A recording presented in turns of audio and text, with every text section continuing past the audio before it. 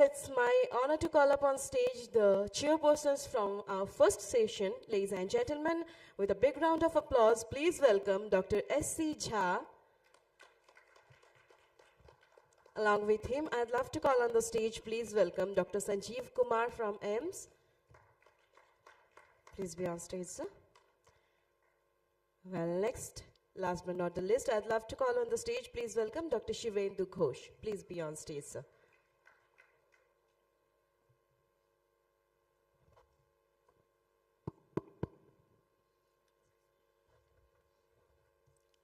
For the first talk of today, I am privileged to call a brilliant speaker and doyen in the field of medicine, Dr. Supriyo Mukherjee, who needs no introduction, and his CV is there for everyone to see.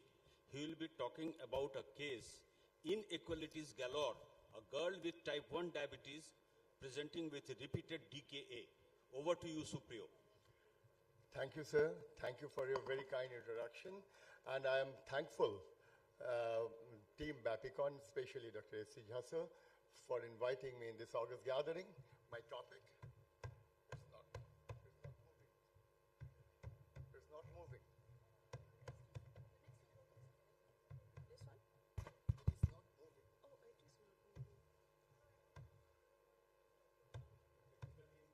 So it's not moving.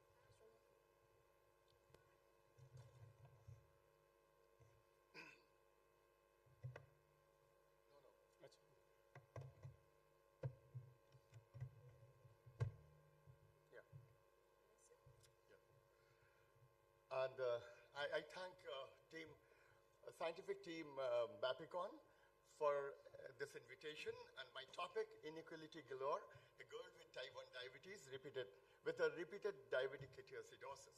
It was published in Endocrinology and Metabolism. It's a long-term publication, and it's a purely open access journal. And you can just download after my speech. You know, diabetes is a deadly type 1 diabetes is a deadly disease and a wicked problem.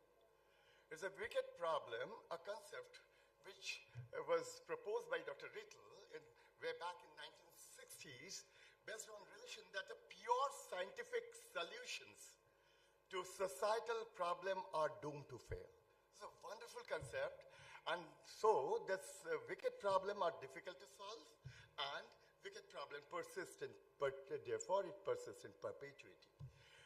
The essential components in management of type 1 diabetes are the most important is structured diabetes education, multiple daily injections, and self-monitoring of blood glucose, prevention of acute and chronic complications, and safe disposal of sharps. And the core component of management of type 1 diabetes is ability and expertise of treating healthcare professionals and esteem to assess the individual need and social determinant of health of person living with diabetes. So there are many challenges of type 1 diabetes care in India, starting from the lack of free insulin to syringes, glucose measuring devices, and the final financial barrier, poverty, socioeconomic disparity, stigma, and gender bias. With this broad overview, I present my case. There is a girl, 18-year-old, hailing from rural eastern India, presented with type 1 diabetes, weight loss, and recurrent episodes of diabetic ketoacidosis since last 6 months. She came to this center with abdominal pain, burning micturition, and loss of appetite. She reported missed insulin doses for 3 days that signals impending diabetic ketoacidosis. And 6 months ago, she had been hospitalized with diabetic ketoacidosis with a basal bolus insulin regime was prescribed, but due to lack of proper follow-up and insulin intake, there were frequent episodes of such attacks followed by a period of hospitalization and release.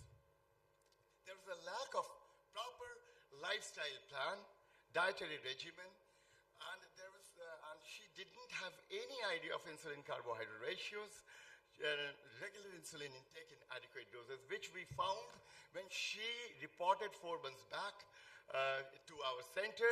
She was at that time prescribed a meal plan, lifestyle modification, and a basal insulin regimen with education about insulin carbohydrate ratios and food calorie exchanges.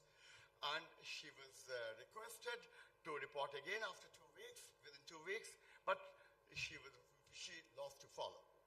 This, my learned audience must be knowing how to treat the nuances of treatment of type 1 diabetes, but you know, here, sorry.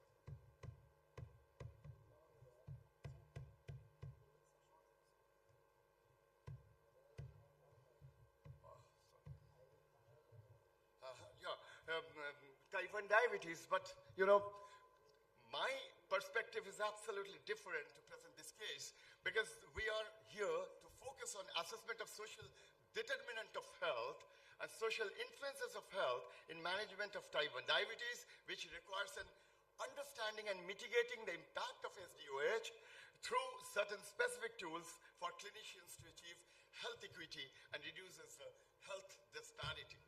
Here we found on examination, we didn't get any significant finding, as well as in systemic examination, we didn't get any finding. But in lab investigation, urine was having trace ketone, blood sugar was 280, hemoglobin A1C was 13.2, and fasting C-peptide was 0.05. That shows that there was a marked insulin deficient state. Laboratory investigation was within normal limits. So after this, after acute management of hyperglycemia and trace ketone, we sat together with her family, and we had a shared decision making and a we discussed tailored lifestyle modification. There was three-pronged treatment approach was taken, and there's defining a focus of care. We defined a focus of care. The first roadblock was towards treatment was reluctance of father to treat his daughter with diet and insulin due to their poor socioeconomic condition. That was a very important roadblock. And the second roadblock was poverty, which led her to absence of care, of health care of that girl child. And the most importantly, she could not even manage insulin. So we had a treatment modality which planned. We all know how to treat that patient, but that planned according to the social determinant of health. We had a counseling of father. That father was absolutely reluctant and resistant to give insulin to her daughter.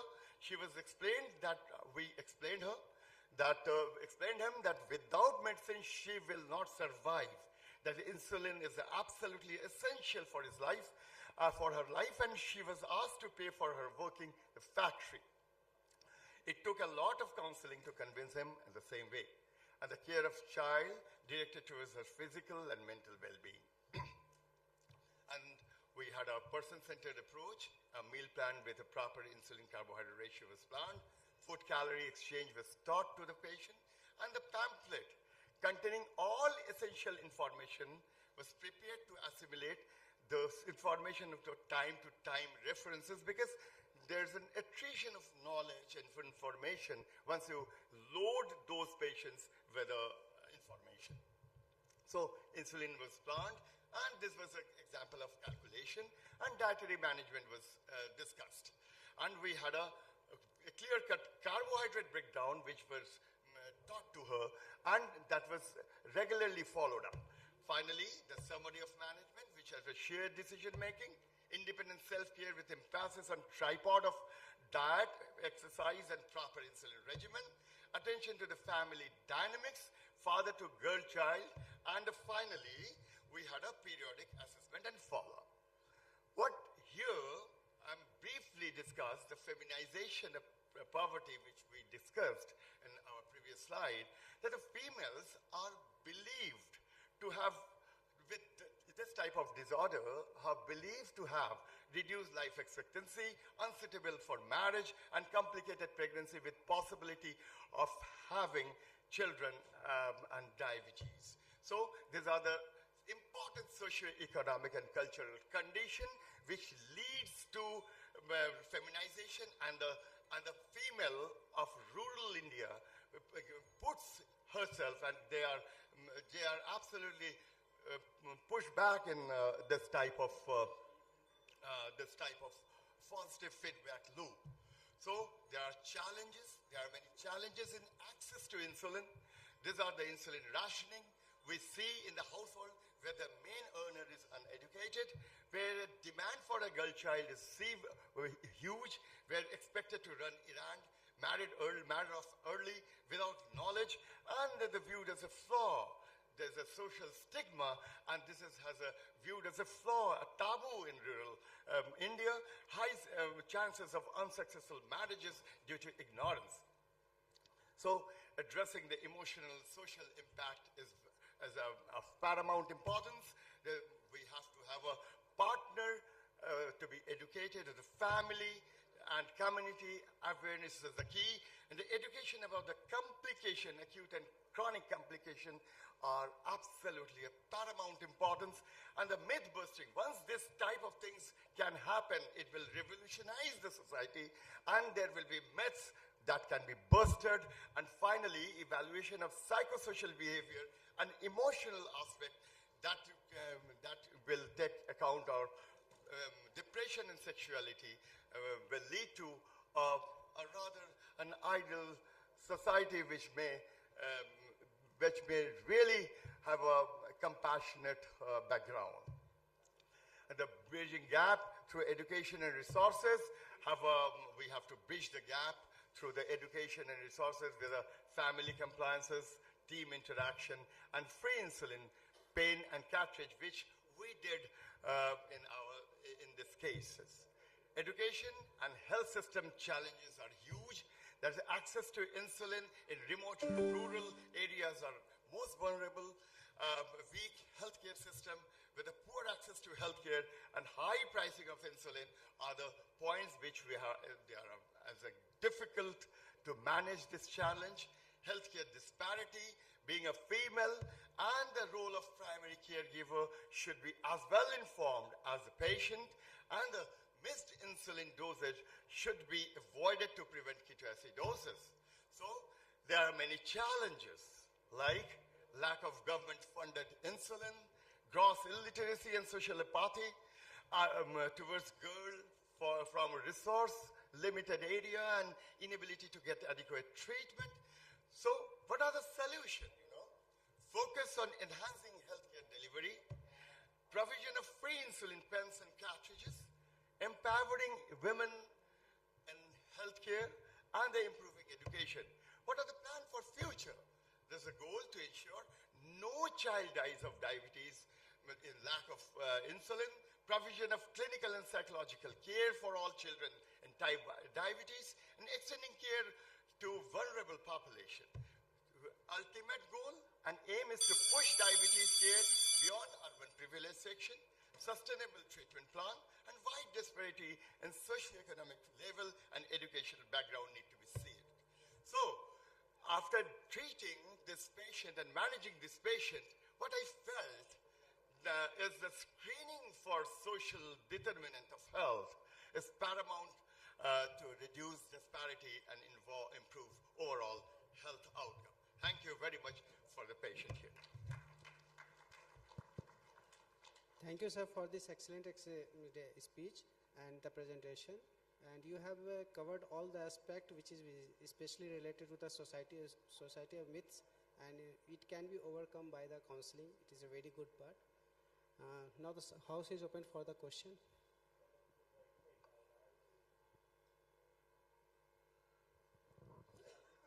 Since there are no questions, I will again congratulate Supriyo for a brilliant presentation, three-pronged approach, and focusing on the social determinants. Thank you, Supriyo.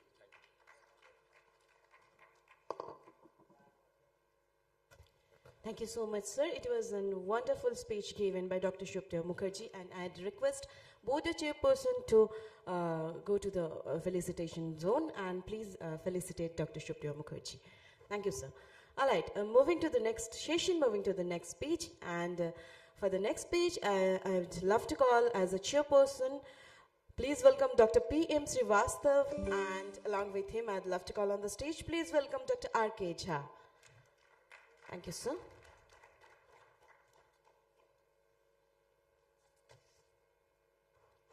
And I'd request both the chairperson to announce the name of our next speaker. Thank you, sir.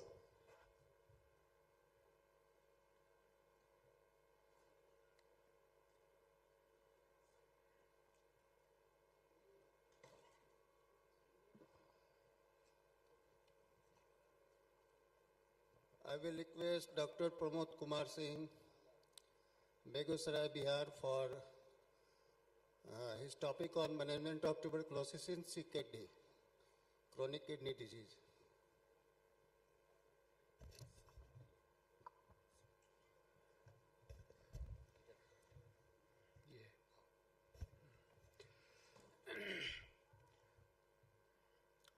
My heartiest thanks to Dr. S.C. Jha and the team Bapicon 2024 for inviting me to be here. Actually, my topic is related to the challenge posed by tuberculosis in cases of chronic kidney disease. So I will start with introduction and correlation between TB and CKD, pathogenesis, screening, management, and at the end, conclusion. Chronic kidney disease is a global health problem with estimate that it affects 8 to 16% of world's population.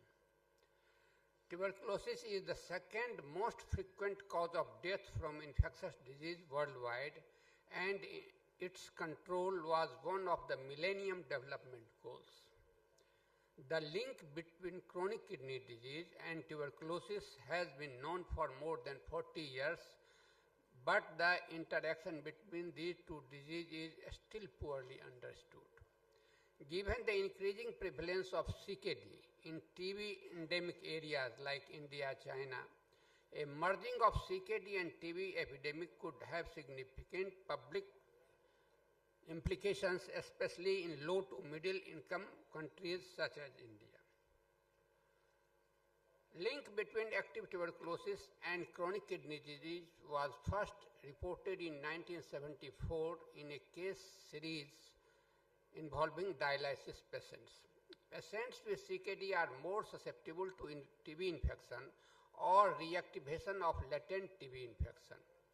The incidence of active TB among patients on long-term dialysis is 10 to 25 times higher than that of general population, owing to the immunosuppressant effects of CKD. Nutritional status of vitamin D deficiency further contribute to the impaired immunity of CKD patients, predisposing to increased risk of TB. This is the graphic presentation of relationship between CKD and risk of development of TB.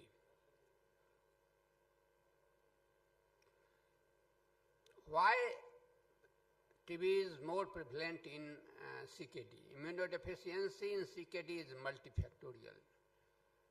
Changes in immunity begin as early as stage 3 CKD, defined as a glomerular filtration rate of less than 60 ml per minute per 1.73 meter square, and worsen in later stages as kidney function deteriorates and waste products accumulate.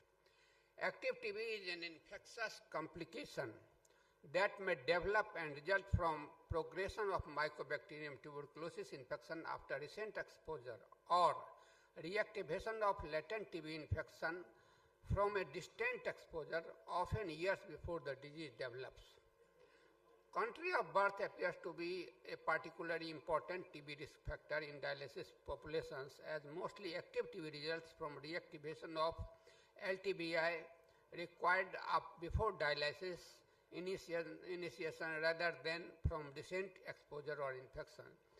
Asian patients going to Western countries, in Western countries, a special precaution is exercised in screening the patients who have to go hemodialysis or are a case of CKD. So, immunodeficiency results from oxidative stress and inflammation, functional abnormalities in variety of immune cells, vitamin D deficiency, and accumulation of uremic toxins. Granulocyte function like chemotaxis, adherence, and phagocytosis are defective. Decreased interleukin-2 production by activated T helper cells, a defect in co-stimulatory function of antigen-presenting cells, persistent inflammatory state of monocytes, which is caused by the uremia per se as well as by the dialysis treatment. This is the presentation of tuberculosis in CKD patients. Extrapulmonary tuberculosis is more prevalent in CKD patients, and pulmonary TB is lesser. Disseminated TB and pulmonary TB with miliary pattern is also there. In the bar diagram, is based in a study in which TB pleural effusion, lymphadenitis, abdominal TB, etc. are depicted. So, TB screening in the end-stage renal disease populations serves the following two purposes. A screening can detect asymptomatic or minimally symptomatic active TB early in the disease course, thus limiting patient morbidity, mortality, and potential for TB spread. A screening may also detect latent TB infection, enabling the initiation of latent TB infection preventive therapy for patients at the highest risk of development of active disease while avoiding unnecessary complications of treatment in low-risk individuals. The backbone of LTBI screening is the immunoassay, which includes the traditional tuberculin skin test, Mantoux test, and newer interferon gamma release test IGRAs.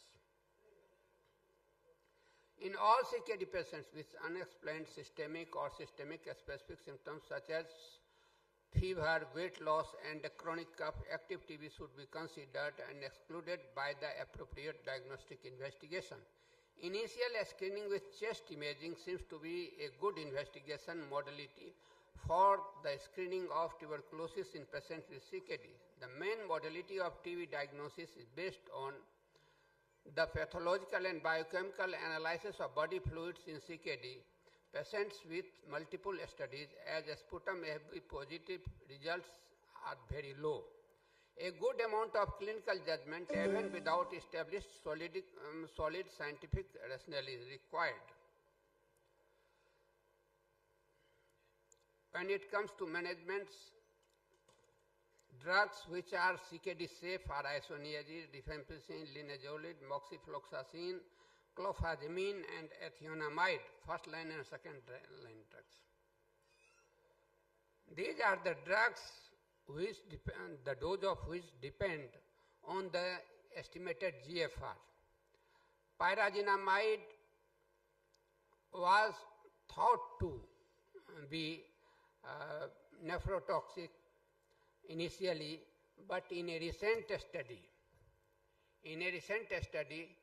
it has been found to be of very minimal nephrotoxicity. Only 2-3% of pyrazinamide is excreted in kidneys, and dose modification up to 30 to 60 ml per minute eGFR, no dose adjustment, and if it goes below 30 ml per minute, then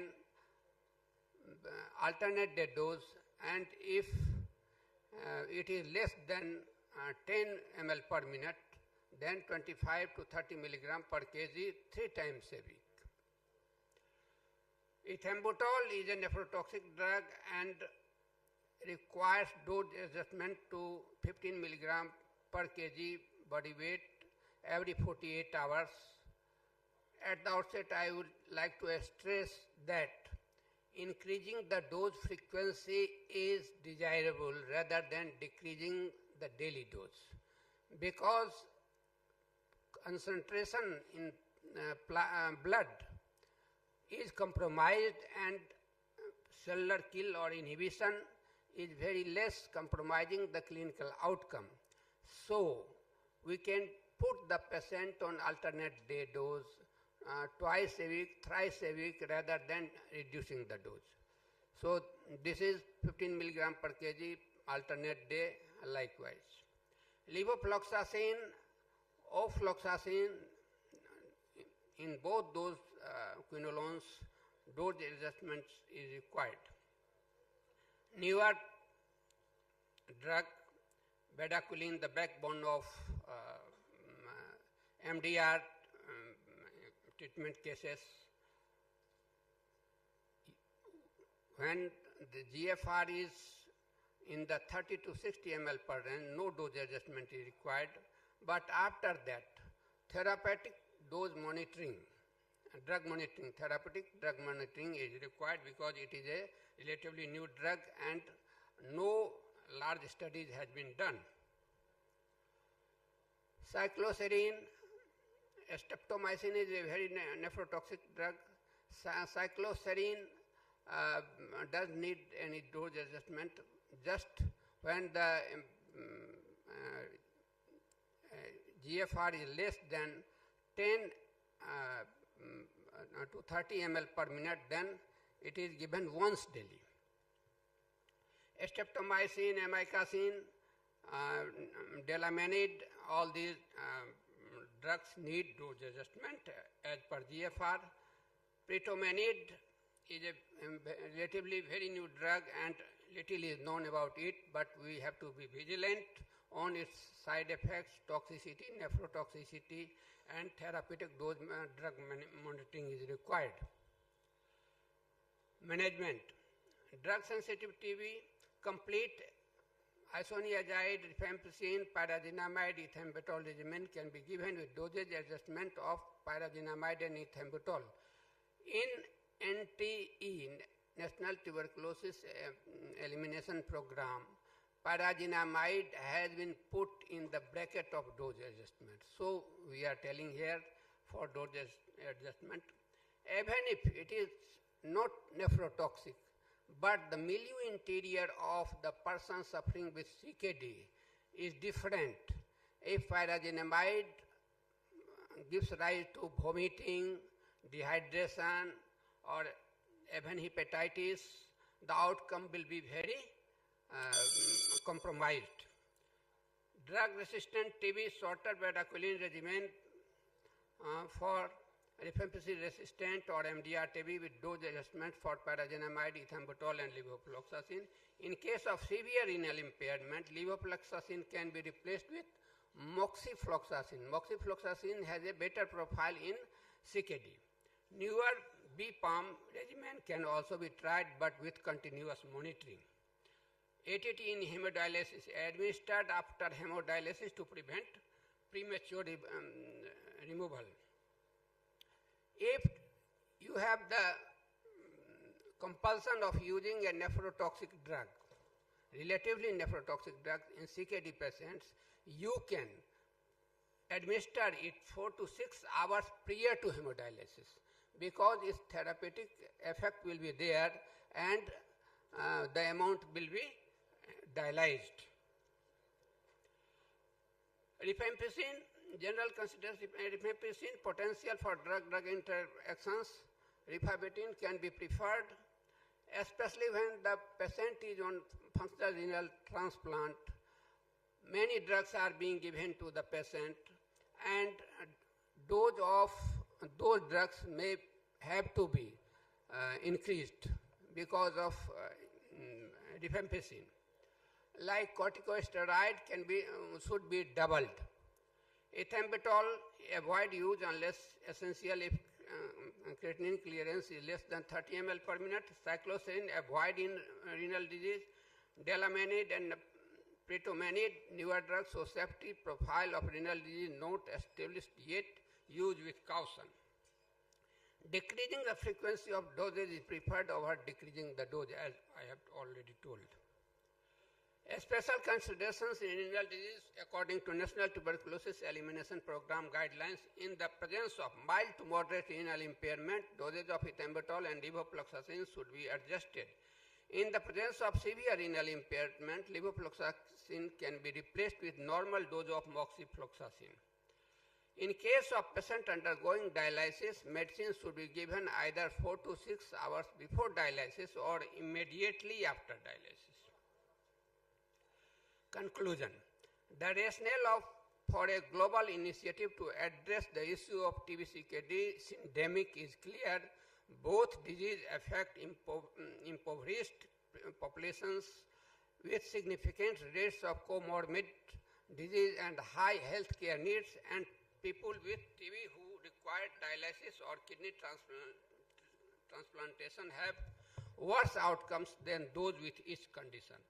There is no specific guidelines for treatment of these patients in India, so a rigorously developed evidence-based guidelines should be made to reduce the variability of care, improve patient outcomes, and upgrade deficiencies in healthcare delivery in CKD patients. Further research in relationship between the two diseases should be done for a better understanding and treatment. Thank you. Hello, बहुत बहुत धन्यवाद doctor पीके Singh sir. आपने एक relatively untouched topic को बहुत अच्छे से, खास तौर पर पीजी स्टूडेंट्स के लिए बहुत ही उपयोगी ढंग से आपने बताया। धन्यवाद। समय की कमी के कारण एक क्वेश्चन हम लोग अलाउ कर सकते हैं। जी sir.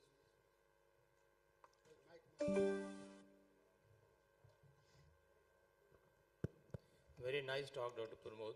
I have two questions. If the immune system in patient with CKD is low, presumably the bacterial load of tuberculosis will be high. So that means diagnosis of tuberculosis should be easy in CKD. But still every other patient is empirically treated with ATT without diagnosis. Actually, sir, screening becomes very difficult. Because it is immunosuppressed. So those IGRAs and Montauk's test are relatively false negative is more. Radiological examination, and if sputum is there, its examination, and molecular testing like CBNet amplification, it is helpful. But we miss many times. There are many dialysis centers in the state running, and I doubt they have a healthy, robust screening for those patients which is needed. Actually, tuberculosis manifestation is dependent upon the immunological reaction to mycobacterial protein. And immunosuppressed condition, that is also not very florid. So high degree of suspicion should be there. We should always think about tuberculosis, especially in our country, where we contribute about 27% of our tuberculosis cases in world. So that is needed. We should be precautious.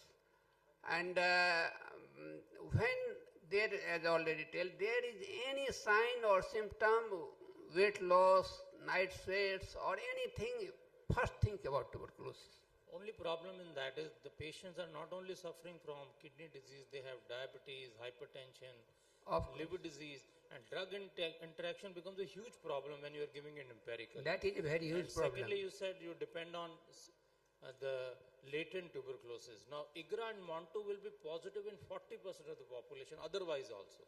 So, would you give ATT in all? Only if in a screening, you see the in CT and the lymph nodes are, hilar lymph nodes are enlarged, or FNAC, if there is granulomatous changes. But first thing, you must doubt, you must be aware, you must be cautious about the fact that he may be suffering with tuberculosis, he or she may be, Sir, then we we are running can short of only time. do the justice.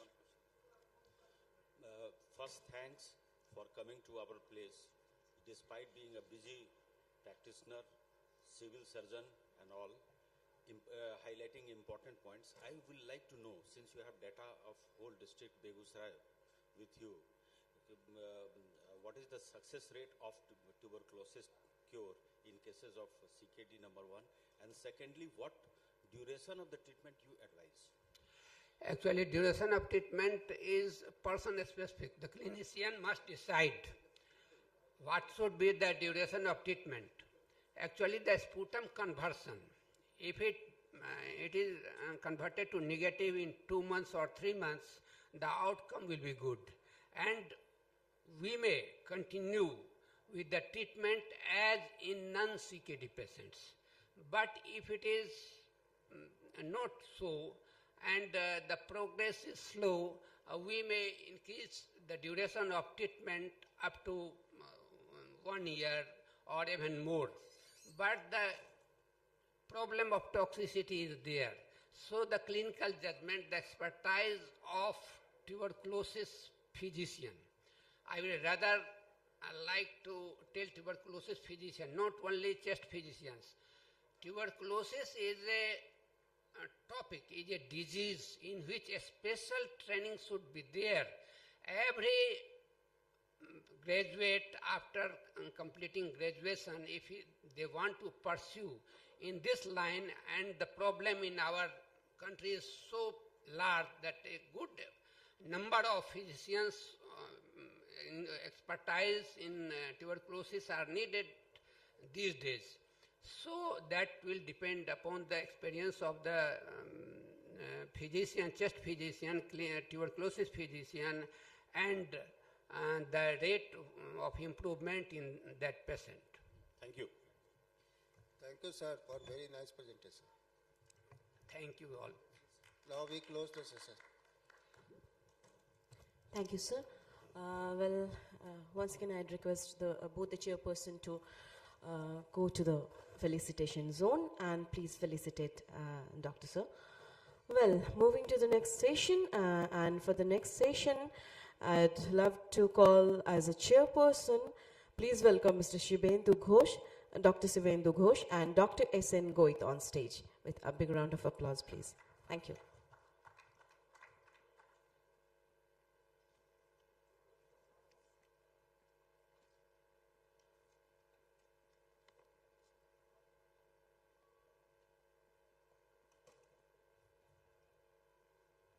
Thank you, sir. Please be seated, and I'd request both the chairperson to announce the name of our next speaker. Thank you.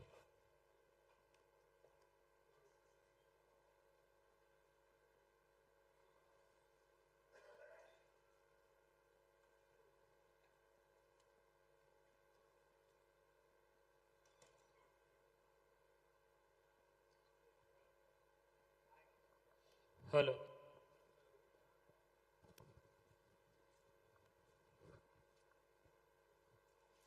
Hello everyone. I would like to invite Dr. Santosh Kumar Singh. He is DM, and this topic is sex disparity in endocrine metabolic disorder. This is the new topic for us.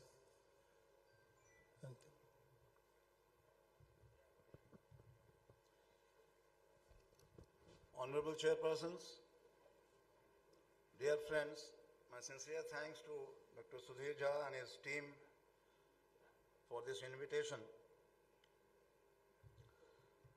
The topic was with two things in mind. First, this sex disparity.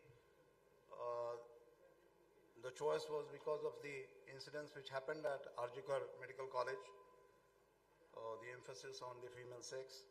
And second is, if you go through the presentation, it's just simply an updating ourselves and recapitulating some of the findings we have learned in the recent past. So a bit of interaction with you people directly, although very easy. it was supposed to be a Q&A sort of thing, but due to the paucity of time, I have to go through the slides rapidly. But initiate the interaction answers from you people. Linear relation, this is just to start with the discussion on prolactin and prolactinoma. So there is a linear relation of prolactin with celiac disease, true or false. So MSLD is linked with prolactin, and cabergoline has been found to reduce HbA1c to the tune of 0.6%, and all of the above. And in quiz, we are always there to take all of the above. So this is definitely a very easy answer. This you have to answer. Macroadenoma is more common in males compared to females. Dopamine agonist resistance is more common in males, and don't go by all of the above. And lower Ki-67 index again linked with the agonist resistance, females more than males. And last, all of the above. So this has to be from the PG. PG is there. Can you just put your hands up? Okay, so answer. Correct answer. Again, all of the above. Macroadenoma is more common in males, dopamine agonist more common in males, and lower Ki-67 in females. So males are having a higher Ki-67, again linked with the proliferation of these tumors. And here we are. So I think the slides are not coming.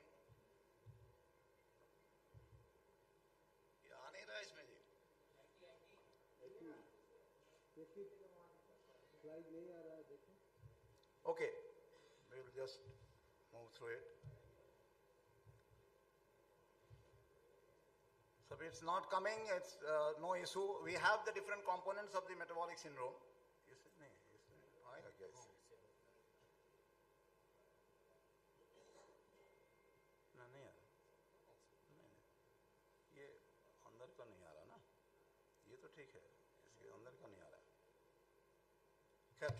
No issue.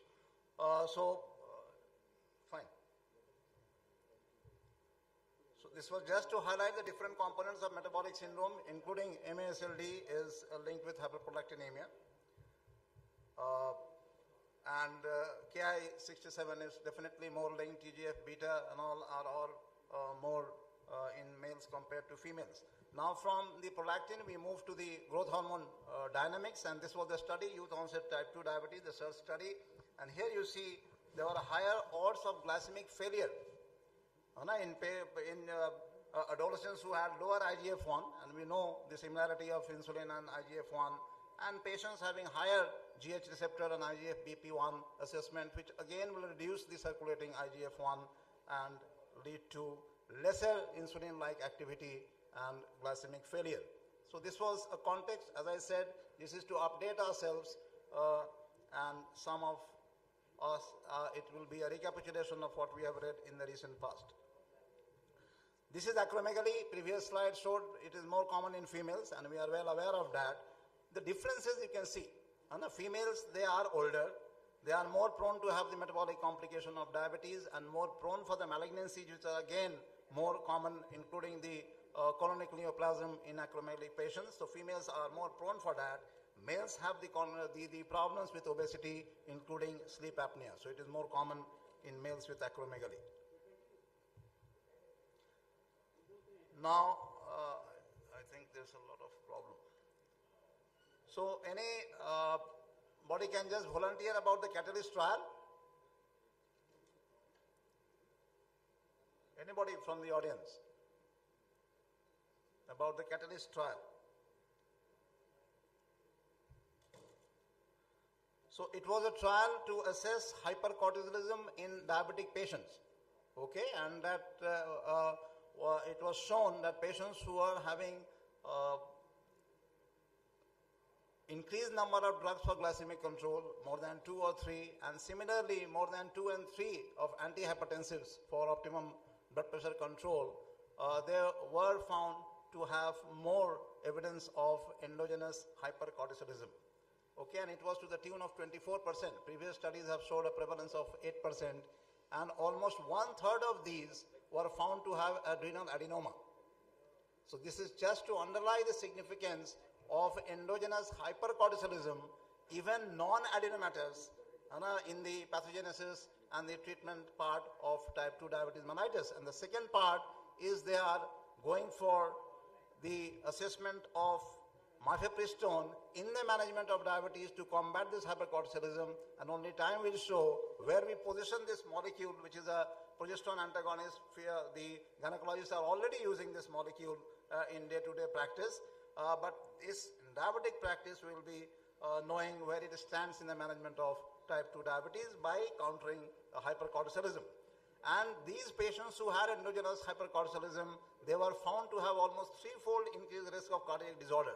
So just imagine the importance of this entity of endogenous hypercortisolism, even minus the adrenal adenoma, which was almost in 1/3 of these patients, which was overall 24% of the patients with type 2 diabetes, more so with more than 2 antihyperglycemic drugs, and more so with patients with more than 2 antihypertensives. Now, this one is easy, and this also, the subsequent two things will cover an aspect of what was told by Supriyo in his previous talk. I will go through that. So this again, a very easy one. Male predominance of type 1 after 10 years of age. So pre-puberty is almost balanced, but after puberty, there is a male predominance in type 1 diabetes. Interestingly, which was shown by Supriyo, that it is a conception that females, when they will have their offspring, they will develop diabetes. But look at this. Maternal type 1 diabetes confers protection against type 1 diabetes in the offspring. So it has been found that males, the fathers, they are more responsible for this trait of type 1 in the offspring. And adipose tissue insulin resistance is more common in males. Intensive lifestyle modification differentially affects testosterone in diabetic males and females. Okay, and as I said, paucity of time and easy answer, all of the above. So you have to go through this and remember it by heart. Male predominance in type 1 after puberty, denoting the protective effect of estrogen. Maternal type 1 diabetes conferring protection.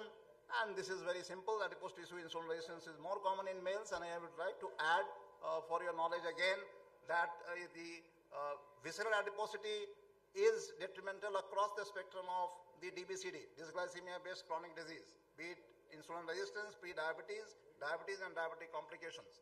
But hepatic fat is more important for the conversion of pre-diabetes to diabetes. So overall, the males are having more of insulin resistance, and by lifestyle modification, we do have differential effect on the testosterone, and it will be easy to understand these differences if you think of PCOS and hypogonadal males.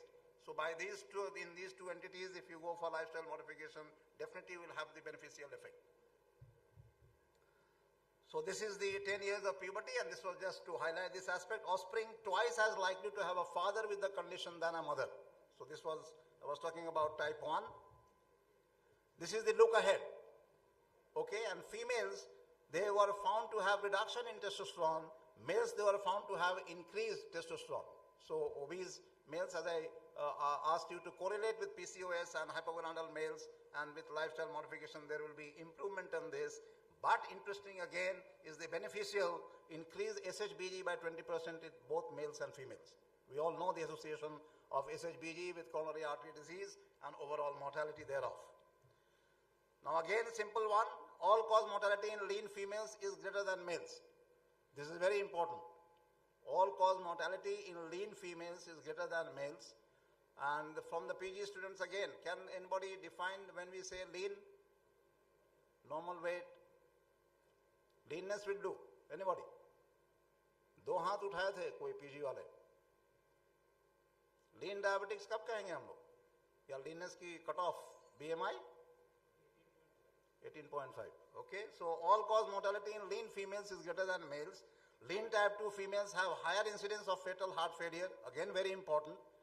And there is greater loss of life years in young onset type 2 diabetic females versus males. Again very important. Greater loss of life years in young onset type 2 diabetes, which is again a risk factor for categorizing high risk category of patients. You have the different risk factors dyslipidemia, hypertension, physical inactivity, obesity, and then in the other same bracket you have age of diagnosis less than 40 years, which puts the patient in high risk category of CVD. So, and then you have all of the above, so definitely the answer was all of the above. So lean women, they are younger and they are prone to fatal heart failure. Females, they again overall greater mortality, this is all known to us, and this is young onset type 2 diabetes, many years of life lost. For females, it is 16 years, males 14 years, vis-a-vis diagnosis as 30 years and 50 years. Okay, so life lost is more for females, and the range is 9 to 16, and that is 7 to 14 years, vis-a-vis 3 and 15. Now, lower CVEs and musculoskeletal effects in females on metformin. So this is the benefit of metformin in females. Lower cardiovascular events and musculoskeletal benefits. Greater CV effectiveness of GLP-1 receptor agonists in females, and weight loss benefit with GLP-1 is not related with GEs. So how many of you will agree with this? Weight loss benefit with GLP is not related with GI, adverse events. And who goes for greater CV effectiveness of GLP in females? So will we go for all of the above? Okay, so Supriyo is quite smart, and again, answer, sir, sab, all of the above karke hi laya hai. Just go by this. This is all of the above. Lower CV, musculoskeletal benefits, greater CV effectiveness of GLP. I have a very nice slide on that. And weight loss benefit with GLP-1 is not related with gastrointestinal adverse effects. So this was the slide, and this was just to depict. The upper one was for SGLT2 inhibitors, the lower one is for GLP-1 receptor agonists, and there was significant p-value difference with the effectiveness in females compared to males. This is at 10 minutes, and I had requested him to give a bell at 10 minutes. I have 2 more minutes, so I'll be rushing through the slides. This was, I'm very sorry, this was regarding the cardiovascular drugs which we have, and here we had the different drugs which we use in cardiovascular practice, including aspirin, and there is more chance of aspirin resistance in females compared to males. And there were very other drugs which were discussed in this. I really apologize for that, and this is not my mistake, definitely. Females, and this was regarding the CKD. So females, they have been found to have this EGFR type of CKD more commonly, and this was there in the RIAS trial and UKPDS, renal insufficiency and cardiovascular events. Males, they have more of albuminuria, which is linked with endothelial dysfunction, and they have rapid progression compared to females of CKD decline. I think, and this is again males more than females. They are more prone to have branched chain amino acids, which are detrimental, and TMAO again, the gut microflora, males are more prone to develop this, and this was regarding the effect on the MAFLD. And MAFLD, again, the insulin resistance, it is more common, the disparity is there in males compared to females. And this is regarding the hyperandrogenism, and if somebody is interested in PCOS, they will agree that the hyperandrogenic type is more prone with MAFLD, and interestingly, they have been found to have less CVD. So this is a very interesting phenomenon. We have different phenotypes of PCOS. One is the reproductive type, the other is metabolic type. So the reproductive type of increased hyperandrogenism, more MAFLD compared to CVD. And this is directly linked with the testosterone and the expression of GATA. And GATA3 and 4, they are linked with increased elaboration of inflammatory cytokines, GATA3 mediated, and more fibrogenesis, which is GATA4 mediated. So this is linked with the testosterone, which is detrimental for a hyperandrogenic female. And sorry again, there was another slide where in the PCOS again, so we were talking about the disparity in males and females. Even in the females, there are 2 categories. One is linked with the hyperandrogenism, and in the same category you have hypo. So with progression of time after 25 years of age, the females who had hyperandrogenism up to 25 years of age, they have been found to have hypoandrogenism, and interestingly, they were benefited in the IVF protocol with the addition of DHEA. So that is such an interesting finding, even the disparity of the phenotypes in females also. So this was just to highlight. I think I have some information for you, and thank you all for the patient hearing and the suboptimal slides. So thank you very much for your lucid and very interesting, to make it interested. You have make it interested. And is there any question from the floor? Anyone? Yes, sir. Can you give the mic to sir?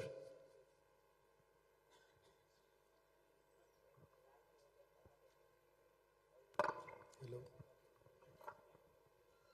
Excellent presentation, sir. You have very astute clinical observation which have been picked up from the epidemiological studies. As a clinician, when the patient is sitting across you on the table, how much is it applicable? How much do you put it into practice? Say, we deal with a lot of fatty liver disease, metabolic syndrome, PCOS. Okay. How much does it translate into day-to-day practice? What are the implications? Can you give a summary of that?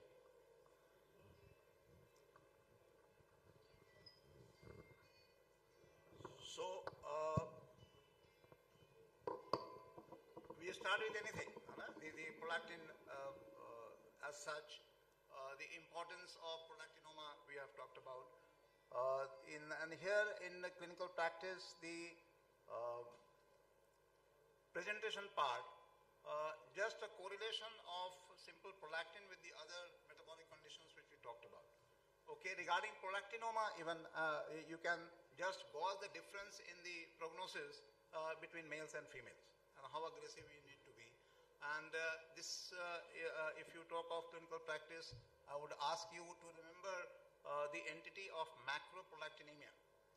So this is very important. We do ignore that aspect.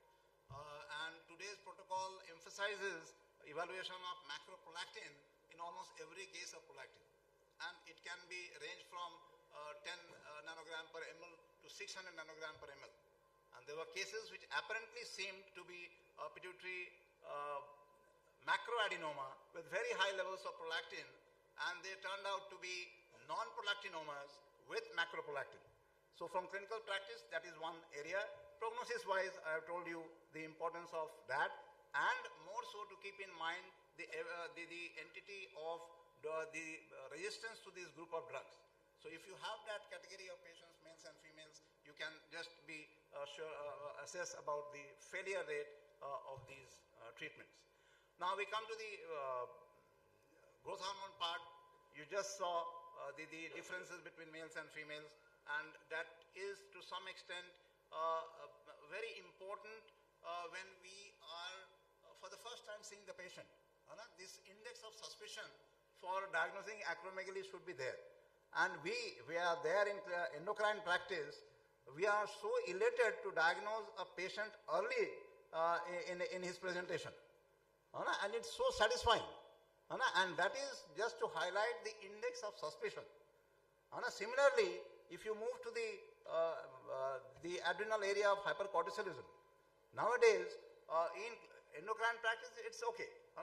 For obese individuals and patients are there, you think of hypercortisolism, but in diabetic practice, when to go for the assessment of hypercortisolism, it is very important clinical practice. So which we are not giving that much importance to. After the catalyst trial, definitely that will be there in every physician's mind, particularly so when we are practicing either diabetes or even as a general physician of antihypertensives. So when we think of resistant hypertension, you used to think of primary aldosteronism. But nowadays, we will think of hypercortisolism due to cortisol excess too. Okay? Now, regarding the different types of drugs which are there, regarding the cardiovascular drugs which I said, there was no depiction of my different slides. So that was there. So the entity of aspirin resistance. So the importance of the use of non-aspirin modality of drugs in the subsequent event. If the patient already on that agent and having that problem, you will think of adding something different and not aspirin in clinical practice. And there were very many drugs regarding the beta blockers and verapamil and whatsoever. And they are running sort of late. I think the message is there. So thank you once. Thank you. Presentation, and thank you, sir, from the floor who have make it more favorable for us. Thank you very much. So with this, may I call off this session? Thank you. Thank you, sir. Thanks to both of you, and I'd request to both of you to go to the felicitation zone and please felicitate Mr. Dr. Santosh Kumar Singh. Thank you, sir. Alright, it was another wonderful speech by Dr. Santosh Kumar Singh. Moving to the next speech and next session, and for the next speech, as the chairperson, I'd love to call on the stage. Please welcome Dr. V.N. Jha, and along with him, I'd love to call on the stage. Please welcome Dr. Sushil Kumar from the Department of Anesthesia. Please be on stage, sir.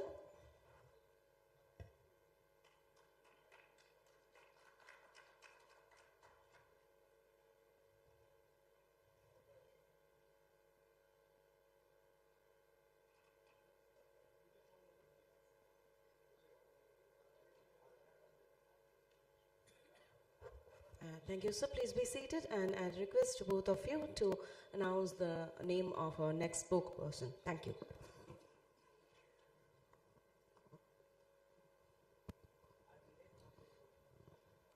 I invite Professor Vijay Achari for a lucid lecture. He is a professor, Patna Medical College, and head of the department.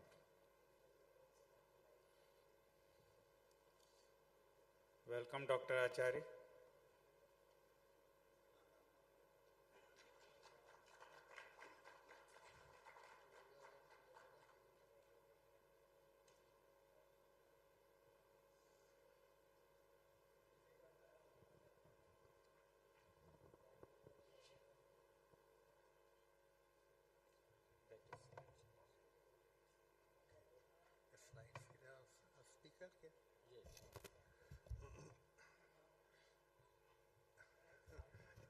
Good morning and a very warm welcome to all my colleagues, senior and junior, both senior and junior, who are participating in Bapicon 2024. Now, compared to what Santosh has said, I'll talk about a very day-to-day topic. What is hyponatremia and how do you manage it? It is something which is our bread and butter practice, both in general medicine, in diabetes, in endocrine and metabolic diseases, and also for nephrologists. So it is something of use for everybody. First of all, what is hyponatremia? It is defined as a plasma sodium concentration below 135, and I would like to add that it is often overlooked and sometimes neglected. Although studies in the United States in hospitalized patients and also in the outpatient have shown that a sodium less than 135, which by definition is hyponatremia, is seen in about 15 to 20% of patients. And what the causes are, we will come to. And the same is probably true of outpatients. We also see that in our day-to-day practice, in both the outpatient clinic, in the endocrine clinic, as well as in inpatients. And it is important to identify and treat based on the guidelines. And particularly more important is you should not overtreat it, you should not undertreat it or ignore it. And how does it occur? It is an increase in circulating ADH or increased sensitivity of ADH at tubules or free water clearance, or more common than these, unfortunately not mentioned in the slide, a large volume of free water as well as sodium loss, which is the most common cause which we all encounter in Patna, and I'm sure that's true of Darbhanga as well. So how do you classify hyponatremia? Either it is acute or chronic depending on the time taken, or if you don't know the time and you are seeing for the first time, you call it chronic hyponatremia.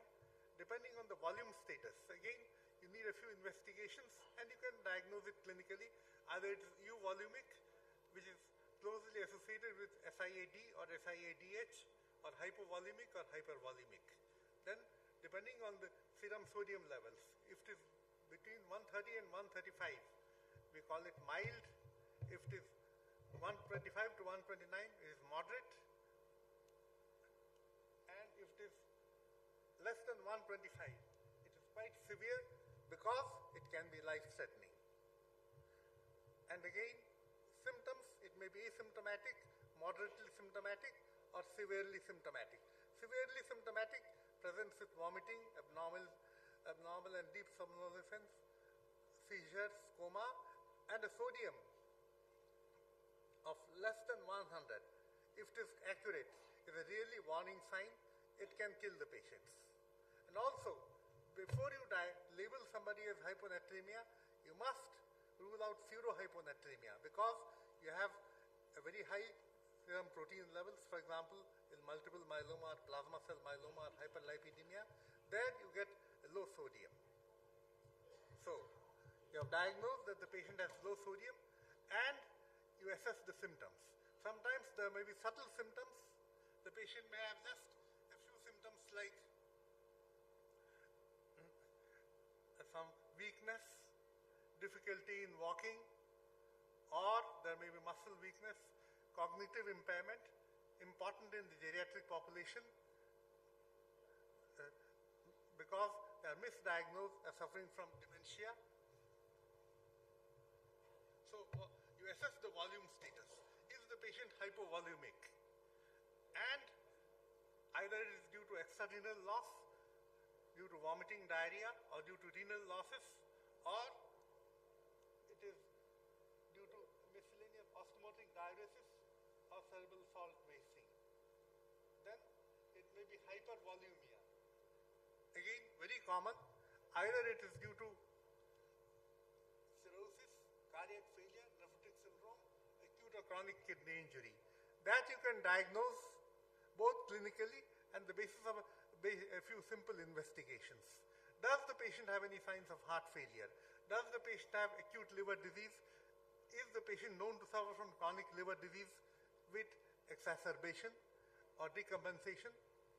And that can be confirmed by appropriate cardiac investigations, liver function, and renal function tests that can be done in any hospital, particularly a medical college hospital like Patna or Darbhanga. So, when you have euvolemia, no edema, that is characteristic of hypovolemia, patient is dehydrated. Hypervolemia, patient has volume excess, which is clinically obvious. And euvolemia, the patient is not dehydrated. You must rule out two conditions, glucocorticoid deficiency and hypothyroidism. Before thinking of the fashionable term SIAD or SIADH, syndrome of inappropriate ADH secretion. So we have got the causes of hypovolemic. We have already gone into that. We will not go into great detail. Most important are the extrarenal causes like volume depletion, vomiting, diarrhea. We regularly see that, particularly in the summer and the rainy season, or due to burns, due to trauma, or pancreatitis. Some renal causes could be diuretic excess, mineralocorticoid deficiency, the classical triad of hypovolemia, hyperkalemia, and hyponatremia, cerebral salt wasting, and certain conditions, salt-losing nephropathy. So this is one, please do remember that in most patients with CKD, we expect fluid overload, fluid excess. In salt-wasting nephropathy, you have got CKD, even ESKD or end-stage renal disease, but without edema and with hyponatremia.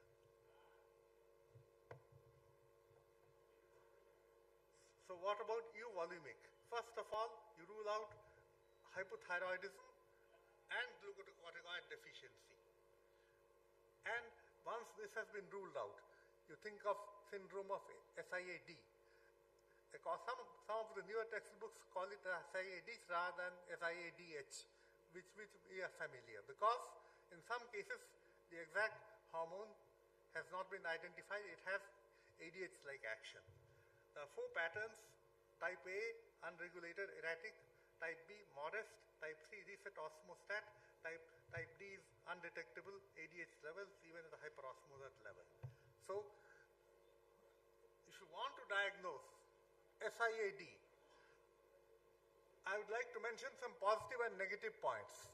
First of all, you rule out hepatic, cardiac, renal conditions, and also there are certain Schwartz and Botter criteria of 1967 which are still in use, and they are sorry. Particularly, you check the patient's urinary osmolality, you check the patient's serum sodium and urinary sodium, and the patient is euvolemic, and as I mentioned earlier, there is absence of thyroid, pituitary, adrenal, renal insufficiency, diuretic use, or any other cause which I have mentioned. About the supplemental criteria, we can skip them. They usually have, apart from hyponatremia, they may have hypokalemia, hypouricemia, and vasopressin level estimation. Please remember, it is not very important in the diagnosis of SIAD, which is one of the causes of hyponatremia. It is not the only cause, probably not the most important cause in our setting, because there is a good overlap between the normal range and elevated levels. And now, this is a very busy slide. We'll go over some of the common causes of SIAD. Most important, which you are all familiar with, lung carcinoma, which we were taught as PG students. Other carcinomas elsewhere, gastrointestinal tract, genitourinary tract. Don't forget pulmonary disorders, acute or chronic infections, including tuberculosis, CNS conditions like infections, tuberculosis or bacterial meningitis, encephalitis, and cerebrovascular accidents. And then do not forget drugs. So always take a drug history, particularly drugs like clopropamide, not commonly used, tricyclic antidepressants, SSRI, carbamazepine, vincristine, NSAIDs, and there are a few others. So broadly speaking, when you are thinking of SIAD, think of lung carcinoma, think of other carcinomas and also lymphomas, think of any acute infection or chronic infection in the lungs, you must rule that out. Think of CNS infections and rule out a drug history from the patient or the relatives of the patient. So, what are the investigations and the etiology? We have done that. We will not go over the same things over and over again. Rule out the fluid overload states, and as I said, you check the serum osmolality, urea creatinine, potassium, glucose, uric acid, and thyroid, adrenal, and pituitary function tests, and urinary sodium. That is important. If the patient is volume depleted, there is urinary retention. Urinary concentration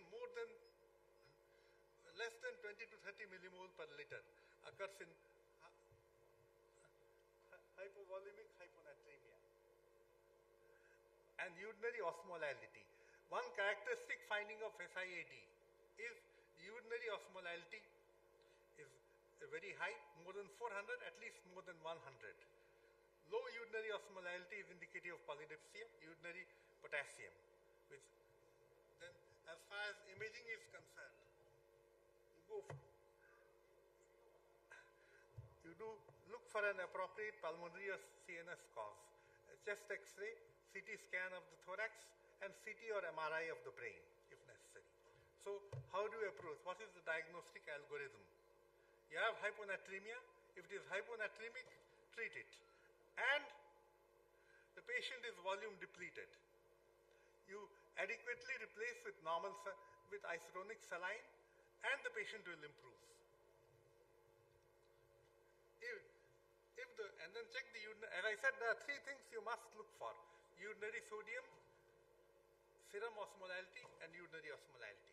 If the urinary sodium is low, then think of either diarrhea, third space loss, if the EFCF is contracted, if it is expanded, heart failure, liver cirrhosis, nephritic syndrome, acute or chronic CKD.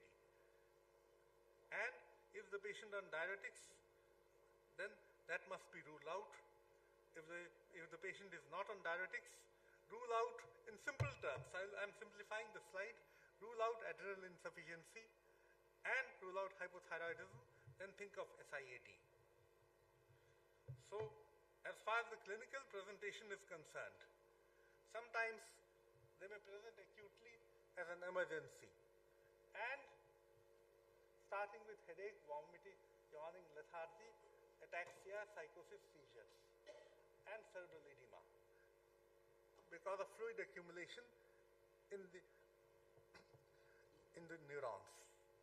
When it occurs abruptly, that is within 48 hours. In chronic hyponatremia, as I said, gait, cognitive defect, GI symptoms, CNS symptoms can occur.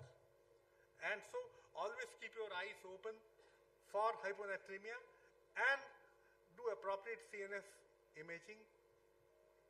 So, how to treat acute? If it is less than 48 hours, you correct and the patient is volume depleted, you correct that. Hypertonic saline, that is one of the fashionable terms or fashionable drugs nowadays. Hypertonic saline. You use it only if the patient is a real emergency at 1 to 2 ml per kg. That is, you give 50 to 100 ml, repeat once or twice.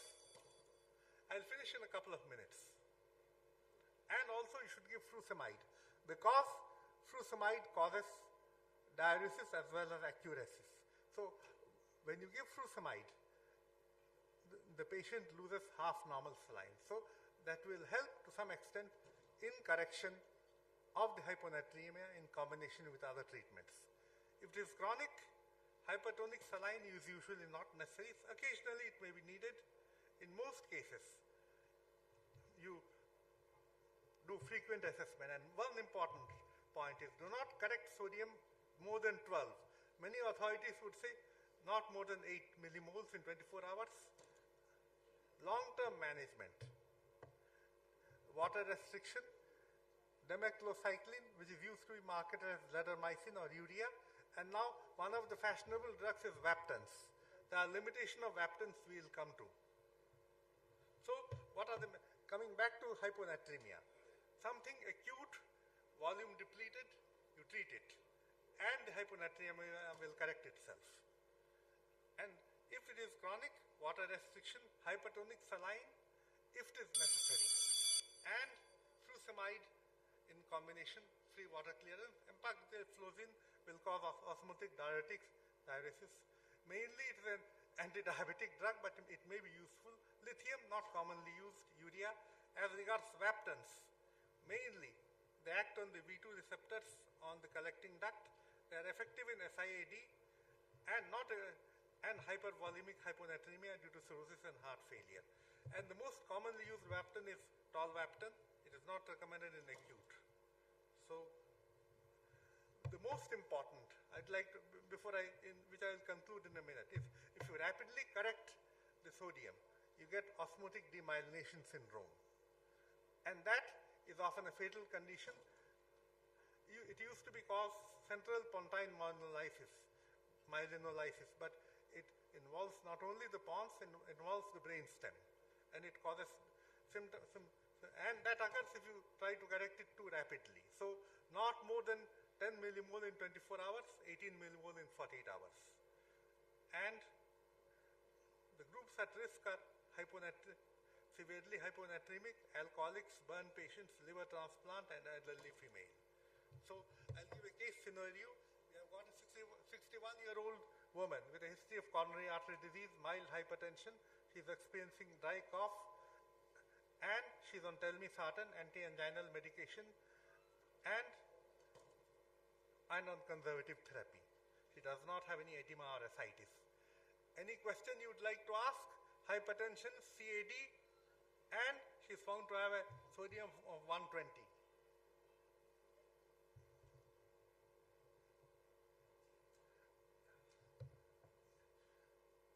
one question you should always ask, is the patient on diuretics? Because thyroid diuretics can cause hyponatremia. Because she is not on diuretics, therefore you must look for other causes. This is a patient we saw recently and she is still under investigation.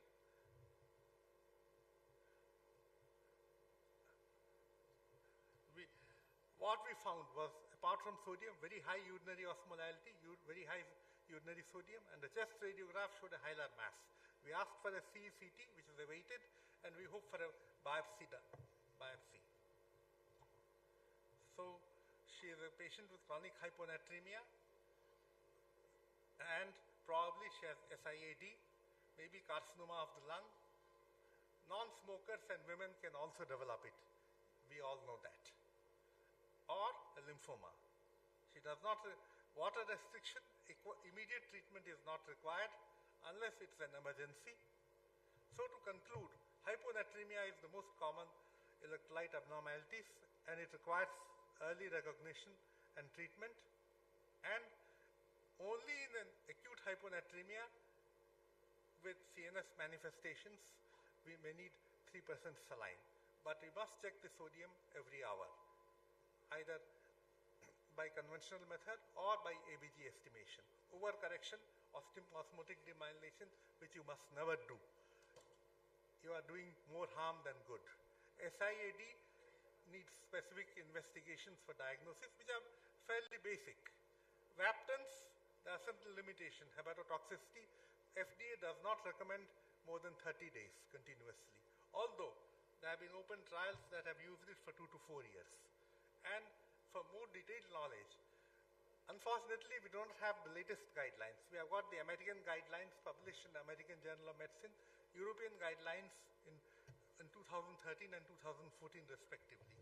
They agree with these points. So thank you all, and I've taken a little longer than allowed, and you will excuse me for that, I'm sure. Thank you.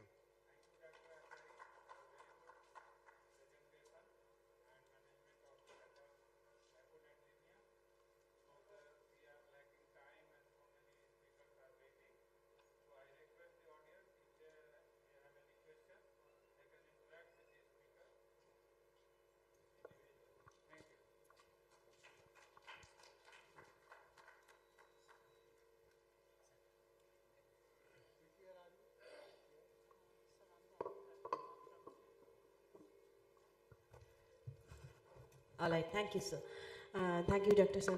Vijay Achari, for the nice speech. Well, moving to the next session, and before that, I'd request both the chairperson to felicitate Dr. Achari. Thank you. Moving to the next session, and as the chairperson of next session, I'd love to call on the stage. Please welcome Dr. Supriya Mukherjee, and along with him, I'd love to call on the stage. Please welcome Dr. G. N. Dubey. Please be on stage, sir.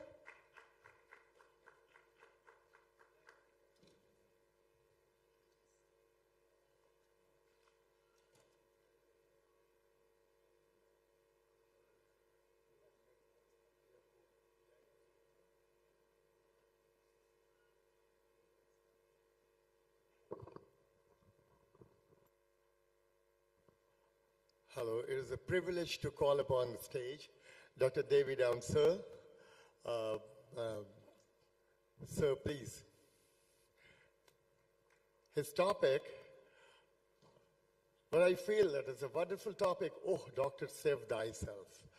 So, over to Dr. David Amsel.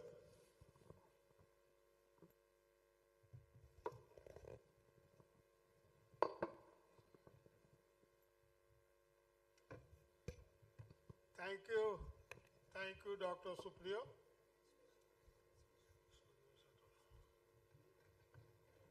Honorable chairpersons, learned delegates, a very good morning to all of you, and Sadar Pranam to seniors. I see only few, but still Sadar Pranam to our seniors.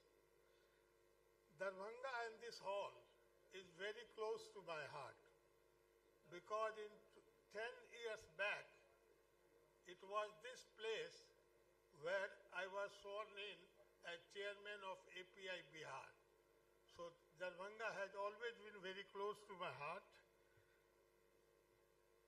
Nomenclature, नामाकरण of my talk, इसके लिए मैंने मिथिला से एक बड़े विद्वान पंडित को बुलाया जो इस साइंटिफिक चेयरमैन भी हैं इस बेपिकॉन के डॉक्टर एस.सी. झा.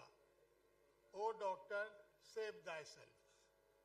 इसका नाम कुछ और था, परंतु डॉक्टर एस.सी. झा ने सजेस्ट किया ये नाम, जो कि मैंने तुरंत एक्सेप्ट कर लिया.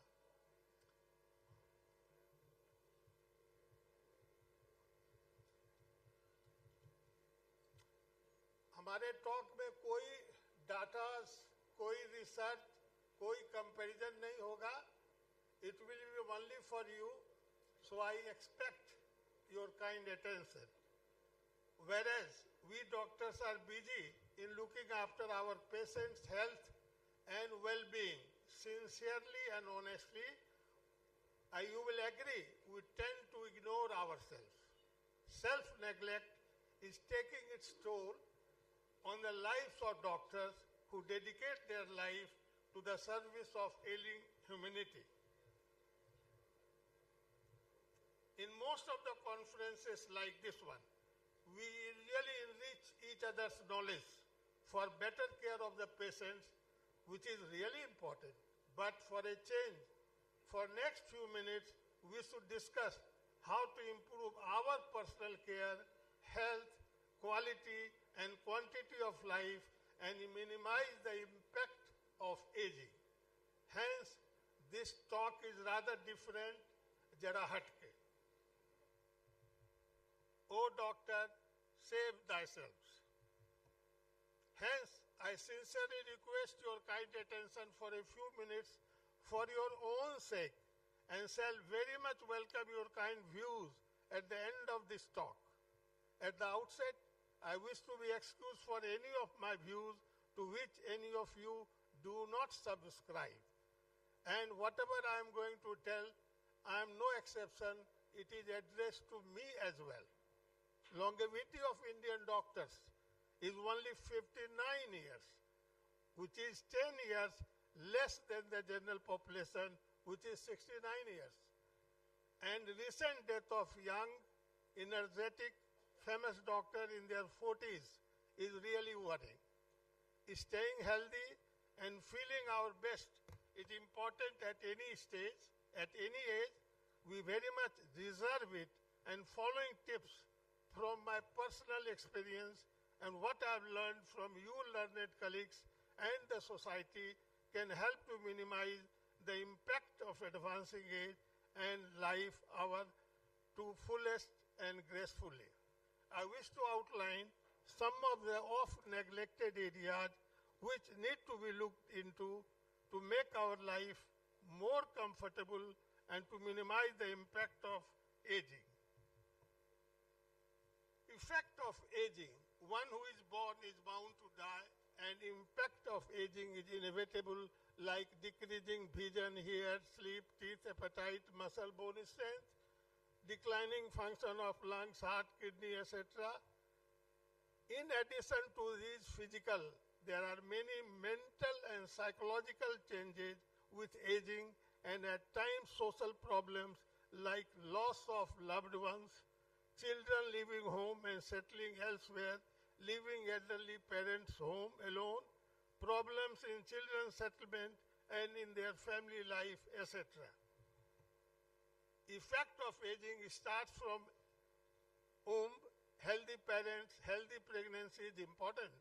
If child is born underweight and overweight and are affected by baddies of their parents like obesity, smoking, etc., child's aging effect is likely to be bad. Hence, जैसे अच्छे संस्कार बचपन से बनते हैं, वैसे ही impact of aging could be reduced by care from बचपन. While longevity of doctors is less than general population, we often ignore our comfort, relaxation, enjoyment, and care of our family members, causing physical, mental problems to ourselves and our family. Work, work, and work. Either no rest or least rest. European working hours are 34 hours a week. Saturdays half day, Sundays off. But needless to say, about our working hour, we work even on Sundays when even Kirana ka dukan is closed. At least one relaxing holiday is must for Europeans. You must have seen them lying on the sea beach, wearing goggles and a book and a bottle of beer in their hands. But when we go for holidays, it's Tabartor. Mathura in the morning and Agra by evening, and so on and so forth. Bad food, high carb, fat-rich foods, bad irregular timing of meals, fast eating, contrary to our advice to the patients. पंडित जी तो सबको पढ़ाए, पंडित जी को कौन पढ़ाएगा? Excessive indulgence in alcohol, particularly parties and CMEs, particularly when it is free, smoking, tobacco, etc. We seldom smile. We must not forget, laughter and smile is the best medicine for body and mind. Unnecessary tension, tension of seriously admitted patients, doctors dealing in emergency department and ICU, etc. do worse. Facing recent culture of bad behavior and threat of patients and attendant is posing further problem. So what should be the aim of our life? One of the richest person in the world, Warren Buffett, was asked about secret of his successful married life on his 50th marriage anniversary. He replied that every day he takes dinner with his wife, then walk for 30 minutes with her, and he continued to do so with their children and used to teach them for 30 minutes daily so that they could learn the value of family life and culture. Aim of elderly doctors should be to relax, enjoy, and take adequate rest. Probably you have earned enough and you are not going to be Mukesh Ambani anyway. We need to change our priorities as we grow old, readjust our time to take care of our physical and mental health, fitness, beauty, and family. You are the most important person for yourself. Don't forget that. Treat yourself as king and queen. Profession and money is very important, but is not everything in the life. Hence, we need to maintain balances with everything in the life. Most of us don't have time to sit with our family, play with our children and grandchildren. Love them, play with them. It will change your life. अब कब मजा लेंगे? जिंदगी भर हम कोल्हू के बैल की तरह, क्षमा कीजिएगा इस वर्ड को लिखने के लिए, काम करते रहे. So it is the time to look after yourself. You have done enough for others. So do those things for which you never found time, like pick up a long neglected hobby or try a new hobby. Write your memories, life experiences, etc. Travel somewhere comfortably. Spend time in nature, fishing, enjoy arts, get involved in prayer and meditation, and get-togethers. Do something social work, help genuinely needy. It will make you feel happy indeed. Form a group of elderly or would-be elderly to play indoor, outdoor, make jokes, etc. Welcome to our guardian, Dr. B.B. Thakur sir. Be serious in your own treatment if one has chronic diseases.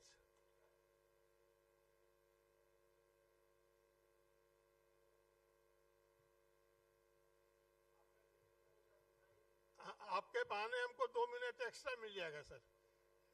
I'm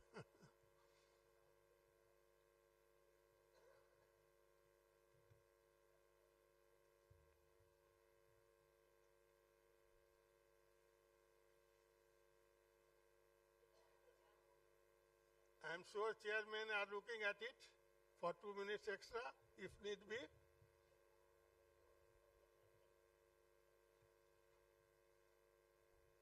So be serious in your own treatment. If one has chronic disease, never ignore your medication, its dosage, timing, and it is advisable to keep whole day medicine divided on dining table. Nowadays there are various boxes which I will show you at the end. Take care of expiry date. Thank you.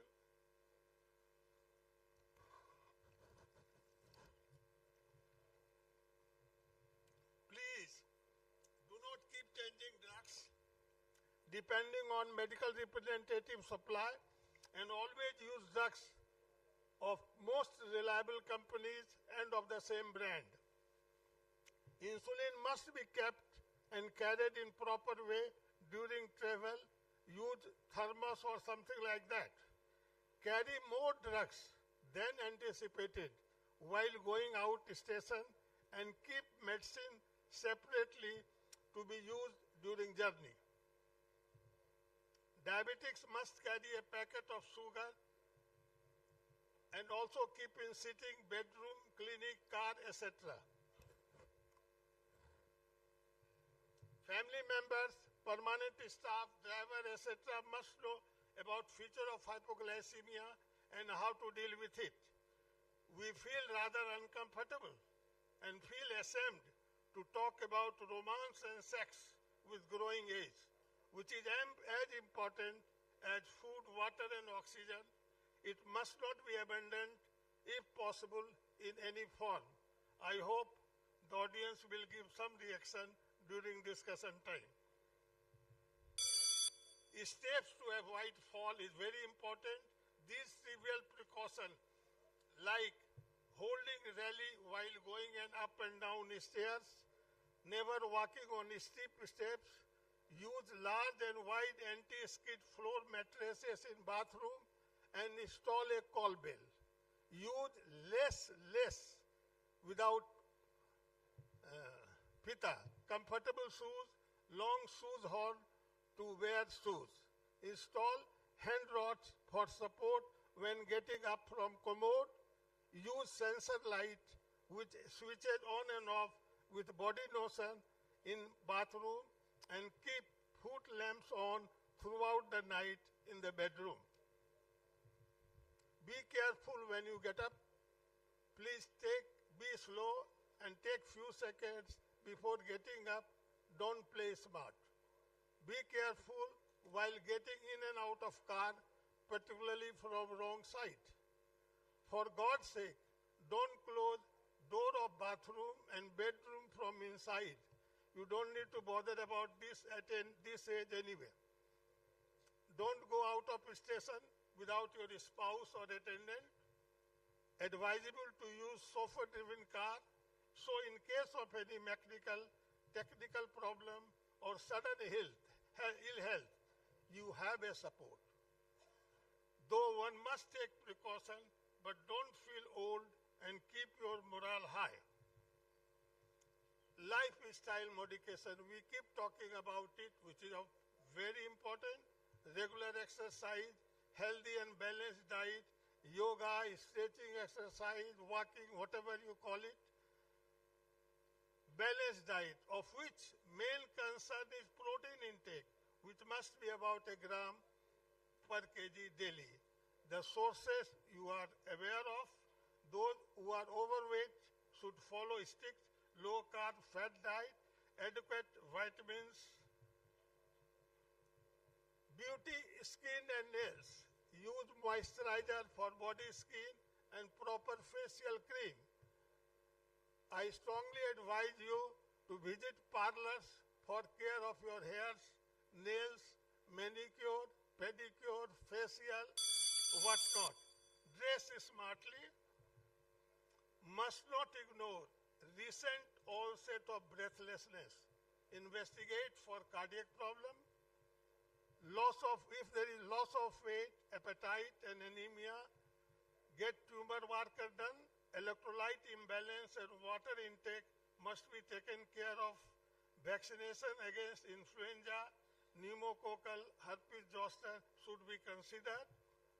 These are the helpful things. On the left, you can see a long shoe horn.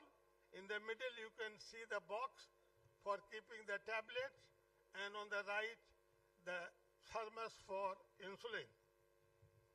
Conclusion, we doctors are quite sensible and learned person, and all that we need to do is to think about ourselves and our family.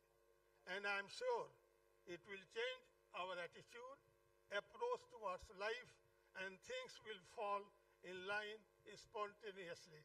Before I thank you, I wish to be excused for anything which I might say to which you do not subscribe. Thank you.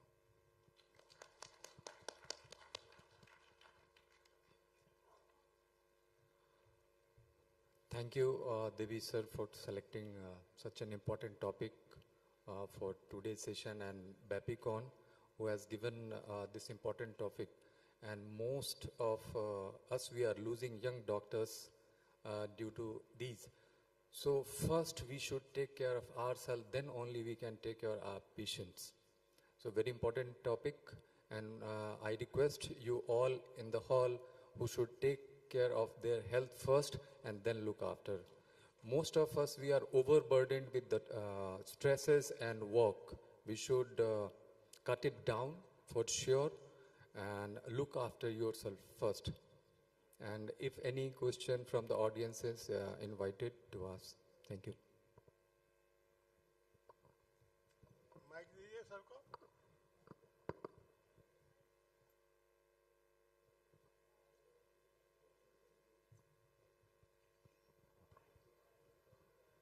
Thank you, sir. I wouldn't say it's a question, it is a comment.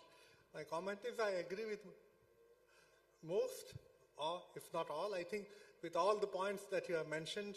The only difficulty is that for professionals, that includes us, like doctors, how can we actually follow those? They don't, most doctors don't follow it. They recommend it, but they don't follow it. Regarding lifestyle, regarding drugs, regarding relaxing, I fully agree with you. Rightly said, sir. This what I have noted is my own personal experience. My friends, my colleagues who are closely associated with me, I often talk to them. At times, they don't like what I say, or they sometimes say something that I never would like to talk to them about that point later on. So this is suggestion, request, consideration. It's all for you to follow it or not to follow it. Or if you don't follow it, you might regret it. By the time you regret it, it is too late. Thank you, sir. Thank you, sir, for your very wonderful presentation. Zara Hatke was an absolute term which you used. And now I close the session. The session is now closed, and we go for another session. Thank you so very much. Thank you.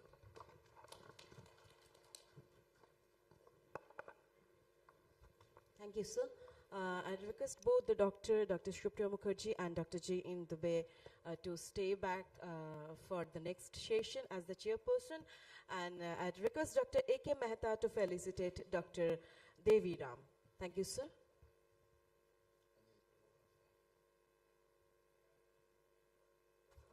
And I request both the chairperson to announce the name of our next spokesperson. Thank you. I will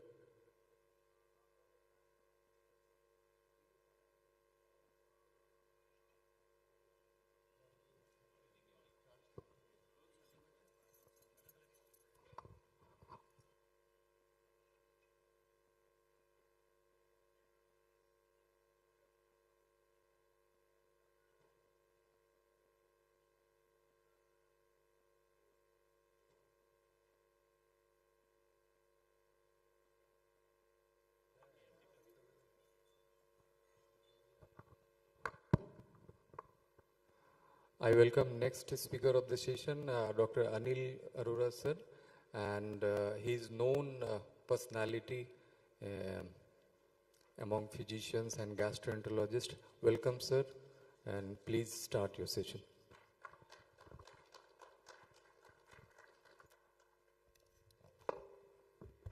Thank you, Honorable Chairperson, sir. At the outset, I'm extremely grateful to Dr. Jha and his team for having given me this opportunity. The topic which has been allotted to me is fat in the liver. Is it a friend or a foe? Is it your friend or an enemy? Greetings from Sir Gangaram Hospital, where I am practicing the field of gastroenterology and hepatology for almost last 3 decades. What are fats? More often than not, when we go to eat our food, we are told that you should eat less fat. But do we know as a commoner what is a fat? Now, this is the molecular structure of the fat. Fat is a word that has several meanings in biology. It may be a type of tissue, it can refer to a cell type, and it may be a class of molecules. So this is a class of molecule, this is a cell, and this is a tissue. So what is fat actually? In fact, fat is made up of fatty acids. What are these fatty acids? Fatty acids are by default the straight hydrocarbon chain of organic acids. The number of the carbon atoms in the chain varies from 4 to 24. Because by default fatty acids are synthesized by extending the chain of 2 carbon atoms at a time. So usually the number of the carbon atoms in higher organisms always will be even. So any fatty acid which is described will be always in the even number, that means 16 or 18. But in human beings, the type of fat we consume typically will have a fatty acid chain of 16 to 18. So this is a classical 18 carbon fatty acid which has associated hydrogen as well as the oxygen molecule. So what is fat? Fat is basically also called TAG or triacylglycerol. So the common colloquial language which is referred to as fat is basically nothing but a carbohydrate moiety called glycerol, which is attached to 3 fatty acid chain, which are the ones shown over here. So a combination of glycerol, which is a carbohydrate moiety, attached to 3 fatty acid becomes triacylglycerol or triglyceride. This triglyceride is also referred to as fat. Once you have a combination of glycerol with fatty acid, if you remove 3 water molecules, you get this molecule called triacylglycerol or TAG, which is referred to as fat. So what are the major fats and why are we bothered about it? Are they important in our lives? The answer is yes. So you have triglycerides, which are important component of the food which we consume on day-to-day basis. We have phospholipids which contain these tags. They have a phosphate head onto a fatty acid. They form the lecithin, which is so important in maintaining the cell integrity of the human beings. Mind you, the reason we are alive today, we have an intact cell membrane. This is because we have a phospholipid which are maintaining this cell integrity. We had brilliant talk by Dr. Santosh on role of hormones in determining the various disease pathologies, and most of these sterols also have these lipids as components of steroids hormone, without which our body will not function. You would have also heard of people talking of take less saturated fatty acids, take more unsaturated fatty acids. Do we know and do we understand what do these mean? I think it is important to know that whenever the bonds between the different carbon items are single bonds, that means they are already saturated carbon bonds. You cannot hydrogenate them. You cannot put in more hydrogen. That is a saturated fatty acid. Classical example is palmitic fatty acid, which is a 16 carbon saturated fatty acids. Now look at this, a fatty acid in which one carbon item has double bonds. That means you can push in one hydrogen bond over here. So this is a mono unsaturated fatty acid or MUFA. Then there is another fatty acid chain in which there are two areas where you can have double carbon to carbon bond, in which you can hydrogenate or push in hydrogen in these bonds. That is a polyunsaturated fatty acids. So if you are able to push in one hydrogen atom in the double carbon to carbon bond, this is a monounsaturated fatty acid. If you are able to put in multiple hydrogen into the unsaturated fatty acid, that is a polyunsaturated fatty acids. So how do we know the food which you are taking it, whether it is a saturated or a unsaturated fatty acids? All liquids at room temperature, oil will be unsaturated fatty acid, whereas because you already have a straightened chains, most of the saturated fatty acids will be dense and hence will be solid at room temperature. Very easy to distinguish. If you are eating butter, it is a saturated fatty acid. If you are having vegetable oils, you will have a low dense material, and hence it will be liquid at body temperature. So dietary fats can come from the saturated fats. Most of the animal products, including milk, will have saturated fat. Most of the oils which come from the which tend to come from the plants will be unsaturated fatty acid. But the worst are the trans fats. I think we have celebrated endocrinologist Dr. Mukherjee, Dr. Santosh, they'll bear with me, that trans fats are the worst fats because they give you the dense calories. They have highest concentration of unsaturated fatty acid. That is something which is available in the processed food. What is the fate of the food which is absorbed in the body? It is useful for storage of the energy. Sorry, there is very sensitive keypad. It is used as a source of energy, or else if it is used for structural components of the hormones or maintaining the body integrity. And if you keep on eating lot of food, as mentioned by Dr. Deviram, it gets stored in the adipose tissue. So it is also useful for storage of the energy, because if you are dependent only on fat as your body store, if you are fasting continuously, you will be able to live for 60 days, like what Anna Hazare days during the Delhi revolution when AAP came into power. If you are dependent only on carbohydrates for your storage during fat, you will be dying within 1 day. If you are dependent on your protein as a storage material, you will die after 12 days. So if you have to sustain your life without eating food or on being fasting, you have to depend on fats. So thereby meaning fat is the most important source of energy in the body. You have about 12 kg of fat in a normal individual, and based on the caloric value of the fat, you will be able to survive without eating for next 60 days. What happens if once the fat is stored in the body, and which is something which is not needed? You can either deposit it into the subcutaneous tissue, will become fat. You will tend to, once that subcutaneous tissue is overflowing, part of will spill into the visceral tissues like liver and pancreas. That is where it starts giving you the cardiac problems or the liver related problem. Fat may also get deposited into the animal tissue. At the same time, the fat which you are accumulating in the body is important for maintaining the structural component of your body structure. It maintains a healthy skins, it maintains a good body temperature, it is important for smooth functioning of the cells, it is important for cushioning of the organs like in the heart, like the peritoneal cavity. They are covered by a fatty tissue. It is so important, as mentioned by our endocrinologist colleagues. It is important for maintaining the various components of the hormones in the brain, retina, and all the body. It is important for absorption of the fat-soluble vitamins. It is so important for boosting the immunity, and is a shock absorber for bone. So look at all good points of fat. So fat is a very good friend of yours. So why think that suddenly the fat is becoming your enemy? This is because the recent publication of the last 30 years, you see 30% of the population in the world is becoming obese.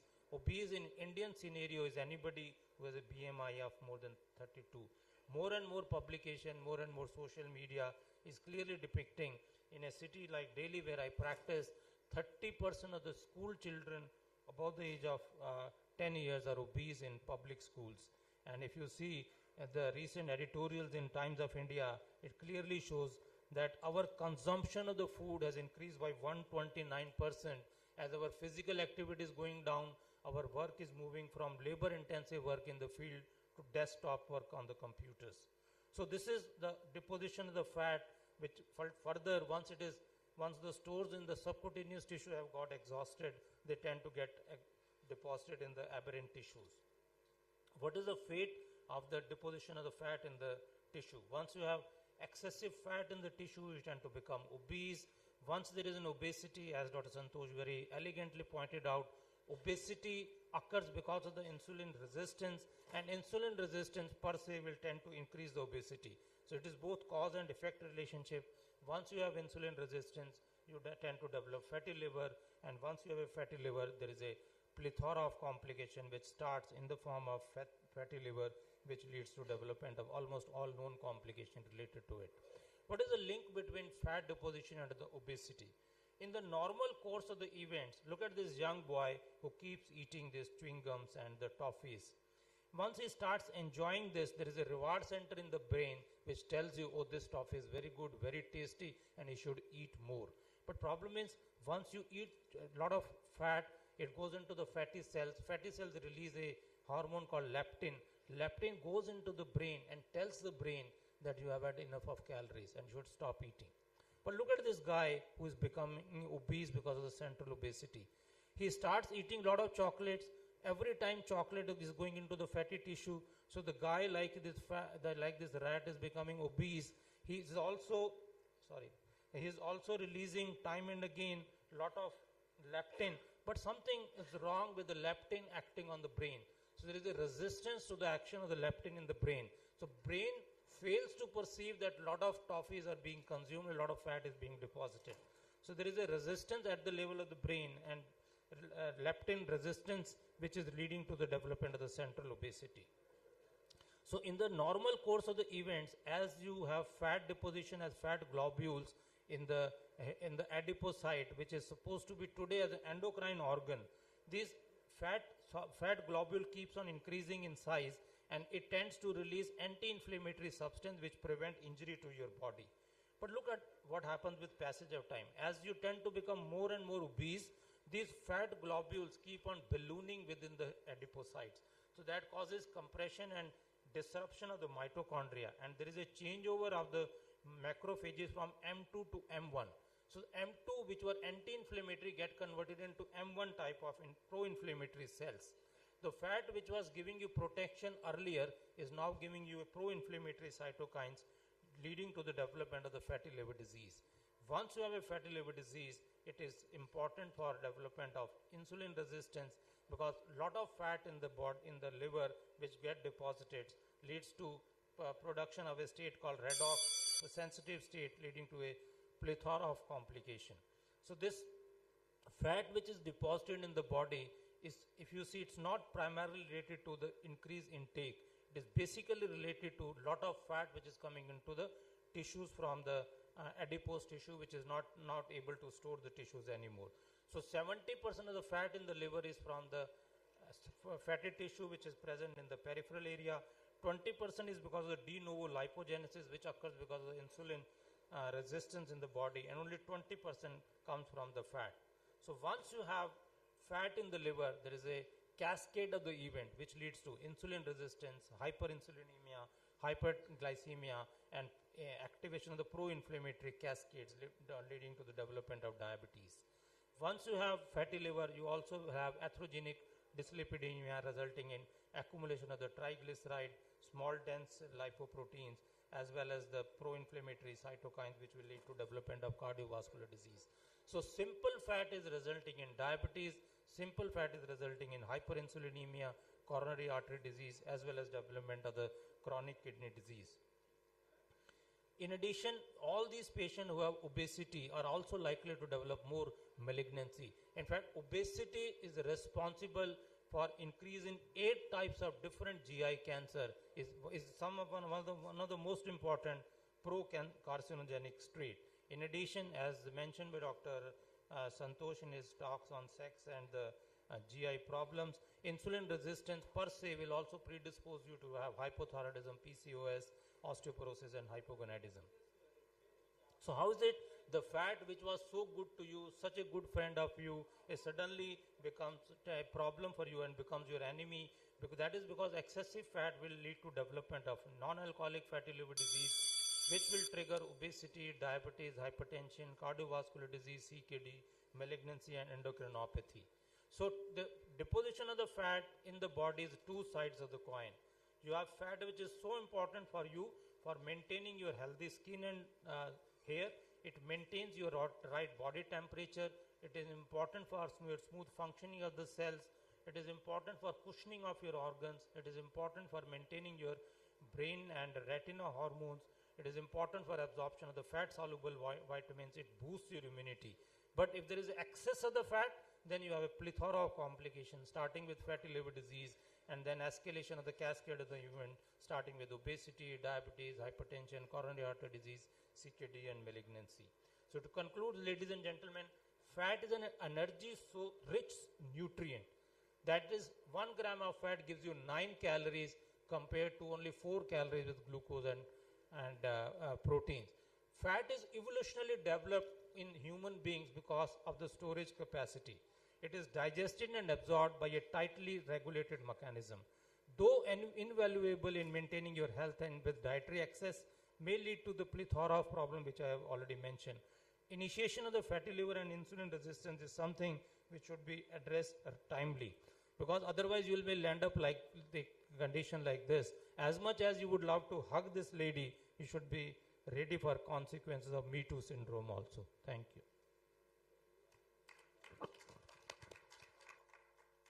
Thank you, sir, for nice deliberation on the topic fat in the liver is friend or foe. And rightly said, fat is very important for our existence, but in right proportion. If it is more, it is harmful for us. If it is in balance, that will offer great help. If there is any question, 1 or 2 questions can be taken from the audience.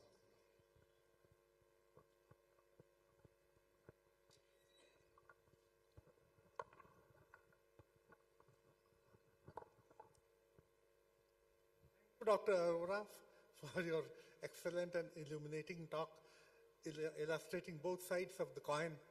Now, a couple of questions. I mean, we're talking of fat. What is the acceptable level of cholesterol minimum, which we should try in a patient, either primary or secondary prevention? That is my first question. Second question is, you mentioned NAFLD or MASLD, whatever we call it. Only about 20% ultimately develop NASH or metabolic associated steatotic hepatitis and ultimately cirrhosis and other complications. The others don't. Yeah, I think both are very relevant questions, sir. First question is, what is the cutoff level for treatment of cholesterol? I think cardiologists may be able to give you a better answer. But recently, there has been plummeting level of cholesterol, which is important. The lesser the cholesterol, the better. Earlier, it was thought that 150 milligram of LDL is good. Now, then the goalpost was shifted to about 100 milligram. Now, LDL should not be more than 50 milligram. The flip side to that was, some of the people thought that lower cholesterol will also affect your hormonal level. And hence, very low level may be detrimental because the hormonal level will be affected. But as of now, today, LDL should be less than 100, preferably less than 50, and HDL should be more than 50. So it has to be a balance of the two. As Dr. Deviram said, that you have to exercise regularly. Only way to jack up your HDL is by doing exercise. HDL of more than 50 and LDL of less than 50 is the most ideal if you achieve. And regarding your second question, why only 20% of the patient develop fatty liver disease? After all, you have given a fertile soil of the liver which is ready to get affected by a multitude of other extraneous factors. So that is the first hit. Now, if you have a second hit of drugs or alcohol or viral infection or upcoming dengue or tropical infection, these patients are more likely to develop second hit and develop into NASH. Secondly, it also has to do with the drug metabolism enzymes and polymorphism of enzymes. Like in alcoholic liver disease, if you continue to drink alcohol in a serotogenic dose as defined by WHO, only 1 in 5 will develop alcoholic cirrhosis. Rest 4 out of the 5 will go scot-free. That is because of the polymorphism of the enzymes which are metabolizing this alcohol. If they are able to metabolize it to a state called acetate, you will be normal. If they stop short at metabolizing alcohol to only acetaldehyde, they'll get affected. So it has something to do with the genes also. Thank you, sir. And we are running short of time. Before closing the session, I will invite Dr. Santosh, sir, to briefly comment on this topic.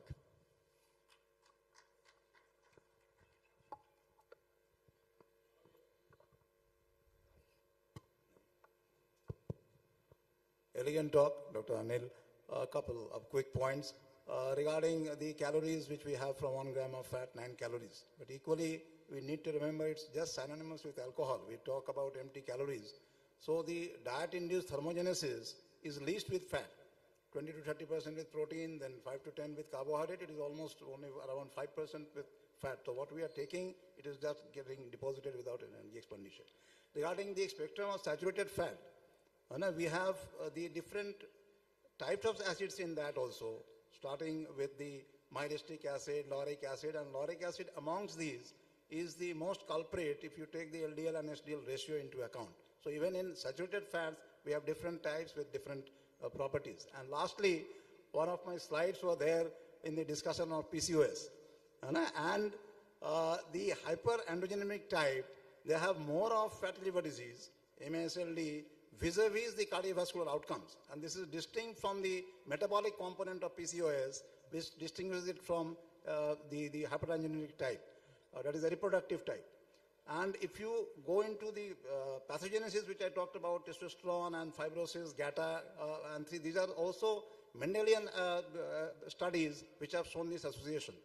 And if you talk of lean NAFLD, again these two genes come into play, the PNPLA3 and the other SF2 and SF2, and these are again linked with the more of MASLD, less of CVD problem. So that is an interesting aspect where we can only have the MASH problem, and they are not as predisposed as the others of the metabolic type for the CVD. Very rightly said, in a patient with NASH, if you already have an inflamed liver, a particular type of long-chain fatty acid or saturated fatty acid is more likely to damage the integrity of the cell membrane. Once you damage it, then you will have more DAMPs and PAMPs, which will perpetuate the inflammation. I fully agree with that. Thank you, sir, for a very wonderful presentation. We close the session. We go for another session. Thank you so very much. Thank you, Dr. Anil Arora, for the lovely presentation. Well, I'd request both the chairperson to felicitate Dr. Arora and move into the next session. And for the next session, I'd love to call on the stage as a chairperson. Please welcome Dr. K.K. Jha. Along with him, I'd like to call on the stage. Please welcome Dr. Ashad. And last but not the least, I'd love to call on the stage. Please welcome Dr. Sushil Kumar from the Department of Medicine. Thank you, sir.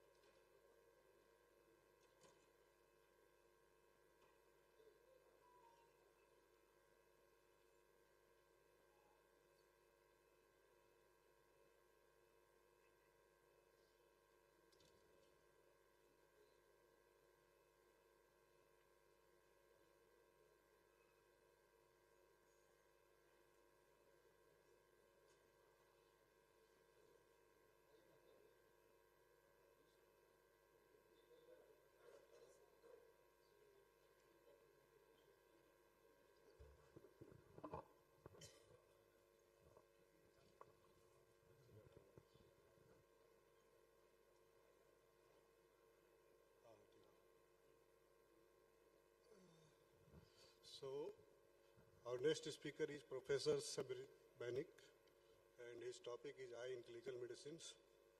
Please welcome Dr. Professor Samarjit Banik.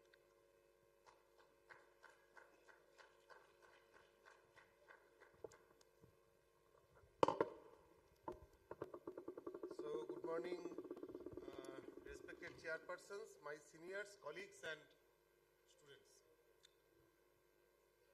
So at the outset, I should express my sincere thanks to the organizing team, particularly my senior, Dr. Jha, and all other dignitaries of Bihar Chapter API, who has invited me to share the stage with you.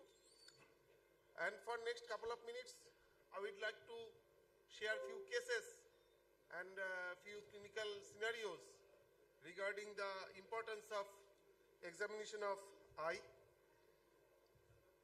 Now coming to this case, a 43-year-old male was on ART for last 4 years, lost to follow-up for last 6 months in the ART center of our medical college. Now present CD4 is 80 and having this ocular lesion, it is not very uncommon, as I think, for the few postgraduates who are present in the hall. So this is a case of Kaposi sarcoma, which is a multifocal condition, and conjunctival inflammation is not rare. It can be up to 35%. And these are the different ocular manifestations of Kaposi. We all know that. And this is another picture of our patient. Now coming to this patient, this is another HIV patient on ART with a CD4 of around 350. This is a molluscum, and it can be associated with chronic follicular conjunctivitis. It can be associated with keratoconjunctivitis, and in most of the time it is bilateral and numerous. Now coming to my third case, a 56-year-old male with ART with a CD4 of 340, ART for 6 years, presented with painful lesion around the V1 first segment of fifth nerve, and this is an obvious case of herpes zoster ophthalmicus, which tends to be more severe, more painful in case of HIV patients, and this is typical Hutchinson sign, and patient might have neurotrophic keratitis with severe dry eye. We have got 1 or 2 cases of from our ART center with this presentation. And now these are the different types of presentation. This is not so rare, conjunctival microvasculopathy, and if we can examine carefully, conjunctival microvasculopathy can be seen in any series of CD4 count, and there might be retinal microvasculopathy also. There might be unusual neoplasms and neuroophthalmic lesions. So this is a retinopathy of HIV, which can have hemorrhage, cottonwool spot, and venous tortuosity, and it comes from direct toxic effect of virus on the vascular endothelium or immunocomplex deposits in the precapillary arterioles. Most commonly multiple cottonwool spot in the retina. Regarding toxoplasma, this is uncommon infection. However, in HIV-infected patient have bilateral multifocal disease associated with anterior uveitis and viritis. These are the different pictures of HIV toxoplasmosis. A toxoplasma chorioretinitis. There might be active lesion as well as old lesion, as evidenced by the black spots in the retina. And ocular tuberculosis, syphilis, these are rare. I have not seen any case. But this is CMV retinitis, which we should know how to diagnose. And CMV retinitis is not so uncommon. However, nowadays less because of the heart era. And can any postgraduate volunteer this diagnosis? With this picture in the fundoscopy. So this is typically cryptococcal infection and cryptococcal retinochoroiditis, which can have intraocular infection, and presence of cryptococcosis in retina is almost surest sign of patient having simultaneous cryptococcal meningitis and septicemia might be there. And so, my students, we should know, we should not forget to examine the eye of the inpatient of HIV patients who are being admitted for different reasons to diagnose different clinical scenarios. Now, these are two close terms, exophthalmos and proptosis. Most of our learned faculties knows this. Proptosis means forward displacement of the eyeball beyond orbital margins, and exophthalmos means specifically proptosis associated with thyroid eye disease. So this is another picture of proptosis and exophthalmos. Now, madarosis. This is a case of madarosis. This is not so uncommon. It can be caused by atopic dermatitis, hypothyroidism, psoriasis, hyperthyroidism as well, zinc deficiency, and among the drugs, most commonly used drugs like propranolol, anticonvulsants, antithyroid drugs, and anticoagulants can cause madarosis. This is the case of anhydria, and 2/3 of the cases are autosomal dominant. There are many causes of large pupil, but we should know the traumatic iris damage, third cranial nerve palsy, Aedes pupil, and iris rubeosis. So this is dilated pupil of right eye. And in Aedes tonic pupil, we have learned in our since our undergraduate days that it's a neurological disorder characterized by tonically dilated pupil that reacts slowly to light but shows more definite response to accommodation. This is a picture of Aedes tonic pupil in the left eye. It can be caused by neurosyphilis, but it can more commonly nowadays chronic alcoholism, chiasmal lesions, and diabetic autonomic neuropathy can be a culprit. Regarding ARP, we all know that it's a bilateral abnormally characterized by failure of the pupil to constrict with light, but retention of constriction present with accommodation. And nowadays, most common cause is diabetes, followed by multiple sclerosis and pretectal hemorrhages. These are causes of pinpoint pupils, and most common cause of dilated pupil is fear and anxiety. We should not forget that. Anisocoria is not so uncommon, but whenever, for my students, whenever we are getting a case of anisocoria in the OPD, we should ask the patient to remain seated and look at the light first, and then we have to make the OPD room more darker so that we should know whether in bright light it is large or in dim light becomes small. So this is very simple test which can be done in the OPD and in the bedside.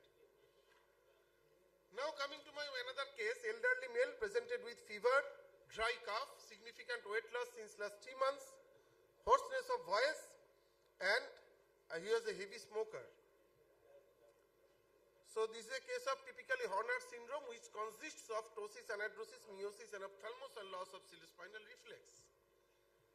And most common causes are brainstem lesions. There might be cavernous sinus disease, apical lung tumors, neck trauma, and syringomyelia. So in third nerve palsy people, we should look at the asymmetry of the pupil. And pupil usually non-reactive, and there might be complete ptosis, exotropia, hypotropia, and impaired adduction. In midbrain pupil is little bit different. It is moderately dilated, and during fixation or a near target, the pupil briskly constrict to maximum to 2.5 millimeter, not more than that. And these are the signs of right fourth nerve palsy. I am not going to detail all these clinical signs, but we should know this test, this positive Bilchowski's test in right fourth nerve palsy. There is increase in right hyperdeviation on ipsilateral head tilt and absence of right hyperdeviation in contralateral head tilt. This is a very beautiful bedside test which we can perform in the OPD as well. And this is a picture of abducens nerve palsy. Now coming to the optic disc. Optic disc, swollen optic disc can be caused by papilledema, papillitis, malignant hypertension, ischemic optic neuropathy, and there are many other causes.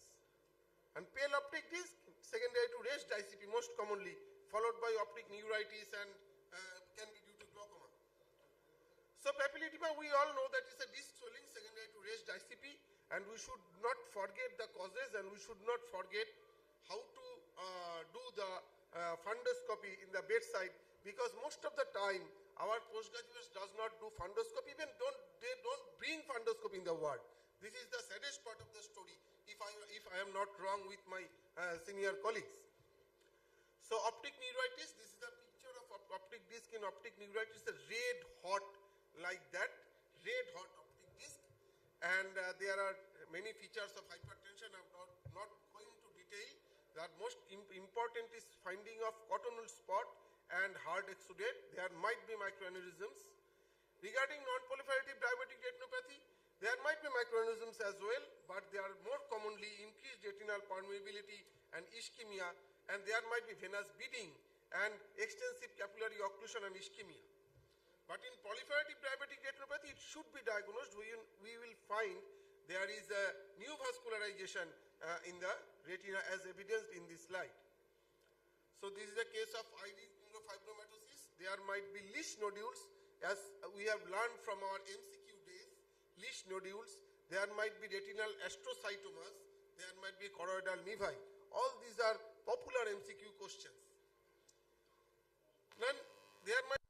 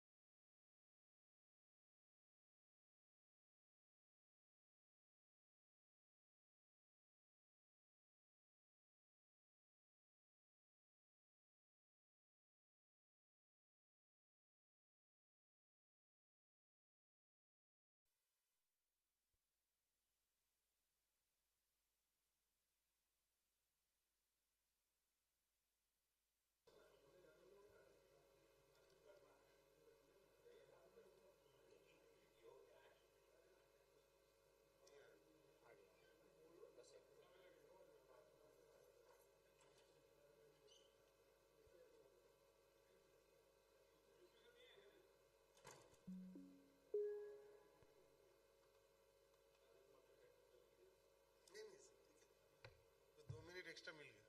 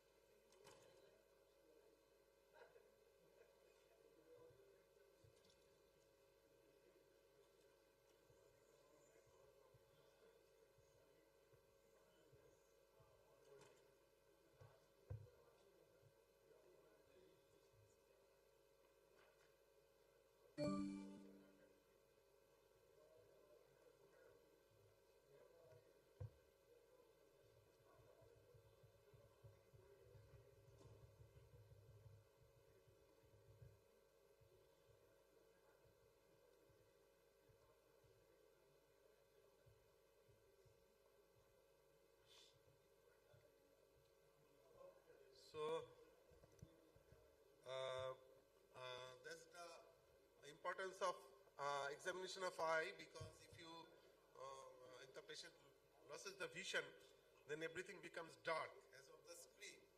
So eyelid neurofibromatosis, as I have discussed, and this is the case of cystosarcosis inside the eye, cavernous sinus thrombosis. Now coming to this case, 45-year female, cough for 4 months, arthralgia, painful swelling of lacrimal gland. Yes, this is a case of sarcoidosis in which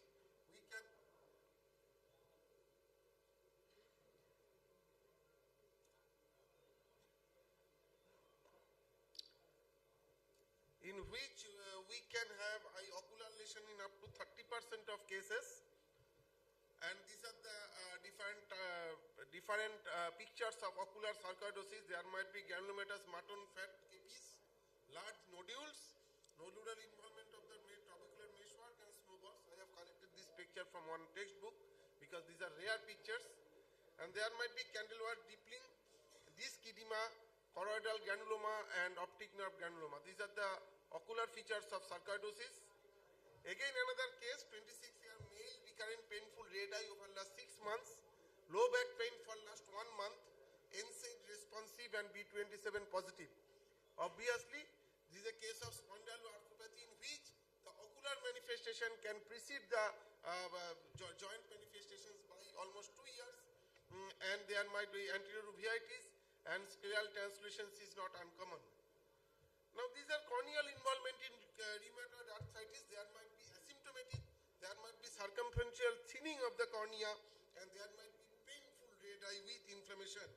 And ocular manifestation includes dry eye, scleritis, episcleritis, ulcerative keratitis, corneal perforation, and even ruptured globe. So these are not very uncommon, and most of the time patient cannot reach us so to diagnose as having concomitant rheumatoid arthritis, but patient goes to ophthalmologist. The peripheral corneal involvement in vaginal granulomatosis is not so common, but it can be seen with Murray's ulcer, and there might be scleral lesions. Now coming to the last part of my story, the thyroid eye disease, which we deal day in and day out in our OPD and in our IPDs. So there might be periorbital and lid swelling, conjunctival hyperemia, chemosis, and superior limbic keratoconjunctivitis. Eyelid retraction signs occurs in almost 50% of patients, but not for all. There might be bilateral lid retraction, bilateral proptosis, unilateral or lid lag in down gauge. We all know this. Proptosis occurs in about 50%, and there might be axial and permanent, about 70% will be associated with choroidal folds. Optic neuropathy occurs in about 5%, and restrictive myopathy can be there. Most common is elevation defect, and least common is adduction defect. We all know from our textbooks. So this is the last slide. And the eruptive xanthoma and corneal arc in hyperlipidemia, very common finding. And thank you. This is my takeaway message. Examination of eye is an important part in clinical medicine, particularly for postgraduates. They should carry a fundoscope along with them. Most of the systemic diseases have some forms of ocular involvement. Specific pattern recognition is very much important, particular for rheumatoid arthritis, for your spondyloarthropathies, for your vasculitis patients. Specific pattern recognition is very important, because many of times you will get referral from your ophthalmology colleague regarding the case. And fundoscopy is an essential tool in clinical medicine. So thank you for your patience hearing, and thank you for your presence in spite of the your off screen. Thank you. Very informative talk, Dr. Samarjit.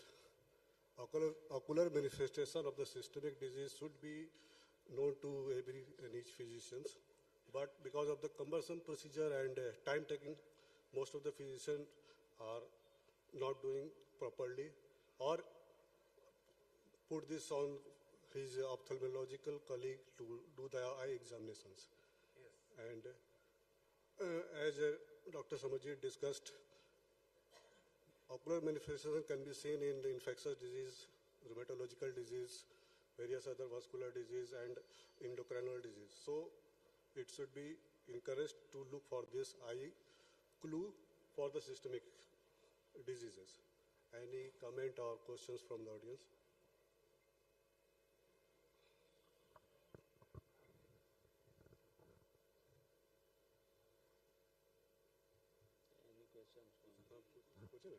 Any questions or comments from the audience?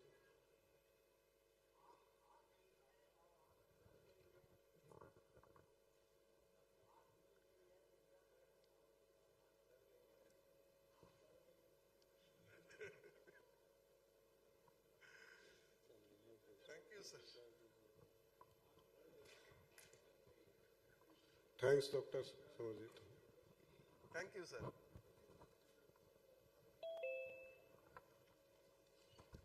Thank you, Dr. Monik, for such a wonderful speech. I'd request the chairpersons to felicitate Dr. Monik. Well, moving to the next session, and for the next session, I'd love to call on the stage as a chairperson. Please welcome Dr. Devi Ram, and along with him, I'd love to call on the stage. Please welcome Dr. Vijay Achari from PMCH. Thank you, sir.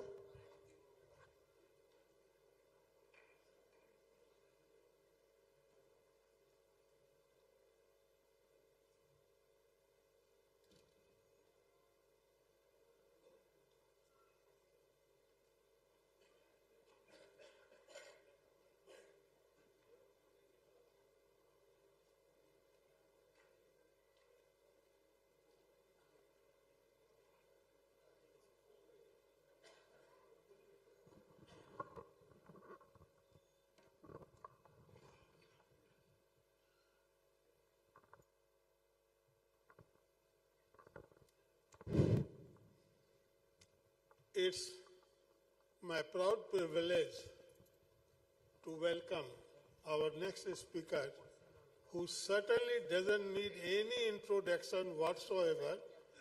What to talk of in Bihar, I would say nationwide.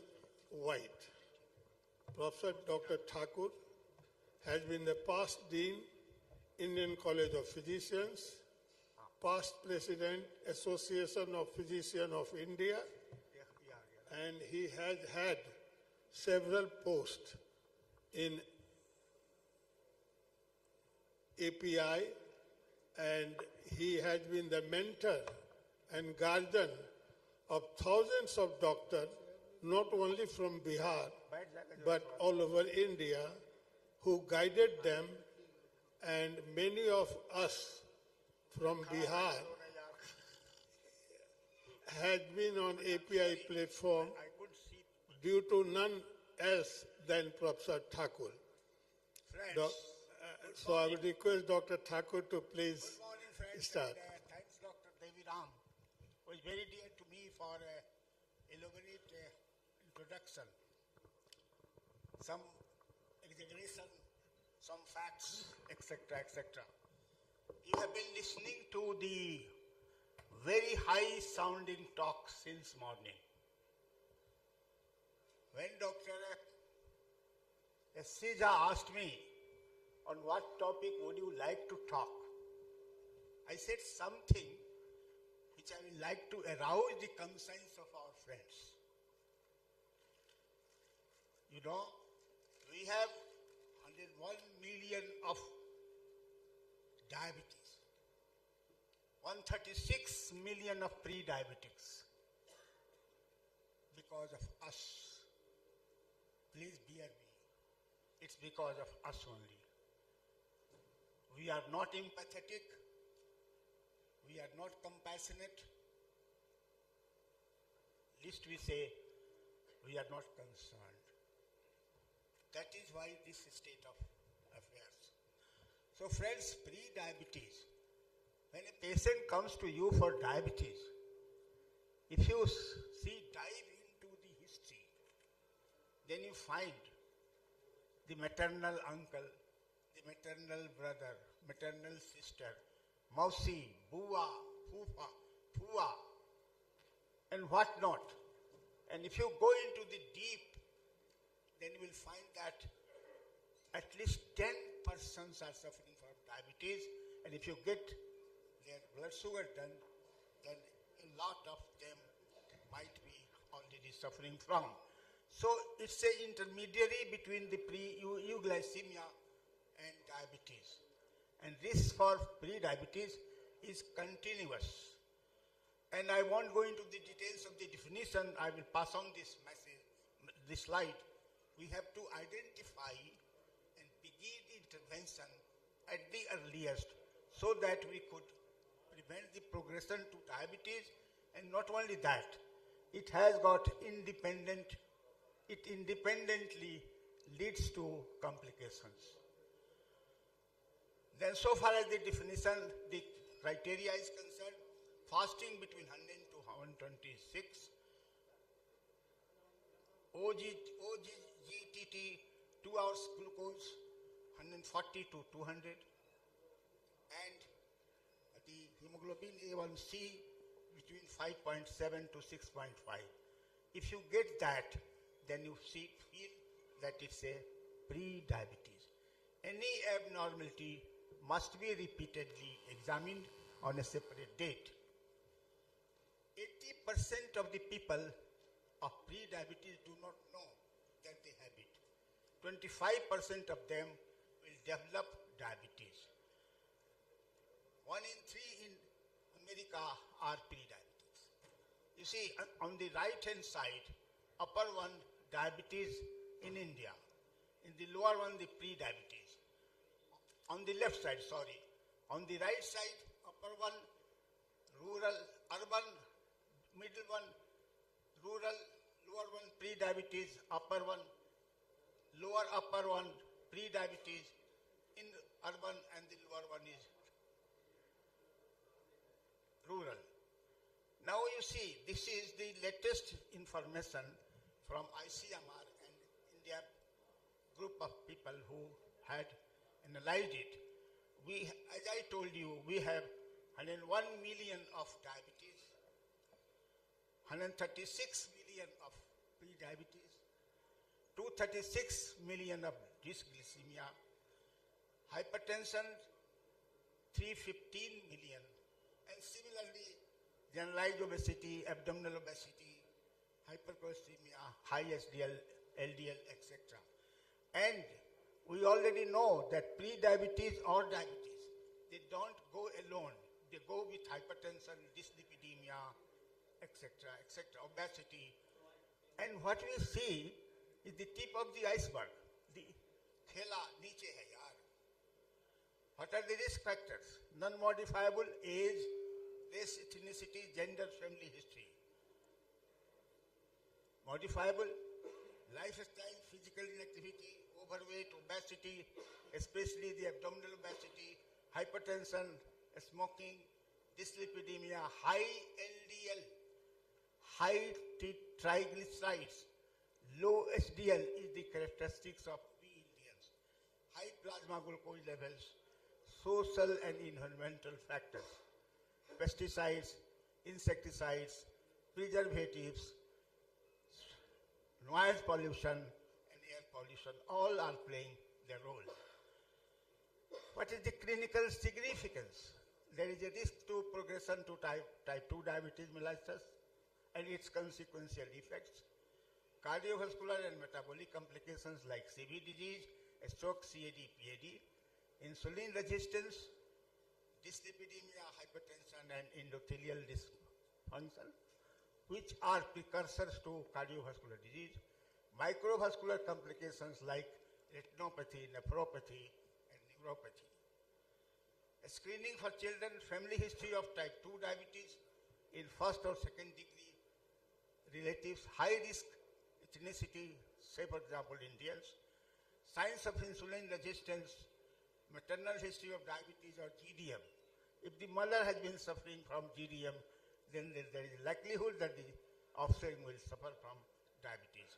Begin screening at the age of 10 years or onset of puberty.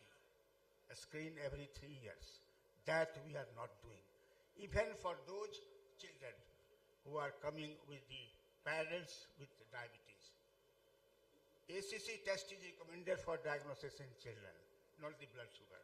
Criteria for screening in adults is physical inactivity, physical inactivity, first degree relatives,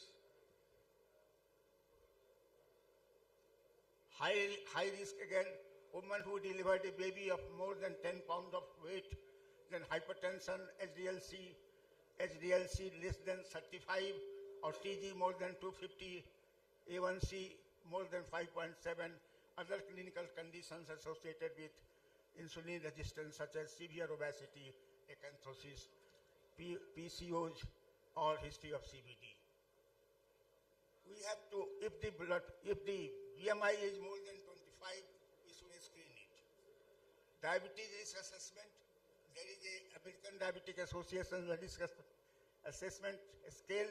If the score is more than 5, then you are suffering from this disease and you should be careful. How are we going to risk stratify the children? Based on the level of A1C between 5.7 to 5.8, 5.9 to 6.1, and 6.2 to 6.49. The last one is high. So in the low one, in the middle one, we have to ask the people to go for a 16 weeks lifestyle modification. And we advise them to lose at least 7% of the body weight and go for physical activity 150 minutes per week. And none of the 2 days should be without physical activity. And if it is in the higher group, then we have to go for the pharmacological therapy and we can go for metformin at the earliest. Then if the BMI is more than 40, then we can go up for bariatric surgery also. Our initial target for the weight reduction is 1 to 2 pounds per week. Long range is 7% of the total body weight. Increased physical activity to 150 minutes per week. Individualized medical nutrition therapy has to be applied if the physical activities, lifestyle modifications are not working. Lifestyle modification facilitating weight loss, reduce calorie intake by 500 to 1000 calorie depending on starting weight, reduce dietary fat, limit intake of sugar sweetened beverages, dietary fiber intake of 14 grams per 1000 kilocalories, whole grains 50% of grain intake, 5 to 7 servings of fruits and vegetables per day is allowed. You should fill your half of the abdomen with non-starchy vegetables like spinach, carrots, lettuce, etc., greens, cabbage, green beans, broccoli, cauliflower, tomatoes. And other half, one fourth should be filled with grains and starchy food like whole grain breads, whole wheat rye, whole grain or high fibers. And the last one fourth should be filled with the proteinous material like fish, chicken, etc. And then it is said that one apple egg keeps the doctors away. And then you can take a cup of coffee also. Physical activity for adults. Sorry. Exercise program should include, as I told you, 150 minutes per week of moderate exercise spread over 3 or 4 days every week. No more than 2 consecutive days without exercise. Resistance training for 2 times per week. Evaluate patients for contraindications. Now, what are the benefits of physical activity? Increased insulin sensitivity, improved lipid levels, lower blood pressure, weight control, improved blood glucose control, reduce risk of CVD, and prevent delayed type 2 diabetes mellitus. So pre-diabetes, if you diagnose, first you apply lifestyle intervention, then medically assisted weight loss therapy.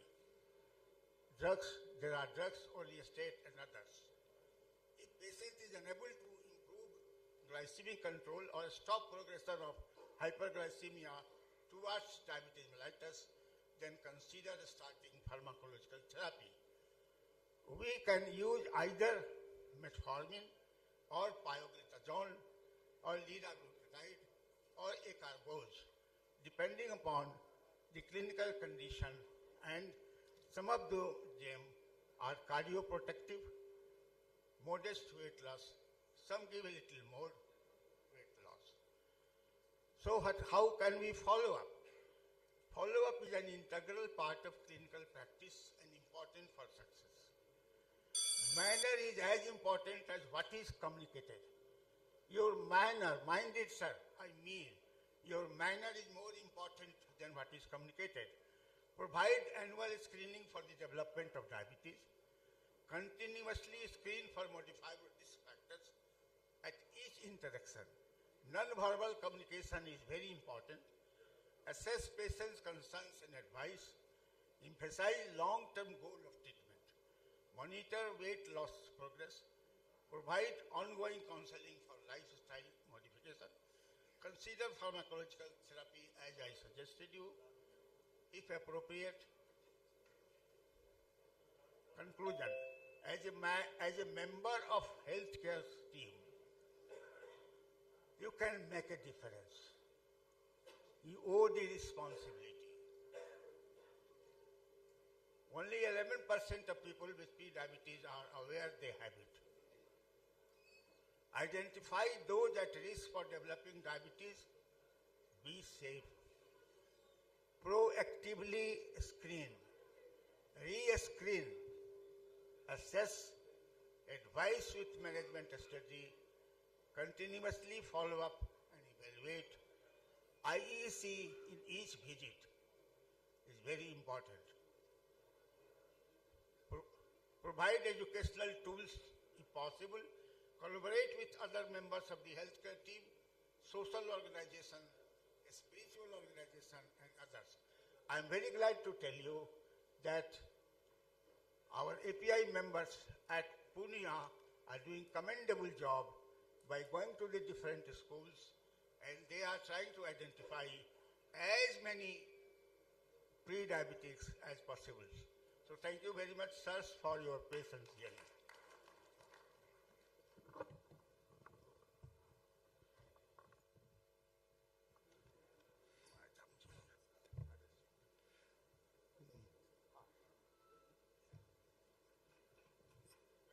Thank you very much, sir, for your excellent and illuminating lecture. Because of limitation of time, we can allow just one or two short questions, if there are any from the audience.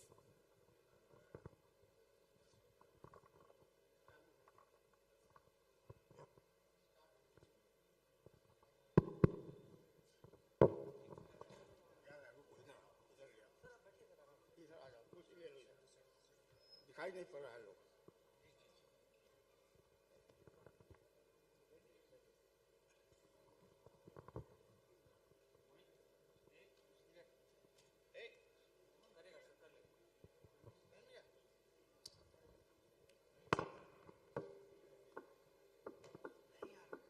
As there is no questions asked, so I will give you one task, that each one of you should not go after the number game. You must spend a little more time with the patients of at least diabetes. At least diabetes. You must spend time. And you are the person who can make the change in the society. Thank you very much, Dr. Devi Ramji. You had a very brilliant talk.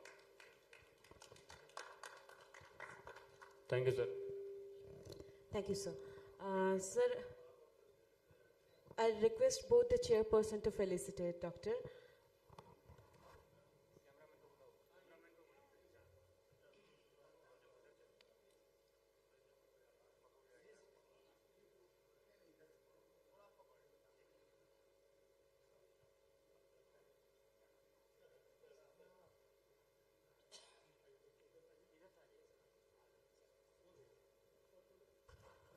And for the felicitation part, I'd love to call on the stage. Please welcome the Secretary, Dr. R.K. Das, sir.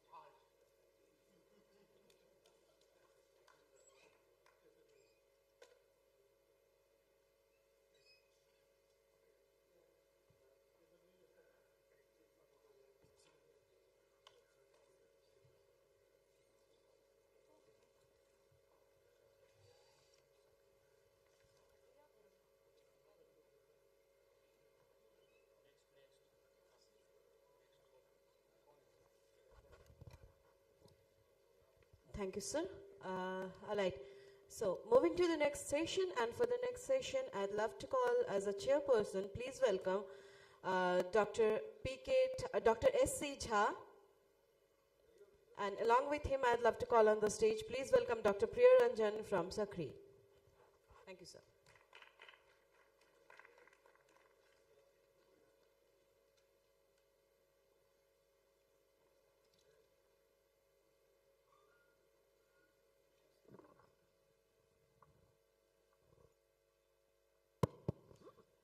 This is my honor to invite Professor A.N. Rai sir, who is a master teacher, great researcher, founder of CCDSI and whatnot.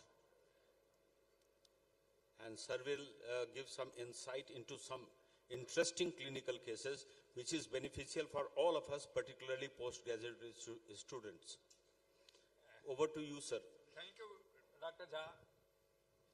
As you have just heard, I am going to present interesting clinical cases. These are up, so therefore we two-way participation. Four participants must. My first case is a young boy presented with a quadriparsis and respiratory arrest.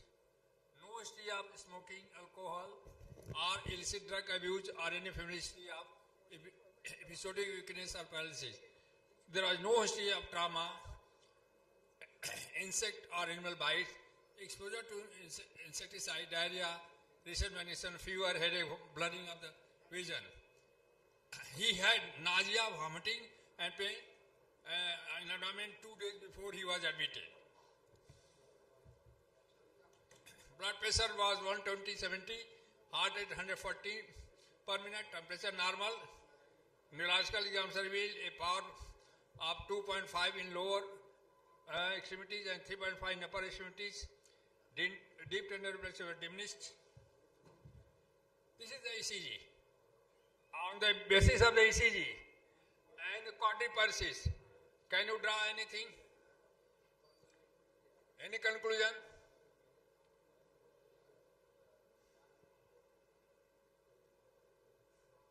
Can you correlate paralysis with this ECG?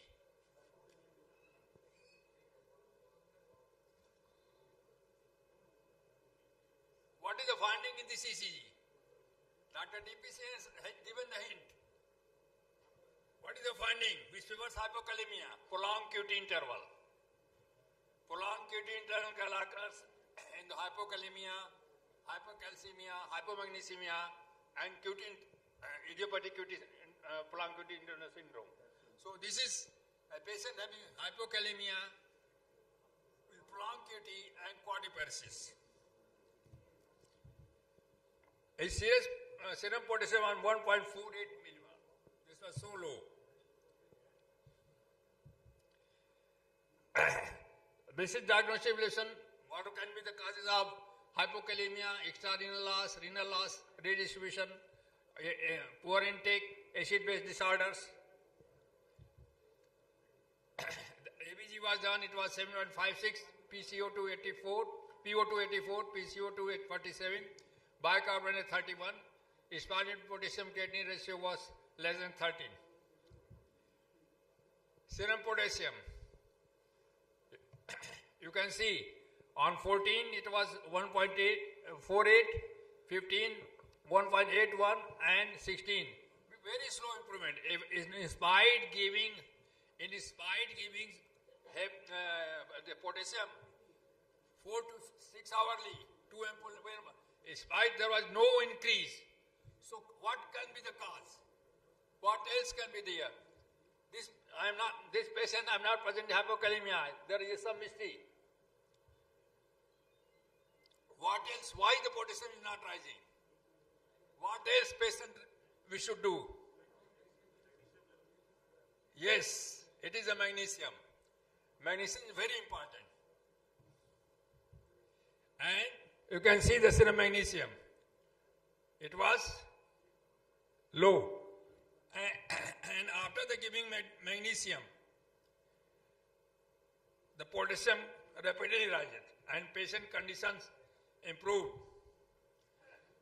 So learning point is, whenever the patient has hypokalemic precipitation and in spite of giving IP potassium, the patient condition is not improving, potassium level is not improving, there must be some other cause, and the most important cause is hypomagnesemia.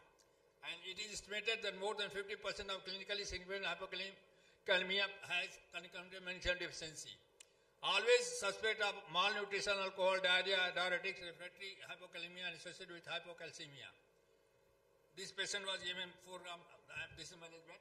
Now case 2. All cases are hypokalemia of different etiology. Here I am saying all cases, 4 cases I am going to present is hypokalemia, but of different etiology. This case, a 40-year-old male, complained of headache for 2 months, BP 200 by 120, pulse 80 per minute, had history of hypertension since 1 year. And this is the finding, potassium. So, you have to correlate hypertension with hypokalemia. What is the most likely? And you can see the pH. Metabolic alkalosis. So diagnosis is very clear. Yes? Some are told hyperaldosteronism. Classical presentation. So any patient presenting with hypertension, hypokalemia, metabolic alkalosis, this is most likely case of primary hyperaldosteronism or hyperaldosteronism. The renal brood, there is no abnormality, questionable feature. These are the findings already told. And in case of metabolic alkalosis, see the last one. And this patient high urinic potassium. So if it is there, the most common cause is with high BP, mineralocorticoid excess. So this was the case of primary Cone syndrome or primary hyperaldosteronism. But what was the diagnosis? What was the cause? How will you confirm the diagnosis? This is the diagnosis. How will you confirm the diagnosis? To confirm, clinically you are 99% sure, but we must have some confirmation. How will you confirm? By measuring plasma aldosterone or plasma renin activity, plasma cortisol and aldosterone. And this is the finding. Aldosterone concentration you can see, plasma renin activity, all these are finding, and renin activity was very important. PCA-PR ratio greater than 20 to 1 is diagnostic, and here it was what? 57. So renin PCA-PR activity, even you can see PSC concentration was very high, normally 1 to 16, and the most diagnostic feature is PSC, plasma aldosterone concentration, plasma renin activity. Normally it should be 20 to 1 or less. It was here 57, and this is very much diagnostic of primary hypertension. Further confirmation, we did the CT scan and the diagnosis was confirmed as a case of a tumor, benign tumor, adenoma. Now case 3.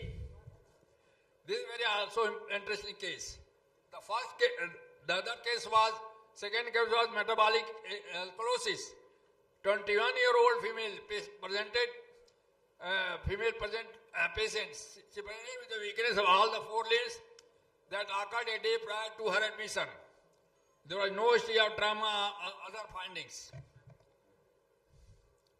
She was afebrile, pulse rate 82 per minute, BP 110/70 on systemic examination. She had hypotonia and grade 1 to 5 power in all 4 limbs.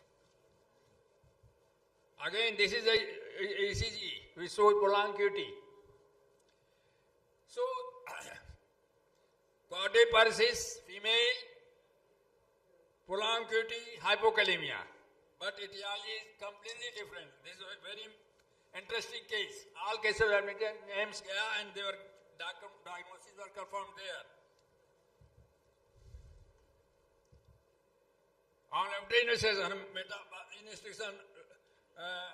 metabolic investigation were within normal limit except for low serum potassium. Repeated urine analysis showed alkaline urine. So this is the finding. pH 7.33, bicarbonate 17.5, sodium 140, chloride. So this patient presented with what? Yes. So now what is the diagnosis? What is the most likely diagnosis? Hypokalemia and acidosis, metabolic. So that was the metabolic alkalosis. This is metabolic acidosis.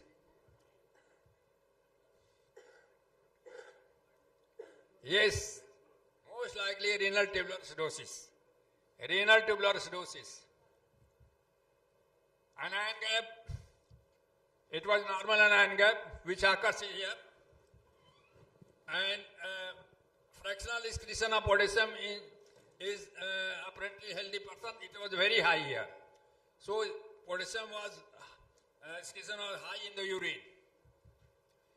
Hypokalemia, quadriparesis, non-anion gap, metabolic acidosis, high fractional excretion of potassium.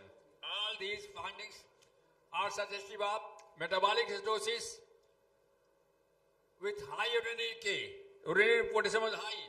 So most likely it is a renal loss, and either it is DKA or type 1 or type 2 RTA. So it was a case of renal tubular acidosis. But the story does not end here. What are the causes of renal tubular acidosis? It could be primary or secondary. What are the causes? It could be primary. It could be first thing, it could be type 1 or type 3. So, and second is, what are the secondary causes?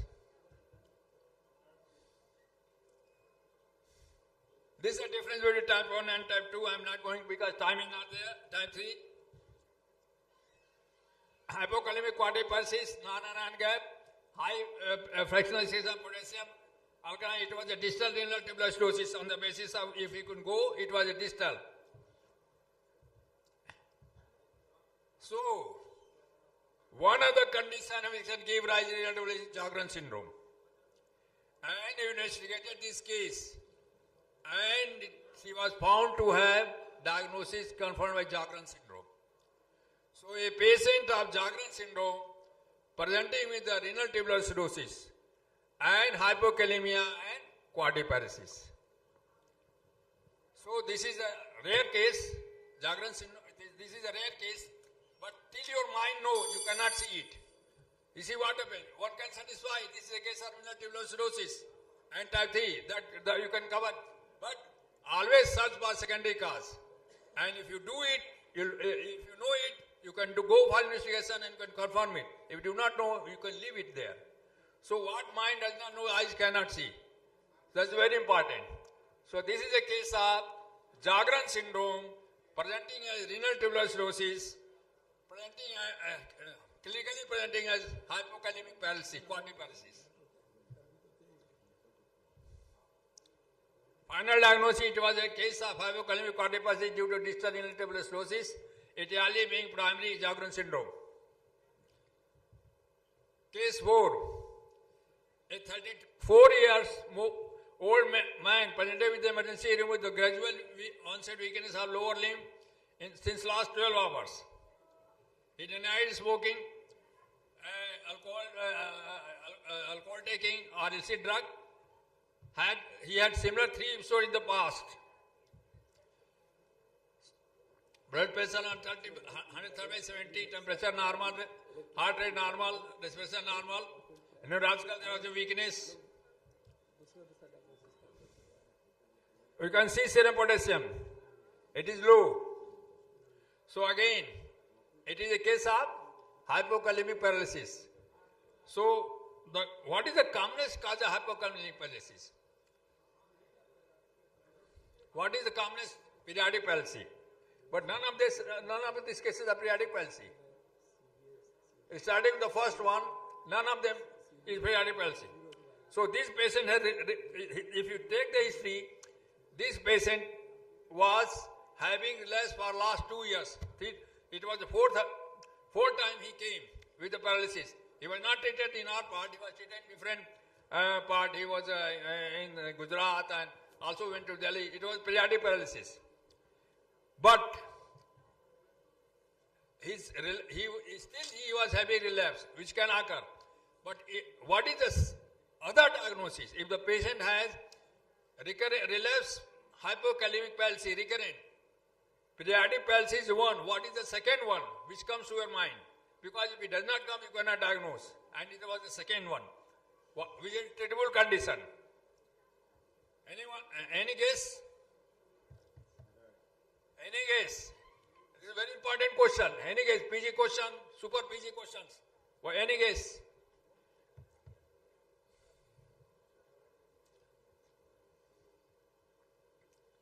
No. Thyrotoxicosis. Thyrotoxicosis can cause transfer of potassium from extracellular to intracellular compartment and can cause hypokalemia and present. And this patient was diagnosed to be a case of, we diagnosed this case to be a thyrotoxicosis. You can see the thyroid function. It was a case of thyrotoxicosis. And this is a case of thyrotoxic periodic paralysis. And the patient was, apart from giving potassium, the patient was given anti-thyroid drug and did not have relapse. So with this, I conclude all the 4 cases of hypokalemia. Thank you very much.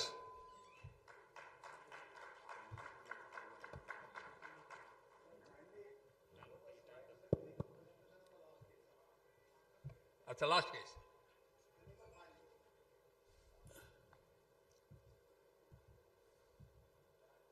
It was wonderful presentation.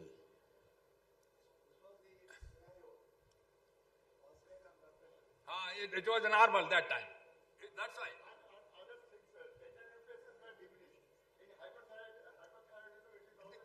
This patient paralysis because of the hypokalemia. Because of the hypokalemia. He is right. Normally, he is right. Normally there should be tachycardia. There should be tachycardia. All the other features clinical. This patient did not have clinical feature of hypothyroidism. That's why he was reflexes. I didn't tell you. He was seen at Gujarat. He was seen at Delhi, and because clinically he did not have any feature. Superior. In these cases, sir, the hyperreactivity of reflexes were dampened by hypokalemia. Yes, and in these cases, presentation of thyrotoxicosis is subtle, so it has been missed. Subtle presentation. That's why there is no tachycardia. If there was a overt presentation, there was no need of presentation. Diagnosis should have been clear. This was a subclinical presentation. What I want to convey is that if the patient is a case of paralysis, periodic paralysis, young male or young female, always go for thyroid function test. Like, always go for serum magnesium. This is very important. With this investigation, we can confirm the diagnosis. Clinically, he had no feature. Dr. San, you are right. Clinically, he had no feature. And that's why it was not diagnosed. why we just thought that one of the causes is this, let us do the investigation. Luckily we find it. Like the renal tuberculosis, as I told you, there was no feature of Jagran syndrome. Thank you, sir. No clinical feature of Jagran syndrome. Thank you, sir, for giving so brainstorming and stimulating case histories. And due to lack of time, we won't have the questions now. And this is one or two questions, if any, we can be allowed with pointed answers. Pointed question, pointed answer.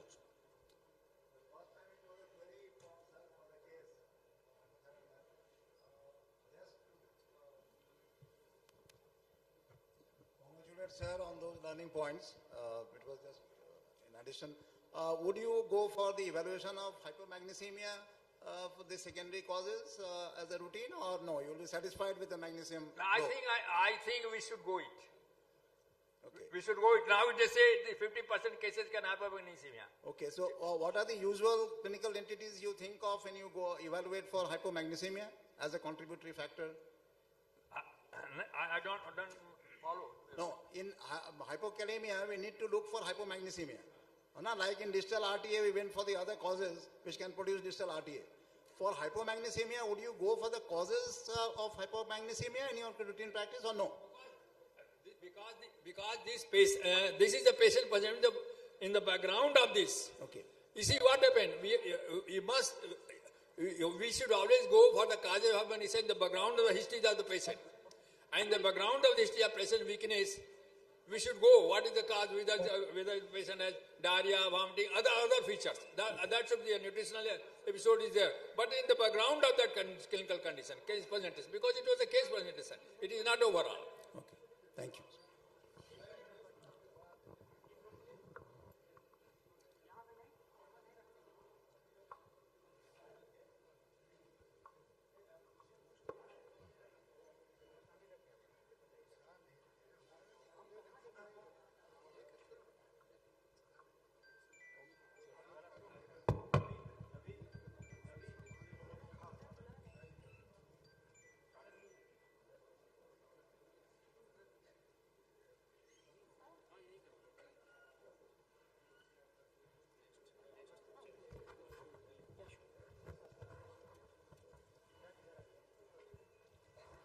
It's a lovely felicitation moment. Can I have a big round of applause for Dr. A.N. Rai? Thank you, sir. All right, so moving to the next session, and for the next session, I'd love to call as a chairperson, please welcome Dr. P.K. Thakur, and along with him, I'd love to call, please welcome Dr. Narendra Kumar on stage. Please be on stage, sir.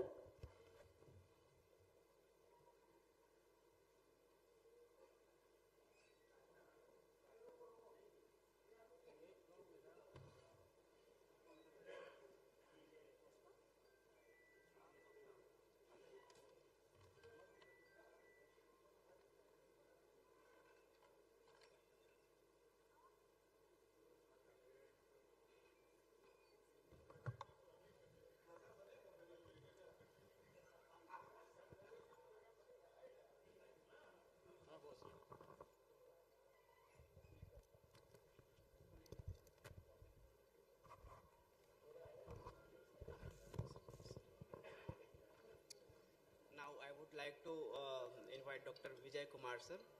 He is additional professor at the Department of General Medicine, AIMS Patna.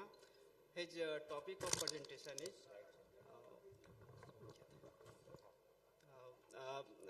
novel oral anticoagulation. Thank you. So, good morning, my respected teachers, seniors, and dear colleagues.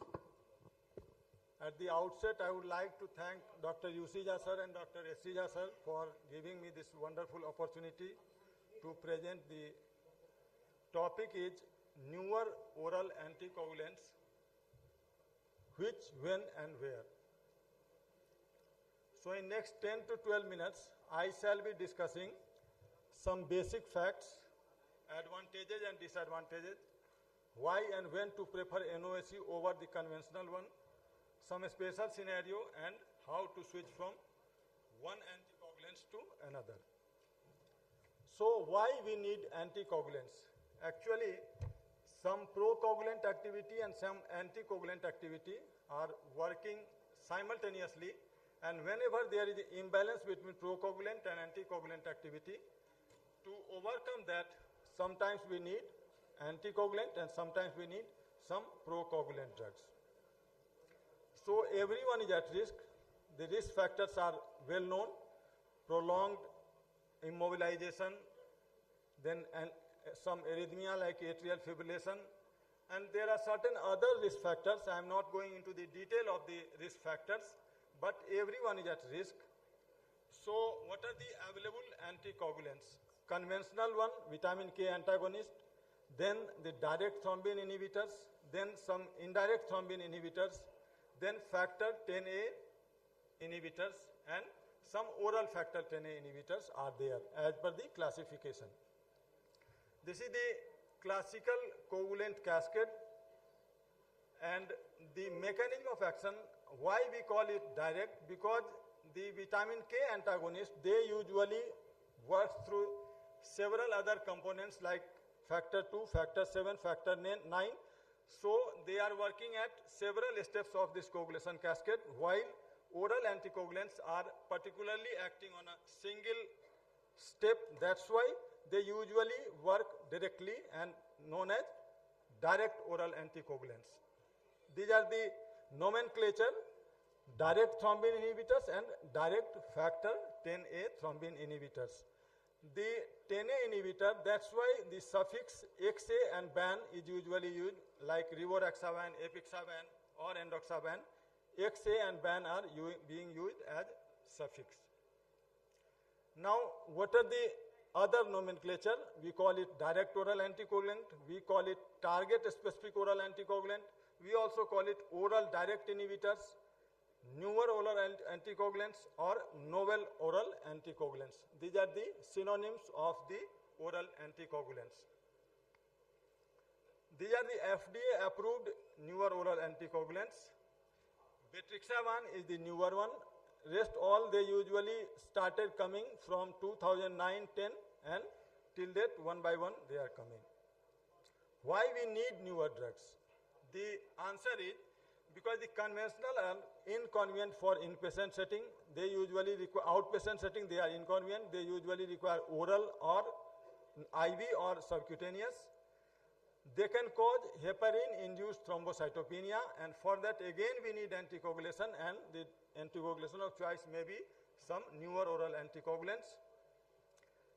Then warfarin has large number of drug interaction and dietary interaction also. To overcome that, we usually need oral anticoagulants. It needs also strict monitoring with INR. That's why these are the factors where we need newer oral anticoagulants. Now, what is the comparative factors among warfarin and NOAC? Newer oral anticoagulants, they usually do not require any monitoring. There is least drug interaction or food interaction. Dose adjustment in renal failure is of course required, but onset and offset of action is usually rapid, and of course they are somewhat expensive one. But the classical oral anticoagulants like warfarin, they are inexpensive, having longer half-life, and they usually require frequent monitoring. So where or why to prefer? No regular lab monitoring required, rapid onset and offset of action, fewer drug and dietary interaction, predictable pharmacokinetics, efficacy and safety as good as warfarin, because several superiority or non-inferiority trials, they usually proven that they are as good as warfarin or sometimes superior to warfarin. Lower rates of hemorrhagic stroke due to bleeding is usually there. There are certain disadvantages also where we usually need classical oral anticoagulants or vitamin K antagonists. Clinically proven antidotes are yet not available. Shorter half-life than warfarin, making missed dose more consequential. Renal sufficiency, and again a limiting factor for newer oral anticoagulants where we usually require vitamin K antagonists. And pregnancy is another situation where we usually require low molecular weight heparin, and where NOAC is usually not indicated. Now, where should we avoid or where there are contraindications of newer oral anticoagulants? Pregnancy, number 1. Mechanical prosthetic valves, there we need high degree of anticoagulation. Antiphospholipid syndrome, severe liver disease where NOAC are usually avoided. Strict adherence of dose where there is chance of less strict adherence of dose. There we usually need other vitamin K antagonists. Then GI diseases, altered gastrointestinal anatomy like some sort of bypass surgery. There also there is altered pharmacokinetics and pharmacodynamics where we usually avoid NOAC. Cost is again a barrier and inability to titrate the dose. So these are the conditions where we usually avoid or there are contraindications as well. Now these are the FDA approved indications: non-valvular AF, thromboembolic prevention and therapeutic both, acute coronary syndrome nowadays coming on, and heparin-induced thrombocytopenia. What are the challenges? Drug cost is number 1. It is a very important challenge. It is the drugs are costly, fear of bleeding in absence of antidotes, lack of tools for monitoring anticoagulant effects and adherence to therapy is usually lacking, limited use in CKD and CLD patients, and vulnerable population like elderly and obese as well. So these are the challenges to be addressed in time to come. How can we measure? Usually with apixaban or rivaroxaban, we usually cannot measure the efficacy or the effect, but for dabigatran or direct thrombin inhibitors, there are certain tests, diluted thrombin time and heparin clotting time. These are being used for monitoring purposes. First one is rivaroxaban. It has been introduced in 2001 based on the ROCKET AF trial, and it has high oral bioavailability and primarily eliminated by kidney, so usually avoided in CKD.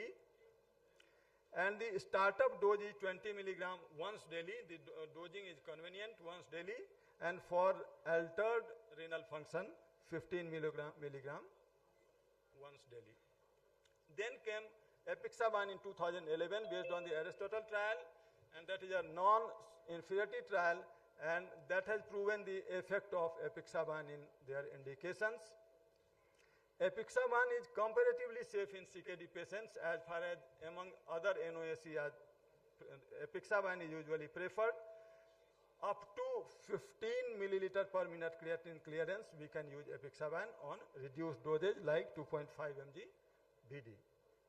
Then came dabigatran based on the Raleigh trial in 2008, and it can also be usually being used twice daily dosing. Then the NOAC which are being used depending on the compelling indications like high risk of stroke, GI bleeding, or in elderly population. Usually in elderly population or impaired renal function, among the NOAC, usually apixaban is being preferred. In CLD, again, CP class B and class C. Class C, almost all NOAC are contraindicated, but in class A, with slight dose modification, they can be used. In renal diseases, only apixaban is comparatively safe. Otherwise, below 30 ml per minute of creatinine clearance, almost all NOAC are usually avoided or contraindicated. Then in pregnancy and lactation, of course, the anticoagulation of choice is low molecular weight heparin. How do we switch in pre and post-op? Usually for minor surgery, we usually stop 2 days before and we can start 24 hours after the surgery. And for major surgery, for most of the NOAC, we usually stop 3 days before and again start 48 hours after the surgery. So how to switch from NOAC to vitamin K antagonist or vice versa? From vitamin K antagonist to NOAC, once the INR is lower than 2, we can switch over to NOAC. For IV or some unfractionated heparin to NOAC after 2 hours of stopping unfractionated heparin. For low molecular heparin to NOAC, when the next dose of LMW heparin was revised. For NOAC to warfarin, we can switch over on concomitant treatment until INR is between 2 to 3.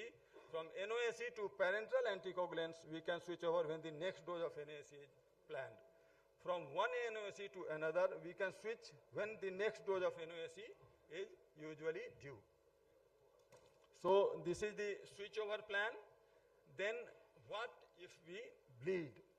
Usually 2 or more anticoagulants, whenever they are being used, the chances of bleeding are more. Prolonged use of bridge or combination therapy, in that also chances of bleeding are more.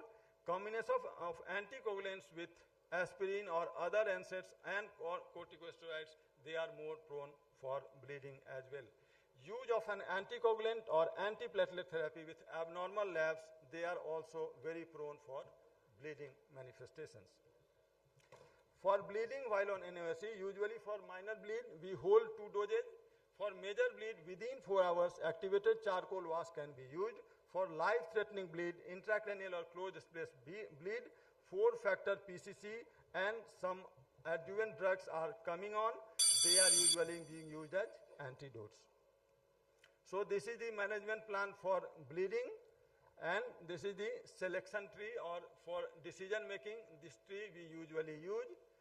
Coming to the conclusion or the take-home messages, newer oral anticoagulants have shown to have a favorable balance between efficacy and safety compared with the classical one. The advantages are high efficacy, low incidence of major bleeding, convenience of dosing, minor drug and food interactions, rapid onset and offset of action, short half-life, and lack of the need of lab monitoring. And disadvantages are high cost. In addition of some specific antidotes, they should not be used in patients with severe renal and hepatic diseases. In elderly patients, they should be used with caution. Thank you for patience hearing. Very nice presentation. Using anticoagulants, old anticoagulants, was always double-edged sword treatment. May keep harm, closely monitored, but newer are safe, but it is costly. Yes, sir. Okay, any question from audience?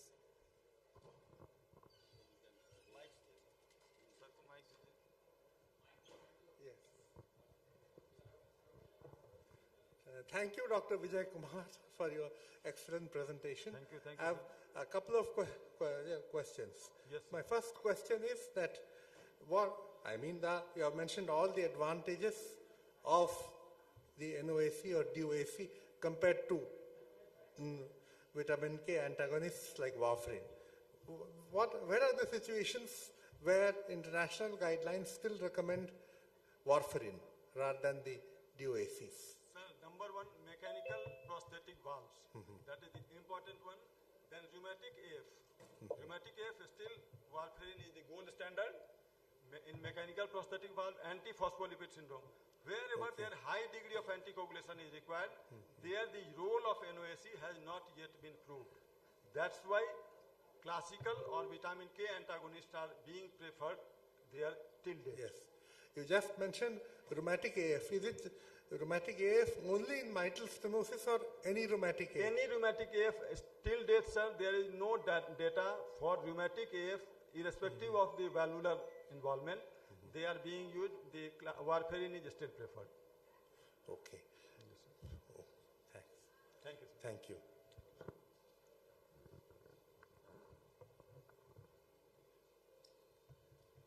Thank you, sir. Any more question? Thank you, Dr. Vijay. Thank you, Dr. Vijay Kumar, for a wonderful session. All right, I'd request both the chairperson to felicitate Dr. Vijay Kumar. Thank you, sir. All right, ladies and gentlemen, happy to inform you that our next session will be an online session, and our chairperson will be Dr. B.B. Thakur. I'd love to call on the stage as a chairperson. Please welcome Dr. B.B. Thakur, and along with him, I'd like to call on the stage. Please welcome Dr. D.P. Singh. I'd love to call on the stage. Please welcome Dr. Kamlesh Tiwari. And Dr.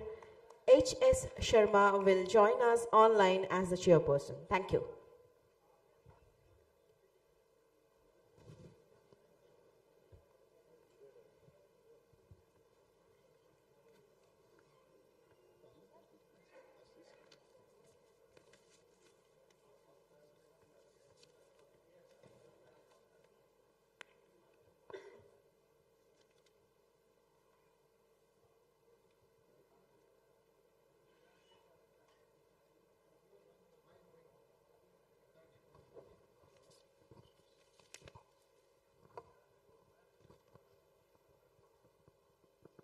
Hello. So this is the online session. Welcome everybody on this online session. And we have the speaker from UK, please, Dr. Professor Ashish Kumar Thakur. And everybody knows him, I think. And he's a cardiologist working in this UK. But he is at this annually or other every year he visits Bihar because he is from Muzaffarpur, and he does the clinical cardiology. He examines patients here. He gives treatment. A lot of works he is doing, and apart from this academic activity, quiz, everything, they are doing wonderful job for Bihar and for India. Welcome Dr. Ashish Thakur for your talk on managing cardiac patients in Bihar, and what are the challenges and what are the opportunity for we physicians, we cardiologists in Bihar. Welcome Dr. Ashish Thakur. Firstly, good morning from England and good afternoon in India. Thank you very much for inviting me to this fantastic conference. May I just politely correct that I visit India every 3 months. We run a large charity, which people know very well. And we do weekly clinics from here every Friday morning. I'm going to be doing a clinic in about half an hour from now. And so we do lots of programs, which people in Bihar are very well aware of. My core job is a cardiology job for about 25, 26 years now. And my interests are displayed on the screen. And I'm interested to be dealing with a very specific topic of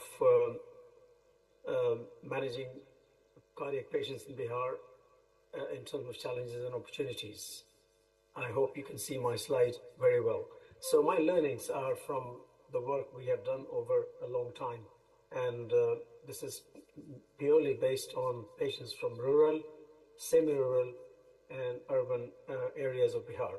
So is Bihar different than other states? That's the question I want to put to the, I'm just trying to move my slide. And yes, so is Bihar different than other states? Well, we still stand poorest at number 28 as per the Niti Aayog report from 2023, below poverty line, as well as multidimensional poverty index. And in contrast, you'll be surprised to know that the highest spend on private healthcare in India is in Bihar. This is unacceptable to me for someone who is trying to change the landscape in a very small way, as a both as an individual as well as an organization. There are specific socio-cultural aspects. There's a massive urban-rural divide, which you all will be well aware of. There's a lack of trust in government services, poor health education and awareness. I don't really need to go into that. And of course, we lack the range of diagnostic and treatment services beyond cities. There is a bit of an inertia based on hesitancy on part of patients as well as healthcare providers. And there's multifactorial reasons for suboptimal delivery of government-led initiatives, no matter how best everyone's trying. For stable CAD, I'm not going to be delving into the theories and other aspects, but I'm going to be dealing with the very specific and few conditions I have a message here that please do in slide mode. So I'm in slide mode. Can you not see my slides?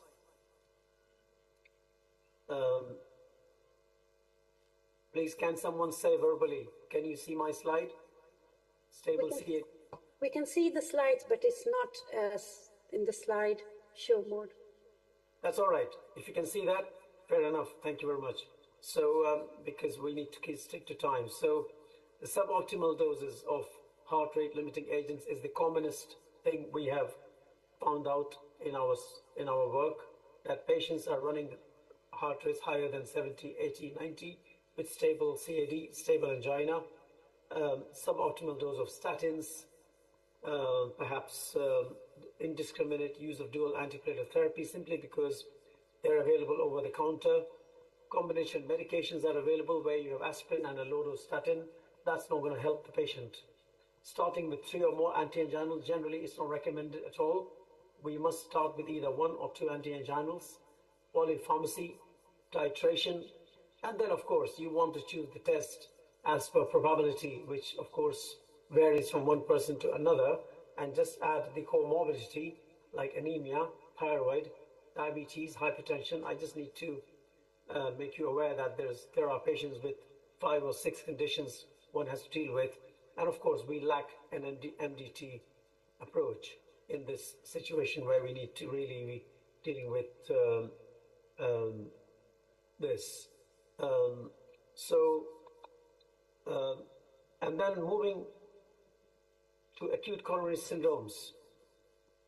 There's a big urban and rural divide. We did a big meeting,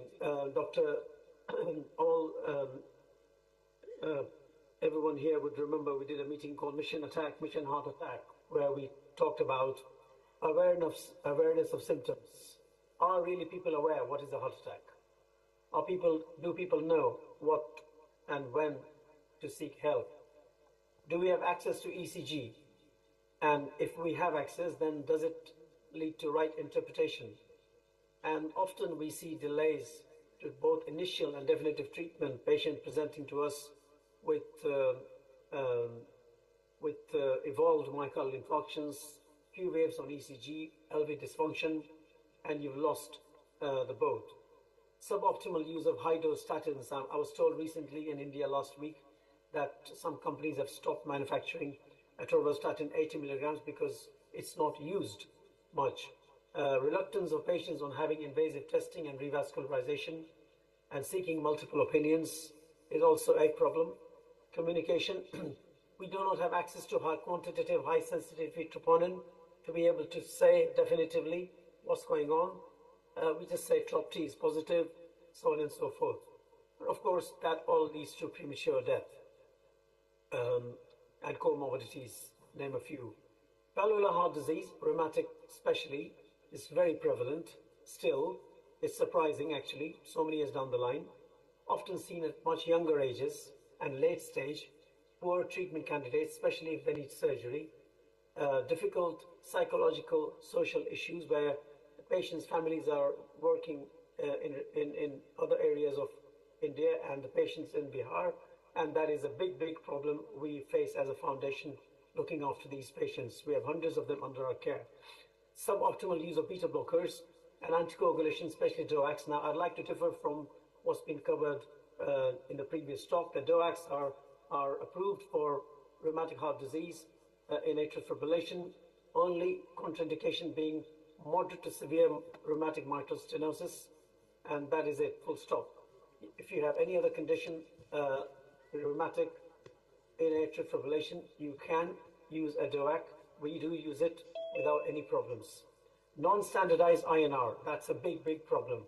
We don't have proper anticoagulation management. We need to get a good handle on this. Structured surveillance rather than 3-monthly, 6-monthly echocardiograms. We don't need to have that many echoes for these patients. They need echocardiograms at regular intervals, but not that regularly.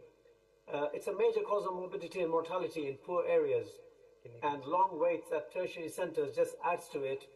And add to that the hugely expensive and surgical treatments, or even TAVI, which costs about 25 lakh rupees.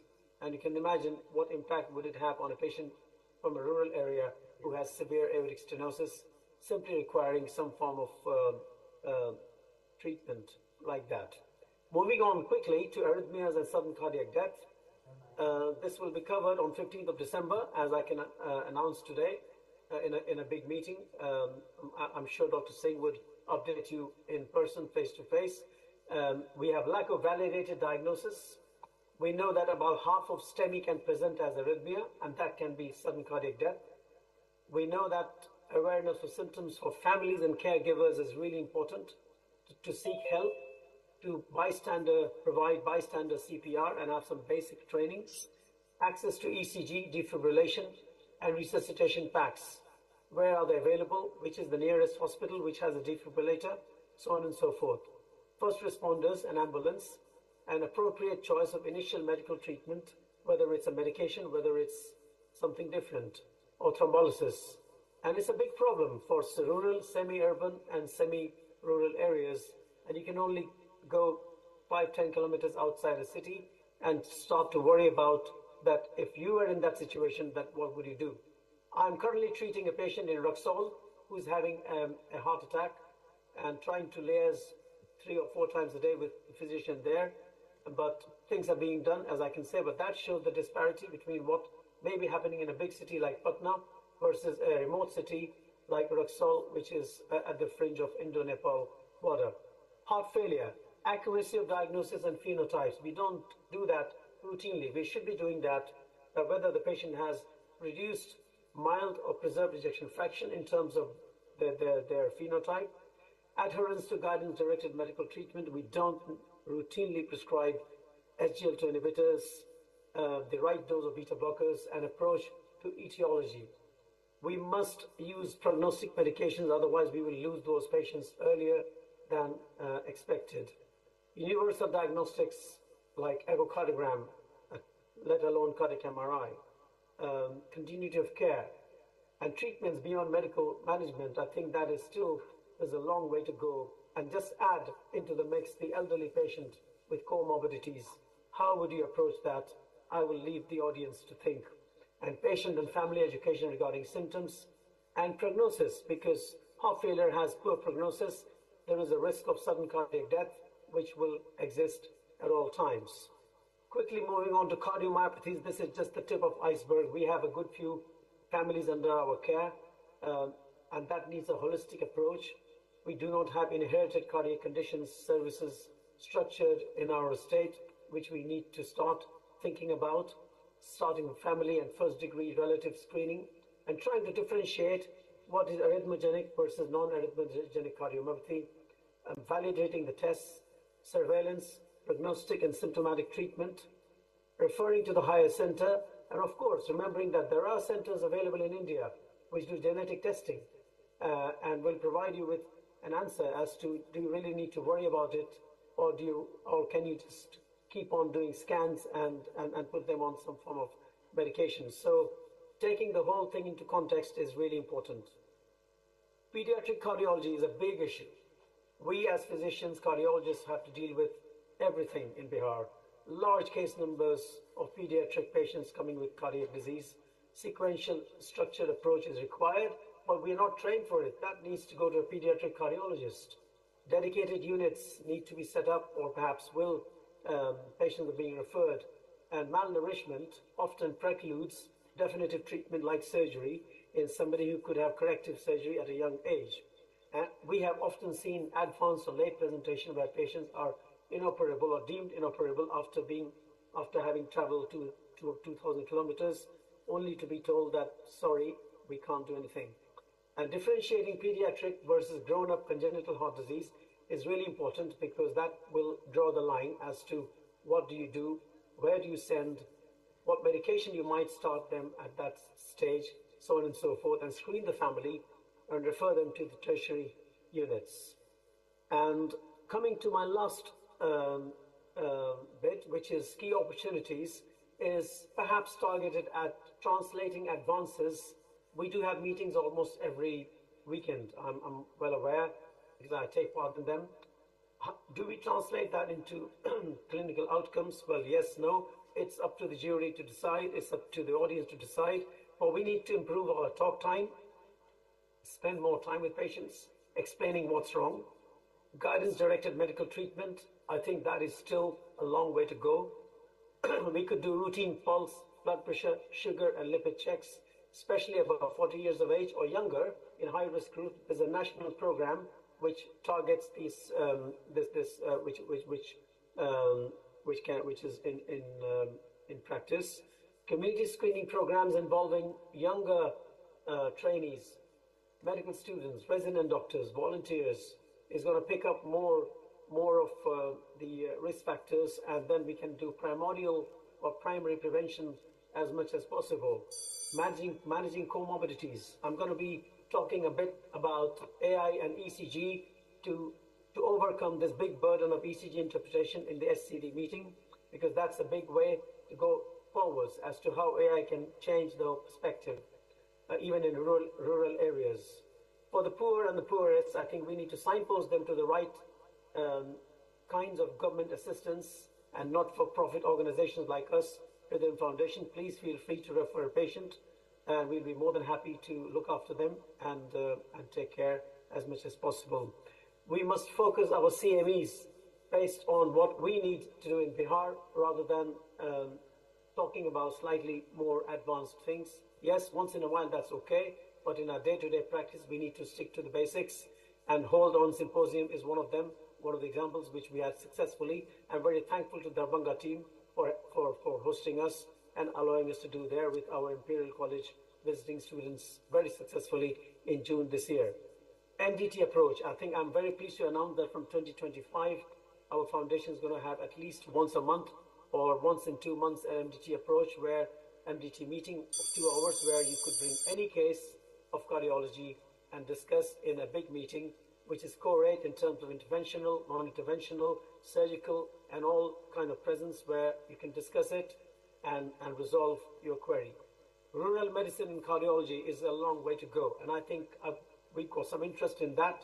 We should have 24/7 assessment centers, pharmacies, public access DFIBs, community champion. The only reason why my patient had to travel to Roxol because there was no pharmacy there, there was no assessment center there. I was driving when I had to call, and the patient had to travel about 40 kilometers and then get assessed. I then had the ECG, so on and so forth. So that is a good example, live example 2 days ago of what disparity we're dealing with in Bihar in particular, and of course leading all into a holistic approach.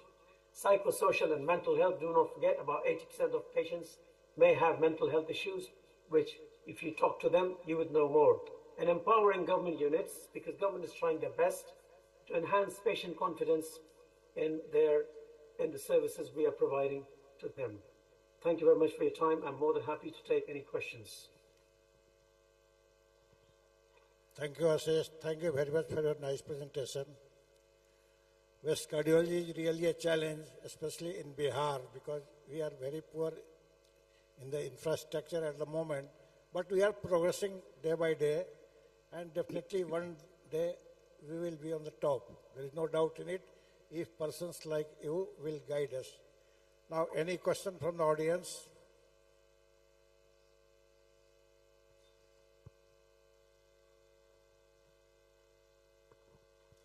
Sir, besides statins and azatimib, and since PCSK9 inhibitors are so expensive right now in Bihar especially, is there any other lipid-lowering agent you would recommend that you have seen as beneficial that I can prescribe to our coronary artery patients?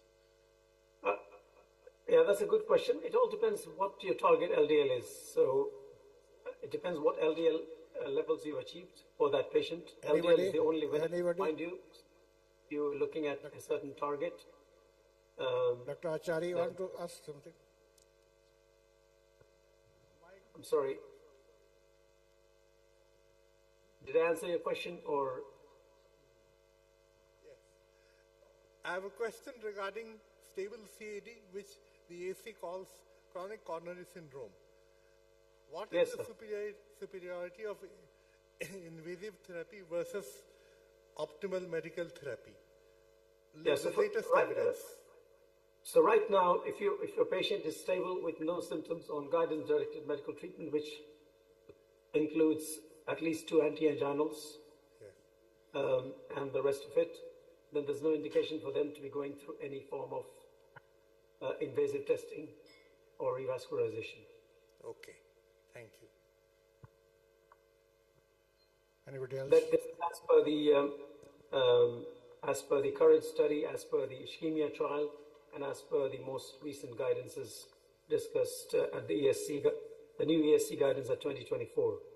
So that's we've learned over the years, that no matter how many stents you put in, it's not going to make you live longer unless it's a STEMI or an ACS scenario.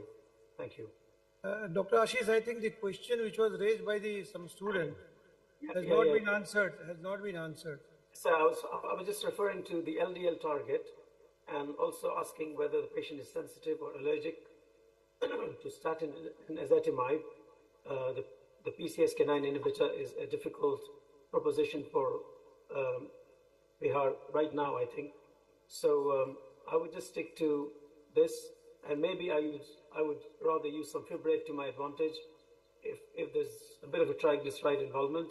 Otherwise, I don't see anything different available as of now to be able to really help. Statin is the only answer, and I would encourage trainees to start using 80 milligrams of atorvastatin, whosoever deserves it, as per the guidance for ACS, if not stable angina.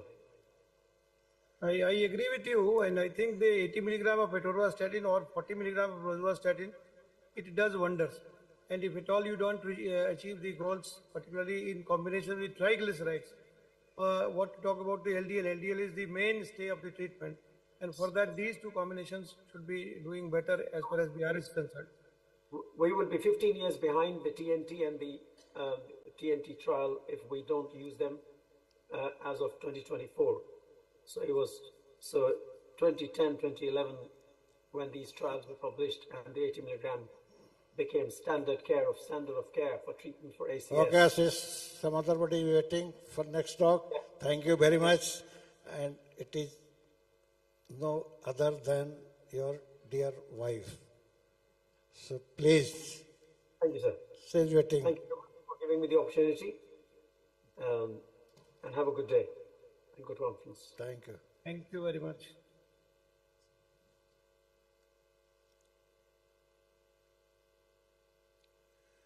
The next speaker is Dr. Smita Thakur, wife of Dr. Ashish Thakur, who has spoken just now. She is a general practitioner in UK, doing lots of job and lots of research and lot of study there, and giving knowledge to us as well in the several CMAs conducted by the Foundation. Dr. Smita, please.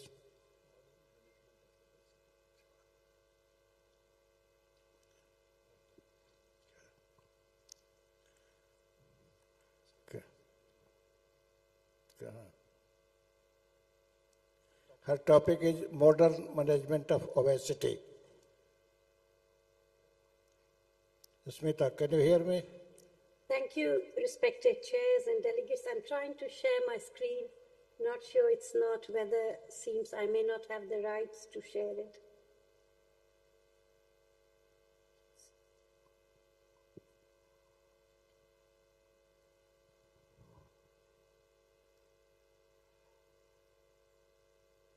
I'm trying to share the screen, but I'm not able to. Sorry for this. Can the IT team help me, please?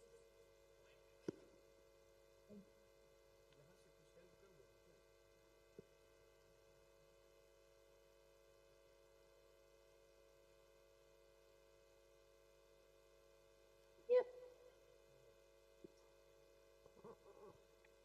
Can everyone see my screen? Yeah. Yes, okay. It's fine. Okay, thank you everyone, and sorry for this IT glitch. Respected chairs and the delegates, and I would like to thank the Bapicon organizers to giving me this opportunity to present this topic today at the Bapicon annual conference. What I'll be talking today is about modern management of obesity and some practical considerations. Today, just covering on these topics, which is very self-explanatory as per the slide. We all know it is an epidemic and a global problem and a public health threat as well, affecting 60% of the adults and 1 in 3 children. And global burdens shown in 2017 with BMI over 25% is associated with 2.3 to 2.4 million deaths in men and women, respectively. WHO has said obesity is a global health crisis, and the obesity estimates have nearly tripled since 1995, affecting over 650 million adults. And we all are aware that it's got increased risks of heart disease, diabetes, certain cancers, and significant mental health issues. Obesity came into light more so after the COVID-19 pandemic because it was linked with increased morbidity and mortality. This is just a slide showing the prevalence. So the states which are, the countries which are in red has got the highest prevalence, followed by amber and peach and then yellow. Beof Hearn, who is a dietitian at the Southeast Technological University in Waterford, he's defined obesity as an incredible complex disorder. And we all know that the previous advice that we used to give, eat less and move more, doesn't work anymore. There are anti-obesity medications which are evidence-based, which are prescribed by the clinicians, but they have to be used alongside your healthy diet, exercise habits, and then effective screening for diseases. This is just another slide showing the BMI levels, but we all know the limitation of BMI. It does not distinguish between fat and muscle mass, but we can use waist circumference as well. Various factors which are listed on this slide, but the overall burden of obesity is due to the lifestyle, and which seems to be the highest contributor. As I said in my previous slide, that it is a key factor for various non-communicable diseases, cardiovascular disease, diabetes, MSK, mental health issues, all these leading to low self-esteem, underperformance, immune dysfunction, and mortality. The prevalence is on the rise currently because of the low-cost food and lack of physical exercises, and it is a problem in both developed and underdeveloped countries. There are anti-obesity medications, but obviously they are used in line with the lifestyle advice.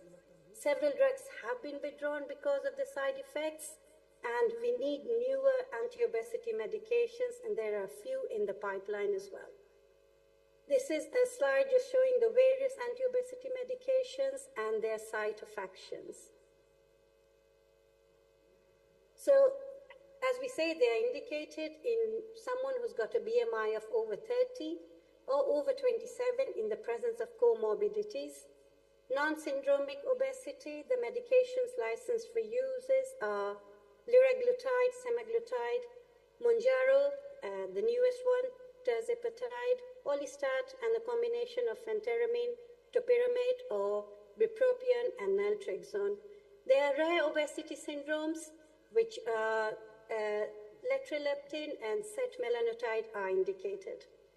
They act, majority of the anti-obesity medication, they act centrally, they reduce our appetite, increase the satiety, and slow the gastric emptying. However, until now, we do not have data to suggest that there is reduction in CV outcomes, which forthcoming data are awaited. This is a slide which gives you a chart flow of which medications to use in which condition, considering the comorbidities of the patient. For monogenic syndrome of obesity, which is very, very rare, less than 5% of all cases, it's setmelanotide, which we do not use very often because it's a very rare syndrome. Also for is metreleptin, which is a leptin analog, which was approved by the FDA in 2014 mainly for leptin deficiency in patients with congenital or acquired lipodystrophy and associated comorbidities. For medication for non-syndromic obesity, as a GP in the UK, I do prescribe Orlistat to my patients. Only consideration as per the NICE guidance is they should be losing 5% of their body weight in a span of 3 months to be able to continue the treatment. Phentermine and topiramate is licensed for long-term use in combination. Moving on, bupropion and naltrexone as well has a potential of 4.5% reduction in body weight, but the cardiovascular safety is questionable, and there are significant side effects like dizziness, dry mouth, and nausea. Saxenda, which was the game changer, it is a GLP-1 analog, half-life of 13 hours. It acts by increasing your insulin secretion, decreasing the glucagon production, and it delays gastric emptying and appetite. Its effects, though, relies on your oral glucose intake, and the side effects are gallbladder-related diseases, cholelithiasis, cholecystitis, pancreatitis. It is contraindicated in patients with history of pancreatitis, MCT, or MEN syndromes. The SCALE trial, which was undertaken, which is the satiety and clinical adiposity liraglutide evidence trial, included 4 randomized controlled trials, which compared liraglutide 3 mg once daily to a placebo, extending over 56 weeks. It was noted that in 63% of patients lost more than 5% of body weight, and 33% lost more than 10%. Semaglutide, Wegovy, which is also licensed for obesity, but only the injectable one. We have to be aware that Rybelsus, which is easily available in India, is only licensed for diabetics with obesity. Oral semaglutide is, as such, as of today, is not approved for obesity treatment per se. The dose is the injectable dose, 0.25 mg, and is titrated every 4 weeks until the max dose of 2.4 is reached. And its effect on heart disease and stroke patients, which is the SELECT study, is still ongoing. The side effects are GI-related mainly, and the contraindication similar to liraglutide, as was said, it is MEN, pancreatitis, and medullary carcinoma thyroid. The STEP trial, which looked at semaglutide 2.4 mg weekly dose as compared to placebo for 68 weeks, the trial reported a weight reduction of around 15% in the intervention group compared to only around 2.5% in placebo group. Then STEP 8 trial looked at semaglutide 2.5 mg weekly dose to liraglutide 3 mg daily injections, and the semaglutide arm showed a reduction of around 16% as compared to only 6.5% for liraglutide. So it is a significant, in terms of semaglutide as compared to liraglutide. But then the game changer is Mounjaro, is tirzepatide. This is the newest anti-obesity medication, which is a dual co-agonist, GLP-1, GIP-1. It has been approved by FDA for obesity, but that's in the US. Across the Atlantic, in England, we only can use it for diabetics with obesity. And a meta-analysis which compared 7 randomized controlled trials said they reported around just under 10 kilogram of body weight loss with tirzepatide or Mounjaro 15 mg subcut weekly injections, comparing to semaglutide 2.4 mg. So the weight loss is significantly more than semaglutide. Going on to the SURMOUNT-1 trial, where the efficacy and safety of tirzepatide once weekly in patients without type 2 diabetes, who were obesity, overweight, and had weight-related comorbidities. There was a weight loss of, with 15 milligram, was around 21% as compared to just around 3% for the placebo group. Only recently in the UK, there's been reported one death with Mounjaro, and only yesterday was in the local BBC News that about 16 patients has been admitted with various significant side effects. So we'll know what are the reasons, because this Mounjaro is very readily available to buy online. So people are just buying them for weight loss without being approved by a clinician. So we've talked about Mounjaro, that's the various doses and how we up-titrate it. The maximum dose is 15 once weekly. As a GP, I prescribe Mounjaro to my diabetic patients. I can give 2.55, but as per my local guidance, if the patient needs more than 7.5, I have to get an approval from the local endocrinologist.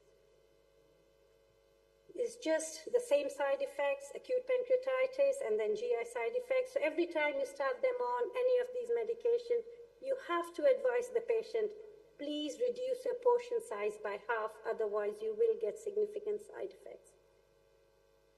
It's not licensed to be used in those wanting fertility treatments or wanting to get pregnant, or during pregnancy, lactation, and pediatric population under 18. This is just a chart showing the amount of weight loss. You can see Orlistat versus tirzepatide 15 milligram, and the difference that each medication causes in the obesity treatment. This is just a slide with the side effects, adverse events, and contraindications. In summary, lifestyle change, healthy diet, and exercise is the foremost, and we should be sticking to guidelines and MDT approach, where you have an endocrinologist, a general practitioner, a physiotherapist, an OT, dietitian. So the overall MDT approach for weight reduction. There are new anti-obesity medication in the pipeline, which shows promising results. This is just very briefly about dietary and other interventions, promoting physical activity. And the WHO says there has to be a coordinated partnership when you're dealing with obesity. Various surgical options, we've got gastric bypass, sleeve gastrectomy, and adjustable gastric banding. In the horizon, methylphenidate, which is used for ADHD treatment, is going to be very soon approved for obesity treatment. Obviously, technology, we should never underestimate. There are good things of AI and technology as well. Fitness trackers, mobile app, behavior tracking, and there can be personalized medicine in future obesity care. Long term, the main thing is relapse to regain the lost weight, so that should be an important point to consider. CBT, motivational interviews, and the family support from the peers. These are important things to consider as well. So we know it's the biggest health challenge. There should be national policies.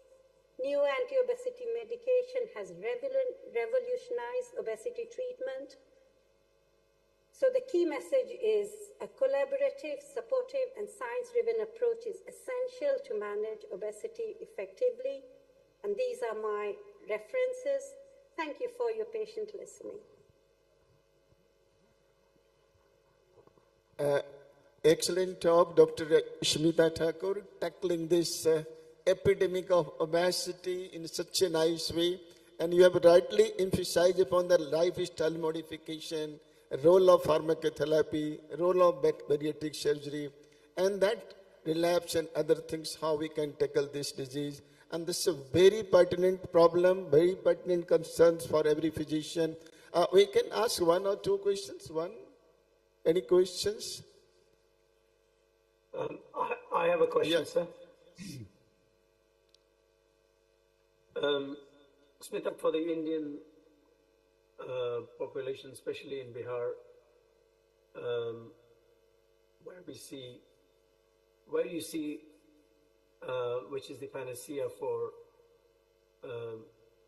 weight management therapy? If you had to really choose one medication, which one would you choose and why? I think we'll go by the gold standard of lifestyle, considering the availability and the economic burden or the financial burden on the big cohort of patients who are cannot afford these medications, which are really very, very expensive, to be honest. So lifestyle advice is the foremost. And a linked question, of course, is that do you still think that we are underutilizing metformin, which could perhaps come to our great use if we really gave metformin in the right doses or maximum doses tolerated as much as possible? Metformin would only be used in patients with diabetes. So considering patients who are not diabetic and obese, that wouldn't be an option. Oh, okay. Thank you. Yes, come in front and ask the question. Please be quick. Mic though. Excuse me, metformin can be given in non-diabetic also. Ma'am, in a patient of obesity, you have put on calorie deficit. Do you start lowering his calories as he's losing weight, or you put him in a calorie deficit that he'll stick to the end of his goal weight? So what we normally advise when we initiate any of these medication, be it Wegovy, be it Mounjaro. Mounjaro obviously in the UK is not licensed for obesity. It's for diabetics, but Saxenda is used and Wegovy for weight management. So the advice is given is that when you initiate this medication, you tell them to reduce their portion size by half. Thank you, Smita, for the excellent session and joining the Bapicon and making it enriching our knowledge. Thank you very much. Thank you. Sir, over to Dr. Baby Thakur. Yeah, I would like to welcome Dr. D. Nageswar Reddy, who is the chief of Asian Heart Institute. He has got many laurels at his credit, but above all, he is a good, ethical, very friendly human being above all. On microbiome's current usage, current understanding and clinical practice. Dr. Nageswar Reddy, please. Thank you very much, sir. At the outset, I'd like to thank the Bapicon and also Dr. Thakur and Dr. Sudhir Chandraja for this, giving me this opportunity to talk on a subject which is very important. My greetings also from the Asian Institute of Gastroenterology, Hyderabad, where we are involved in the current research a lot in this area. So microbiome has become extremely important, as you can see from the various publications that are coming, and for physicians it's become important to know about them. Even my understanding of microbiome a few years back as a gastroenterologist was not very high. In fact, what happened was, as you can see, that I started getting interested after this incident. One of my friends was driving back in the night after a New Year day, going home. He has not taken any alcohol. He was a teetotaler, but the machine which the police were testing showed very high levels of alcohol. He was arrested immediately because in Hyderabad they are very strict about drunken driving, like in Patna also, I'm sure, and he was immediately arrested. And therefore, at that point of time, he called me up and said, I didn't take any alcohol, but the meter is showing alcohol. I rang up the Director General of Police and told him, look, he is not an alcoholic, he doesn't take alcohol. But the Director General said, unfortunately, the meter is showing alcohol, we cannot do anything. It is then I took interest and went into this, and I found that there is something called auto brewery syndrome, which means there are some bacteria in our gut which can convert high carbohydrate food into alcohol spontaneously. So you don't have to take alcohol. You just eat a high carbohydrate diet as he has done, and this carbohydrate diet is converted into alcohol by these bacteria. And in this case, we found that he had a lot of Klebsiella in his gut, and this Klebsiella got converted the food into alcohol. So then I realized the importance of gut bacteria, that this can do so many things, and we are still not aware. And I went into this in detail. So let me explain very briefly what is gut microbiome and what its clinical consequences are for the physicians. Gut microbiome, when you say gut microbiome, it's the environment where bacteria, fungi, viruses, cells, all are there. But predominantly it's the bacteria.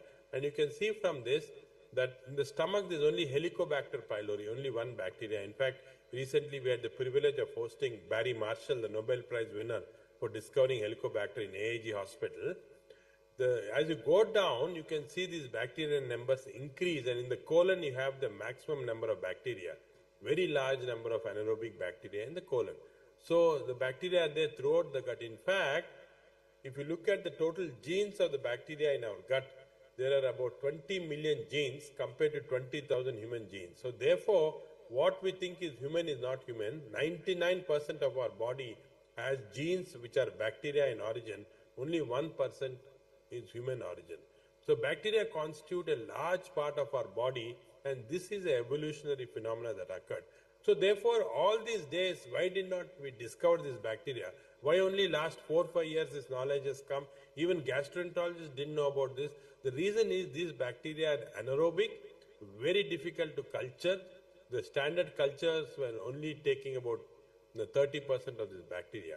But new technologies came in the last 5 years. These are called metagenomics, metatranscriptomics, metaproteomics, and the metabolites of bacteria called metabolomics. All these technologies in 5 years has resulted in understanding these bacteria better, and we now know that in our human body there is 1,000 species of bacteria, 1,000 species, different bacteria. And all this can now be analyzed by these techniques or technology. So we know that the different types of bacteria, the good bacteria are there, the bad bacteria are there, predominantly Bacteroides and Firmicutes are the two types of bacteria in the body. And the good and bad bacteria constantly in the balance in the gastrointestinal tract. Now, what determines what type of bacteria you have in your gut? There are three important things. The type of delivery. If it's a vaginal delivery, good bacteria. Cesarean delivery, bad bacteria. Environment. Any antibiotics is used, that causes bad bacteria. So up to 6 months of years in a child, you should not use any antibiotics because of bacteria. And also what the mothers do with breastfeeding. Breastfeeding is done up to 6 months, good bacteria. No breastfeeding, bad bacteria. So all these things will determine what bacteria, because what bacteria you have in childhood results in allergy, asthma, obesity, autism, everything. All these are determined at the childhood itself. So unfortunately, how we are born, vaginal, cesarean delivery, what antibiotics was used in the first 6 months of life, and whether your mother has done breastfeeding or not will determine whether you have good or bad bacteria. And this is something that we cannot determine. But a few words are important to understand. What is probiotics? We commonly talk about probiotics are substances which have bacteria in them. For example, yogurt, kimchi, cheese, all these contain bacteria in them, and they are good for us if they have good bacteria. What is prebiotic? Prebiotics are food which contain high fiber, and this fiber is taken up by bacteria, so they form the basis of bacterial energy. So things like apple, especially onion, garlic, all this can give rise to good bacteria in the gut. So these are the two terms that should be available. So what do the good bacteria do? The good bacteria produce the short-chain fatty acids, butyrates, acetates, propionate, resulting in intestinal mucosal health, gut immunity, systemic immunity, metabolic regulation, anti-obesity, and all these things, including also atherosclerosis is prevented by good bacteria. Now you may say that why not we give these short-chain fatty acids if they are produced, and that can say no. If you give only short-chain fatty acids, it is not effective because it's the whole environment. The bacteria, the proteins they produce, the short-chain fatty acids they produce, all together acting to produce the benefit that we get from this bacteria. For example, If you take almonds, you are told to have it's good. But almonds contain tyrosine, and tyrosine itself doesn't do anything. Tyrosine is changed by the bacteria into dopamine and epinephrine. And we know that dopamine is good, it goes to the brain. Epinephrine is good for, it goes to the brain. So all these hormones which are in the body are now produced by the bacteria in the gut and transformed. Similarly, there is a substance called TMAO. TMAO actually determines our cardiac health, and that is produced by the bacteria. And that's why if you have low tyrosine, low dopamine, bad bacteria, you feel drowsy all the time, you're not active.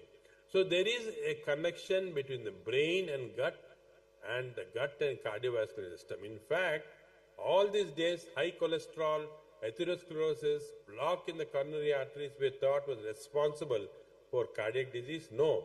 Now we know that a substance called TMAO produced by the bacteria, we can estimate it in the gut, can result in cardiovascular disease. So these are, I think, there's a very nice association that we find. The association is also very clear from this. If you take autistic children, take the bacteria and give it to rats, these mice will become autistic. In fact, in Hyderabad, there's a very large pediatric hospital where autistic children are being treated with fecal microbial transplantation from healthy donors. And these autistic children are becoming normal. Very interesting. Also, look at this very important study published in Nature. If you take the fecal matter of obese mice and feed it to germ-free mice, the germ-free mice will become obese. But if you take the fecal matter of lean mice and feed it to germ-free mice, the germ-free mice will become lean. So it's actually the microbiota in the gut that determines obesity, metabolic syndrome, and so on. This is a very, very important aspect that we have been neglecting before, and this is something that we should know.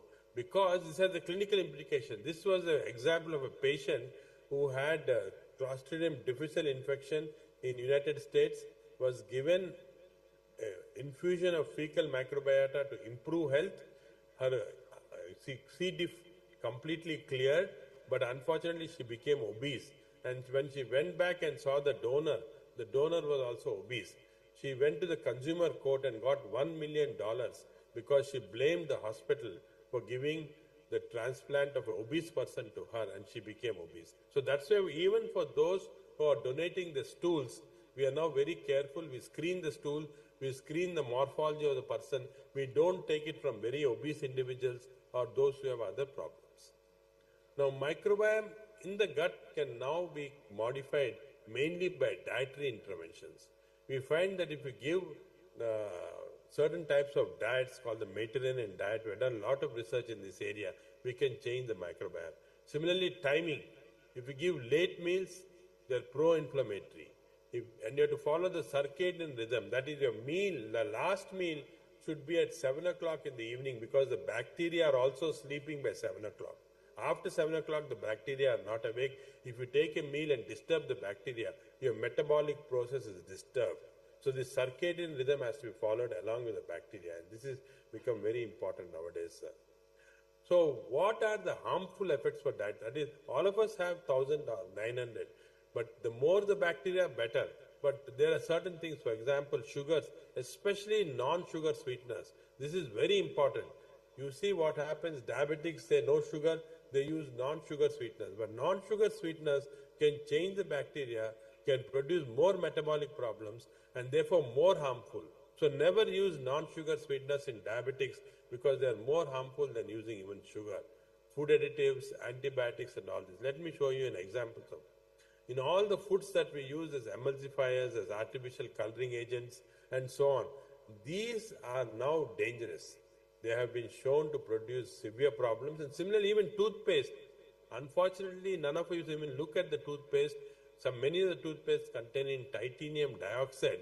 When you're brushing your teeth, if you swallow a little of your toothpaste, this titanium dioxide goes into the gut, changes the bacteria and produces severe effects. So always look at the toothpaste contents, what they are, so they can be problematic. So all the processed foods, ultra-processed foods, all these fast foods, chips, and all these things have additives, preservatives, and all this change the bacteria. These foods are not problematic because of the calories. They have calories, some, but more problematic because they change the bacteria into bad bacteria, which can give rise to metabolic syndrome. Unfortunately, in India, antibiotics are used in a large part. So now for this bad bacteria that's coming in our country, combination of antibiotics, food preservatives, emulsifiers, non-sugar sweeteners, and of course we use a lot of PPI, NSAIDs and all. All these are causing the problem. Even very clean atmosphere like we have now is not very good. Stress also changes the microbiome. Now, why are we so interested in microbiome? Coming to the clinical aspects, this is very important because many diseases have been shown to be associated with this alteration of microbiome. We know Clostridium difficile diarrheas, but IBD, inflammatory bowel disease, COPD, rheumatoid arthritis, asthma, many cardiovascular diseases, obesity, diabetes, cancer, all these are associated with altered microbiome. And therefore, if we manipulate the microbiome and get them back to normal or good bacteria, these diseases can be resolved even without resorting to conventional therapies. You can do it by but most important, I want to concentrate on the treatment we have now started at the AAG Hospital, Hyderabad, fecal microbial transplantation. Now, fecal microbial transplantation is to take the feces of a healthy person who does not have any of this disease and give it to a donor to treat that, less like blood transfusion. The dysbiosis is corrected. You can do it via colonoscope, you can do it rectal enemas, we can put a nasojejunal tube and give it, or capsules are available now. For example, this is a patient with ulcerative colitis. I have put a special tube in colonoscopy, and in the right colon, I am now giving him fecal microbial transplantation, and you can see that this solution that goes inside, we leave it in the gut, and we found that this is very effective in once a week we can do. Similarly, in nasojejunal tube, we can infuse the fecal matter from a healthy donor. Nowadays, we are getting these capsules. These capsules are expensive. They're available in New Zealand now, but even here we are starting to make. They can make capsules containing healthy fecal matter, so that 6 capsules a day will be very helpful. You can see this. We are even starting stool banks where stools can be.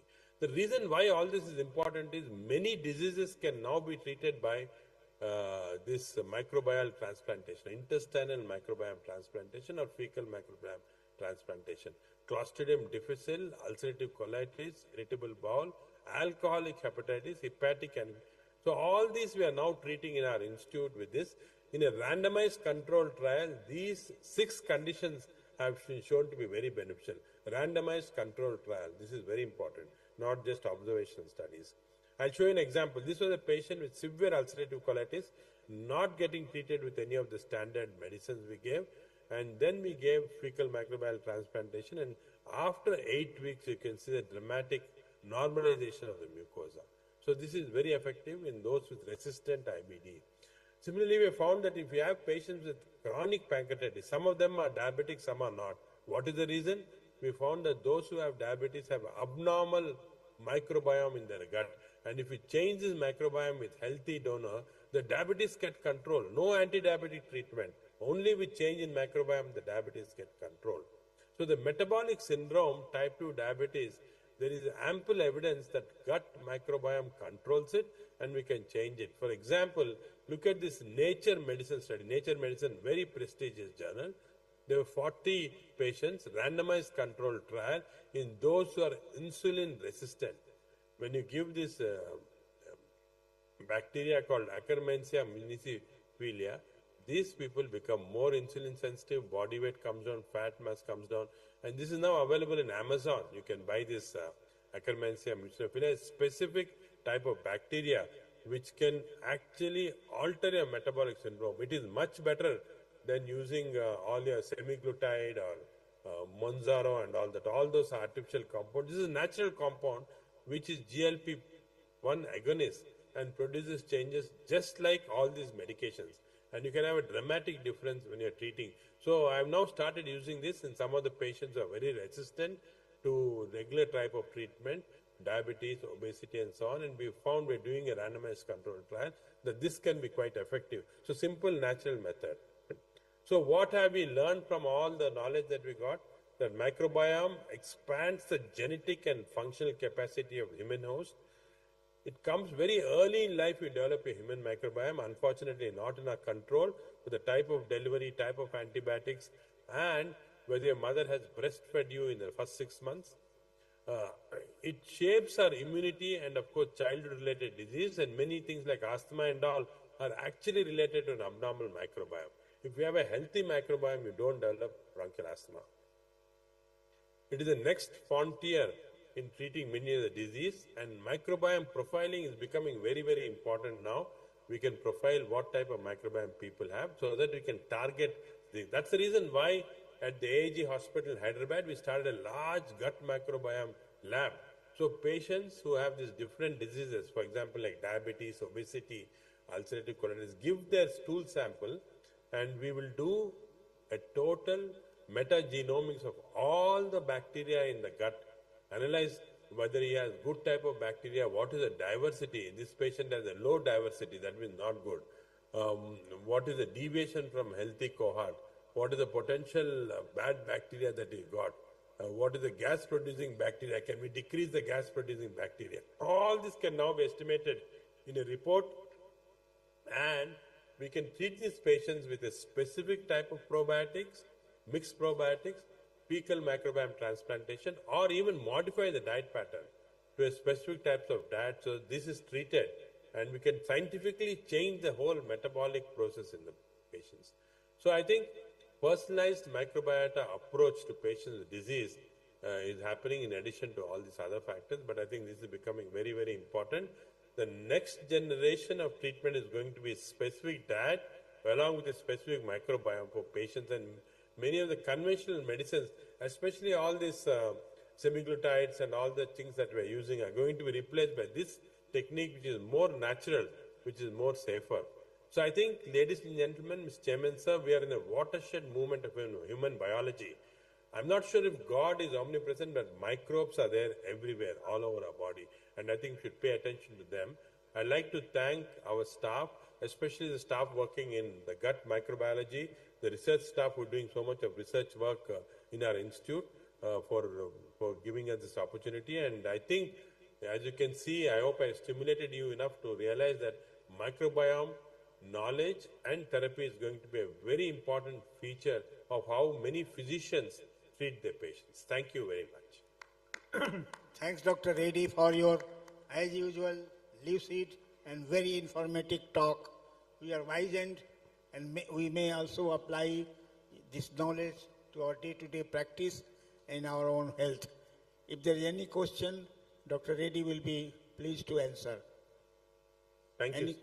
Any question, please?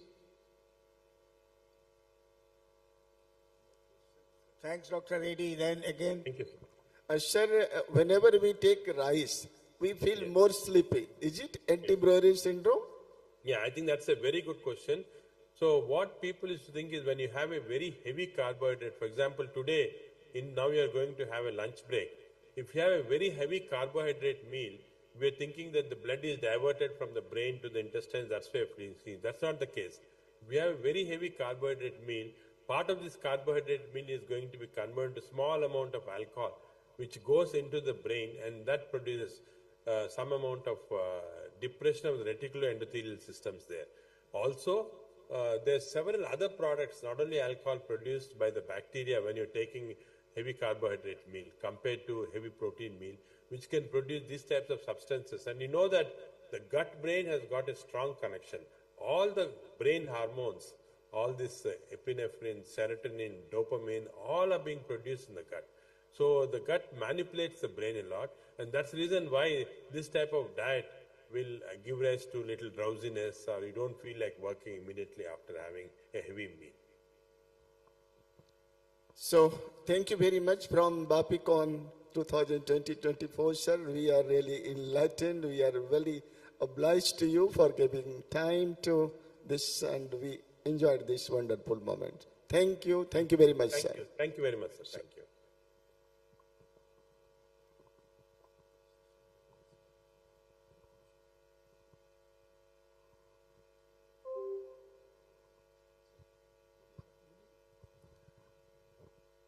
Now the next talk is by none other than Dr. Hemsankar Sharma. he was likely to come, but because of some unavoidable reasons,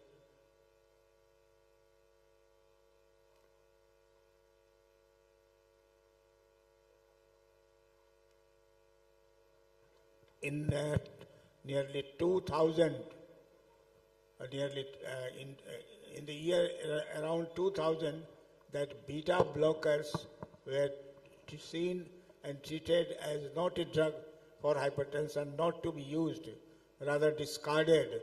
But thereafter, now it is again revisiting, of course, in some states of the patients. Dr. Hem Shankar will be enlightening us on all. Sir, thank you very much. I think I am audible. So go ahead. May I request the persons over there to share my all those slides which I have sent them earlier. My slides are already there with Sudhir.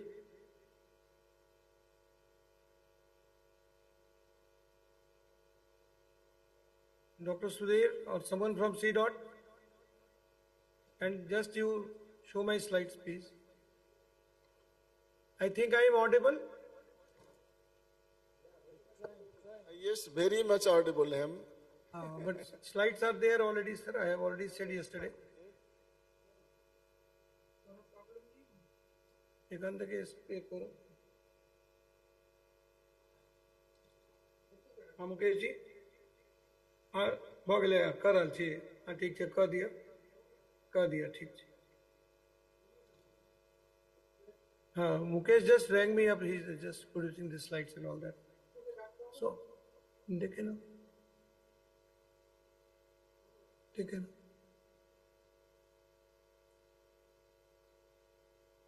So the things I am going to talk is about beta blockers. And there was a time in 2018 when the European Society of Hypertension almost shut down the role of the beta blockers and taking it away from the first A, B, C, D of the management in the hypertension. But there has been a reversal these days.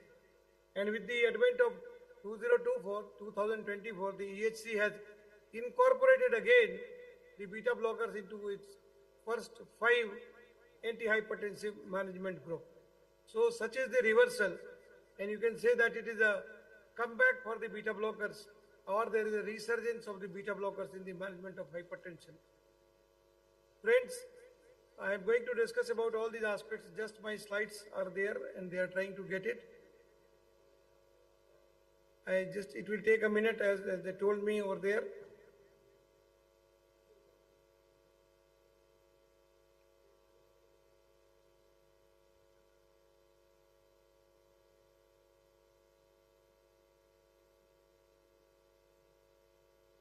Three dots. हाँ मुकेश जी हाँ तो start करो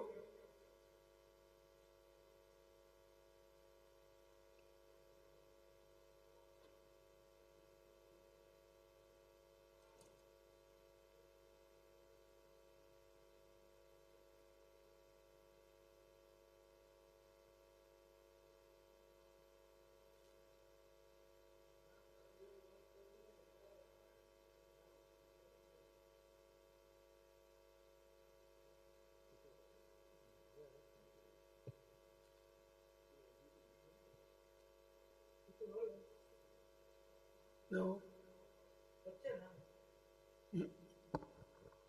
Shankar, you can talk without slides.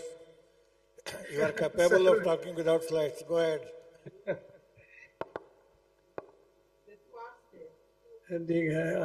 Okay, sir, I will try. Just give me 30 seconds. Just give me 30 seconds.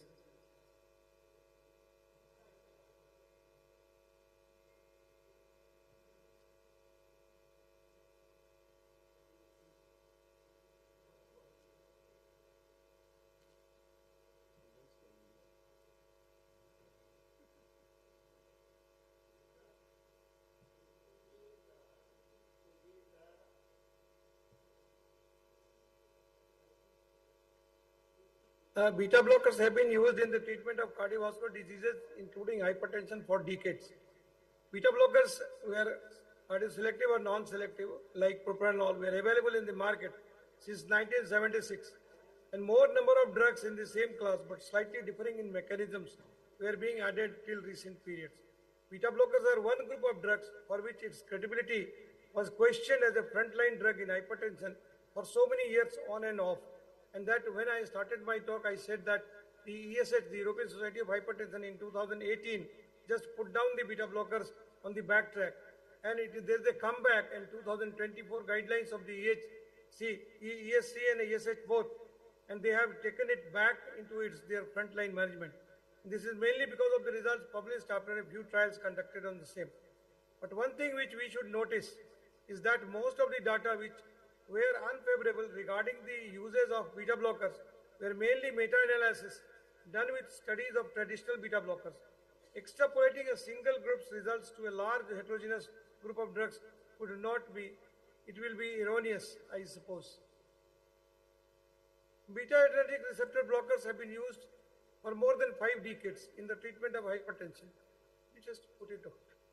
Go into the screen, we have already loaded. Load kiya hua hai us pe. वहाँ पे top पे कहीं पर उसने खोल यहाँ ये previous thing this one yeah इस पे डबल क्लिक करो हाँ डबल क्लिक करो हाँ ये पावर पॉइंट आ गया ये आ ठीक है अब यहाँ आ जाओ नीचे हाँ स्लाइड शेयर में चलिए इसको ऑफ करो yes. Thank you. So there is someone to rescue me. Since the year 1973, various trials were being conducted on various properties of the beta blockers. The effectiveness of beta blockers in reducing cardiovascular morbidity and mortality has been confirmed by recent meta-analysis that has specifically examined their impact on the treatment of hypertension. However, these studies have focused primarily on younger patients and have found less evidence of an effect on older patients. This is because older patients who take beta blockers have already at high risk of stroke when compared to those who use other antihypertensive medications. Cooper and Khan's meta-analysis also finds that this class of drugs lowers the cardiovascular endpoints in young patients, indicating that age may be a mere significant influence than beta blocker of the choice.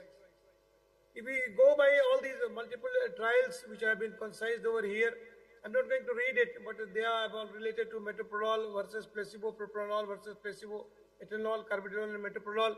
All the end results, they lead to that it improves the cardiovascular mortality, particularly the post-MI group and in the younger individuals. Secondly, it has got stable improvement in other conditions as well. Beta blocker status in chronic heart failure, it was supposed to be a hazardous drug, as was conceived in 1975. And till now, currently, we all go by the trials of CBIS 1994 US carbidopa heart failure study, group CBIS 2, and Merit HF, and all other randomized controlled trials which have been published by the various groups. This is supposed to be one of the most effective therapy in the management of chronic heart failure. The mechanism of action is they are competitive antagonists that block the receptor sites for the endogenous catecholamines, epinephrine, adrenaline, or norepinephrine, noradrenaline, or adrenergic blocker receptors of the sympathetic nervous system. Some block activation of all types of beta-adrenergic receptor, and others are selective for one of the 3 known types of beta receptor, beta 1, 2, and 3 receptors. Beta receptors are found on cells of the heart muscles, smooth muscles, airways, arteries, kidneys, and other tissues that are part of the sympathetic nervous system. Blockade of different beta blockers brings desired pharmacological effects in different setups. If we just take into consideration with a flow chart, the beta blockers lead to a suppression of the cardiac beta 1 adrenergic receptors. It cuts down the myocardial contractility and decreases the stroke volume, decreases the heart rate, and thereby filling of the heart rate, the diastolic period increases. The cardiac output, it goes down, the blood pressure and afterload goes down, coronary perfusion increases, myocardial oxygen demand goes down, but the myocardial oxygen supply is improved. And this is the total combination which works through increasing the heart rate, the sympathetic system which works through the increasing the heart rate, increasing the contractility, increasing the conduction velocity are all antagonized by these beta blockers, which are towards the good use and ultimately leads to improvement in the myocardial. And with GI, with genitourinary more predominant in male, 8:1. There is a difference. Age of onset is usually much younger adults as compared to the other two. Sacroiliitis is in about 40% of the patients, whereas 100% of patients in angst-pond will have sacroiliitis. Symmetry of sacroiliitis is always asymmetric. I'll show you pictures later on, whereas there is a symmetric sacroiliitis. What you mean by symmetric and asymmetric is that the grade of sacroiliitis on both the sides is same in patients with ankylosing spondylitis as compared to reactive. Reactive arthritis, you can have bilateral sacroiliitis, but usually the grading is different. You know, one side is grade 1, the other side is grade 2 or grade 3, something like that. Peripheral arthritis is more common with reactive because you get knee involvement, ankle involvement, which is very common. Distribution is basically lower limbs with axial involvement can occur, but it is not that common as compared to ankylosing spondylitis. HLV 27, I said almost about 40 to 60% that you may get. It's much lower as compared to angst-pond, and you get associated uveitis in 25% of patients with reactive arthritis. As far as lab tests are concerned, you need ESR and CRP just to show that how much is the level of inflammation, because it's going to correlate with the level of inflammation, and as you treat, it's going to be monitoring the response to your treatment. Normocytic, normochromic anemia when you go into a chronicity.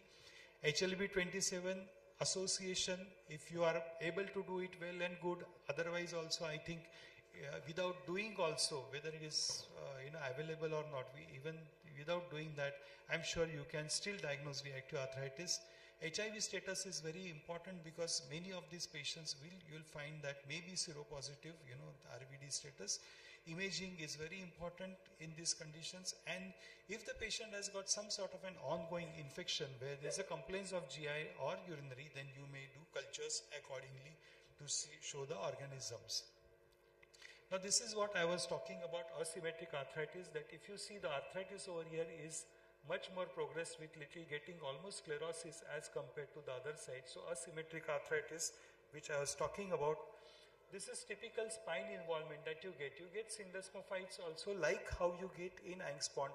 However, if you see in angst-pond, you always get bamboo spine, always symmetrical, continuous, typical syndesmophytes. Whereas here, you get asymmetric, this thing, you get some sort of a skip lesions. You get at one level, you get other, sometimes there is a skip and there is a symmetry. That's very important in patients with reactive arthritis as well as with psoriatic arthritis. You will never get a typical bamboo spine with these two. Bamboo spine is only with angst-pond that you will get.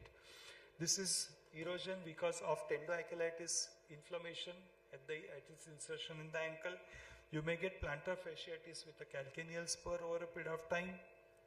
This is scintigraphy, which is done, in a patient who has got spine involvement, reactive arthritis. You are getting the very high uptake in the region of sacroiliac joint as well as the vertebra because of the fascicle joint involvement. What are the predictors of severity? Which patients you should worry in patients with reactive arthritis? If there is hip arthritis at the presentation, you have to be worried because these are the patients which are going to be severe and going into chronicity. Patients having very high ESR, which is more than 30, poor response to NSAIDs, lumbar spine stiffness, so spine involvement, early spine involvement, patients having dactylitis, patients who have got very early age onset of reactive arthritis, and those who have got HLA-B 27 positive. These are the patients who are going to go into a more severe disease and is going to go into chronicity. So when you talk of treatment, first you think of a short course antibiotics because you don't know if the ongoing infection is there or not. Sometimes when the patient comes, there is no absolutely symptom that is related to infection. Then there is a dilemma. And I feel that a short course of antibiotic is good because many a times a low-grade lingering infection is going on in somewhere like, in either in GI tract or genitourinary, and you need to clear. If there is a chronicity of a low-grade infection, then there is always a chance of these reactive arthritis patients going into chronicity.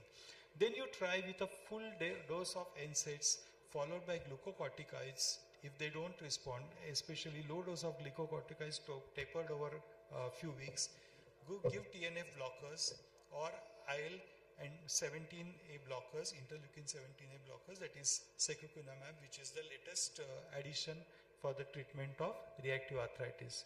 So depending upon whether there is an infection which is going on, what type of infection you are suspecting, I think it's one's choice depending upon what is your experience about response to those antibiotics. Giving proper full dose of NSAIDs, I think, is very mandatory. You can even follow it with low dose prednisolone if it is not giving complete infection response. COX-2 inhibitors or giving plain indomethacin is one's choice how you give. However, just give an adequate dose and look for the side effects of NSAIDs, that is important. If patient is non-responsive, then the next is adding sulfasalazine, because this is a spondyloarthropathy, so it is going to show good response to sulfasalazine, or you may add methotrexate depending on your choice, but I always feel that sulfasalazine is always a better drug in patients with spondyloarthropathy treatment rather than giving methotrexate as first line thing. Then if there is an axial involvement, the benefit is better with TNF alpha blockers. Which one you give is again your choice, infliximab or whatever you want to give. Depending upon your convenience, you can add one of the TNF alpha blockers. If there is a monoarticular disease and some one joint which is not subsiding, you may think of giving intra-articular steroids just for to tide over the time. And if absolutely nothing works, patient has got severe arthritis, patient has got severe skin lesions, then you may give secukinumab. So you give treatments according to, even additional treatments according to whatever you want to treat. Like if the patient has got keratoderma, either topical steroids or methotrexate, or as I said, that secukinumab, you give, the lesions will dissolve very fast. For balanitis and succinate balanitis or oral lesions, you can apply some topical steroids. For uveitis, again, if there is a severe uveitis, I think one may have to go for TNF blockers apart from other treatments. So prognosis usually is that you get a full recovery within 3 to 18 months of the onset. Chronic spondyloarthropathy occurs in about 15% of the patients. It depends upon the triggering pathogens, presence of HLA-B27, and if there is a family history of spondyloarthropathy, apart from the factors which I already told you for patients going into chronicity. This is just a simple case which I just want to tell you and show some pictures. The 24-year-old male which we treated just about a year back, which came with pain and swelling of right knee, left ankle, low back pain for 1 month, swelling of left second, third finger and left second toe.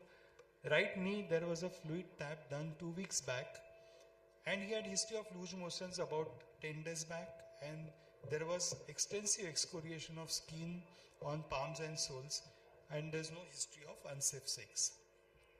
So when he came, he had these cutaneous lesions, he had these sort of lesions all over across the body, extensive skin lesions that are there. These were his soles. These were his nails, complete dystrophy of the nails, very, very dirty looking, all lesions, and he was really in distress because he was already treated outside with NSAIDs and sulfasalazine and whatever. So what we did was we started him on TNF blockers. After 3 doses also, I thought that probably there is hardly any response, and therefore we thought of giving him secukinumab. And after secukinumab, you see that clearance of the lesions that are there. It looks totally like, there is a total change over there, and over a period of time, they slowly cleared off, and you will find that there's hardly just about little bit of pigmentation that is remaining. But see, over a period of time, the nail growth is normal, and over the soles and palms are absolutely clear. So that's what secukinumab can do wonders in patients which have got severe disease with reactive arthritis. So just points to remember is that always try to take the history of infection which is in a recent past. See what are their factors which patients are going into chronicity. Look for what treatment patient requires and stage his treatment so that you achieve the best possible results. And again, one more thing is that always the suspicion in your mind of an acute young adult that comes with a history of onset of arthritis in just about 2-4 weeks, with lot of large joint effusions, you should raise a suspicion of reactive arthritis and think about it. Thank you very much. Millions have sit here. Before giving the memento, I will ask Dr. Sudhir Jha to say something in the memory of Dr. Sivnarayan Singh, because this is the oration. So, thank you, sir. I want to say few words in the memory of person in whose name this oration is dedicated. Yes, I am talking about Dr. Sivnarayan Singh, Dr. S.N. Singh, shortly known as. If a man can bridge the gap between life and death, if he can live on after he is dead, then truly he is a great man. As goes the saying, Dr. Sivnarayan Singh still lives in the minds and hearts and actions of living legends of medical science of this part of the country.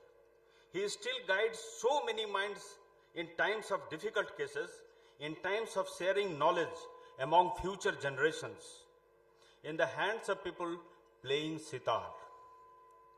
Anecdotes about him still go about in medical rounds of Hathua ward of Patna Medical College. Stories galore are still told about his unique ways of seeing patients told by oldies to the grandchildren. Sivnarayan Singh still lives in the minds of millions, particularly when it comes to the talk of issue of treating poor patients. No personality can match or surpass Dr. Sivnarayan Singh. Born at Jasor, the then East Pakistan, on 2nd February 1925, in an average family, Dr. Sivnarayan Singh had a normal childhood. His parents then shifted to Devghar the same year. He did his early schooling from Devghar, and because of his extraordinary intelligence and competence, he got admission in ISC in the prestigious Science College of Patna. He got admission in MBBS in PMCH in 1948 and went on to do his MD also from the PMCH. He started his career as tutor in the Department of Physiology, Darbhanga Medical College. That is a very important point to highlight for us. And then shifted to PMCH as RMO and served there as assistant professor, associate professor, professor and HOD till 1983 when he retired. He was actively involved in undergraduate and postgraduate teaching and examinership in Bihar and other states. He was loved and liked as one of the best teachers ever of his times. He had compassion for his students, colleagues, patients, and people at large. He had a very multifaceted personality, a very lovable and jovial person. Sitar was his first love and was class 2 radio artist. There are anecdotes when after seeing a lot of patients, when he used to get bored, he used to go to a side room of his and play sitar for a while and then again come back to see the patients. He kept serving the society with a fees of rupees 25 only till 23/12/1991 when he breathed his last in a musical concert. Dr. Sivnarayan Singh, the legend of legends, he lingers in our memory. He is evergreen, he is ever etched in our memory. Thank you. We are really feeling proud to chair the session which is in honor of late Dr. Sivnarayan Singh. As it is a honored orations, no questions is allowed. But now I request Dr. Milind Natkar, and it is time to felicitate. Please accept small token of. To grace this important occasion, I will also invite organizing chairperson Dr. UC Jha and Secretary Professor R.K. Das to kindly come to the stage and be part of this historical moment.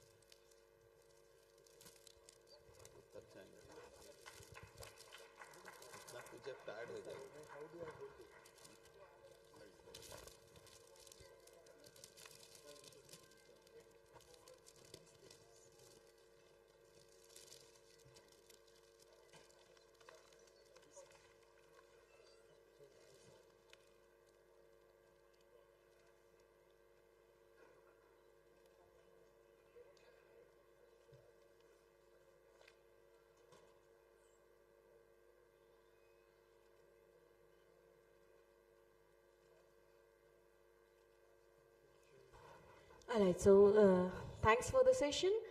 Thanks to all the doctors present here. And this is our last session. This is our last topic basically. And we'll take some, will not take much time because we are already running out of time. So, and we have a big inauguration part after that.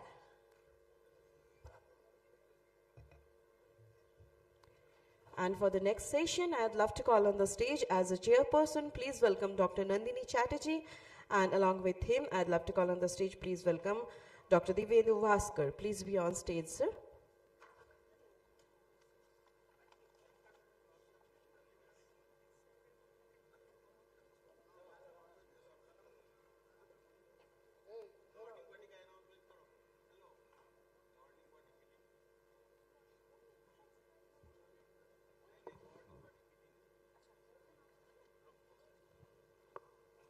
Now, governing body meeting, executive committee meeting and Bapicon 26 preparation meeting will be done by the governing body in this hall only.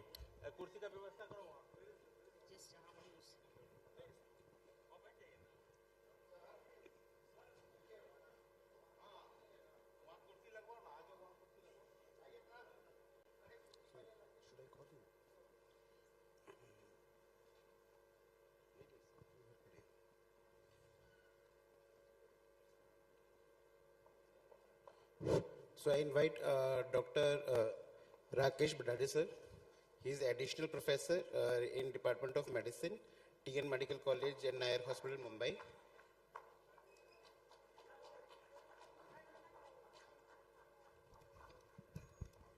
So his topic is update on PADIS on ICU, in ICU. Sir, over to you, sir. Thank you. Thank you organizers for inviting me for Bapicon.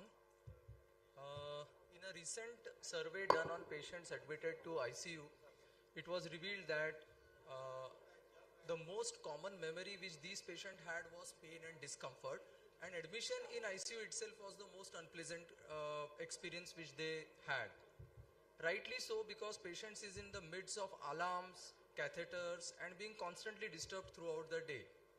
This led to a triad called agitation. Agitation including pain led to delirium, and the triad called PAD. Again, this PAD had a vicious cycle along with sleep deprivation adding to more causes of delirium. Updated guidelines in 2018 suggested adding immobility and sleep disturbance as an additional cause of ICU distress in adult patients admitted to medical intensive care units, and hence PAD became PADIS. Rightly so, because of the many complications if PADIS is not looked after does happen. That is sympathetic response, myocardial increase, myocardial oxygen consumption, impaired glucose control, insulin resistance, and of course increased duration of mechanical ventilation, prolonged ICU stay, cognitive dysfunction and so on. And hence, even nowadays there has been a rising in ICU distress related litigations from 0.5 to 10% as late as in 2021. And in one of the judgment, the judge wrote in his final judgment, and I quote, "The principal function of doctor is not only to save lives but also relieve pain and sufferings." And hence, PADIS should be managed from day one in a goal-directed therapy to improve patient comfort make him cooperative during intervention, give him normal sleep, and with all these things, he should be happy at discharge. Guidelines have recommended treatment of PADIs in a bundled approach. So ABCDF bundled was evolved to treat PADIs. These bundles are nothing but a group of evidence-based elements which, if performed together, ensures standard of care and results in better outcome.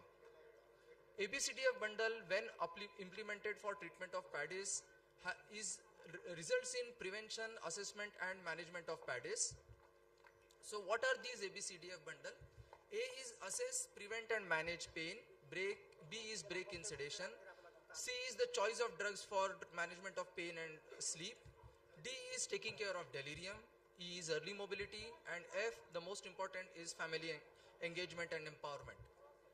Prevention and non-pharmacological therapy is the goal in management of PADIs by good communication, reassuring the patient, explaining prior to procedures and comfortable positioning.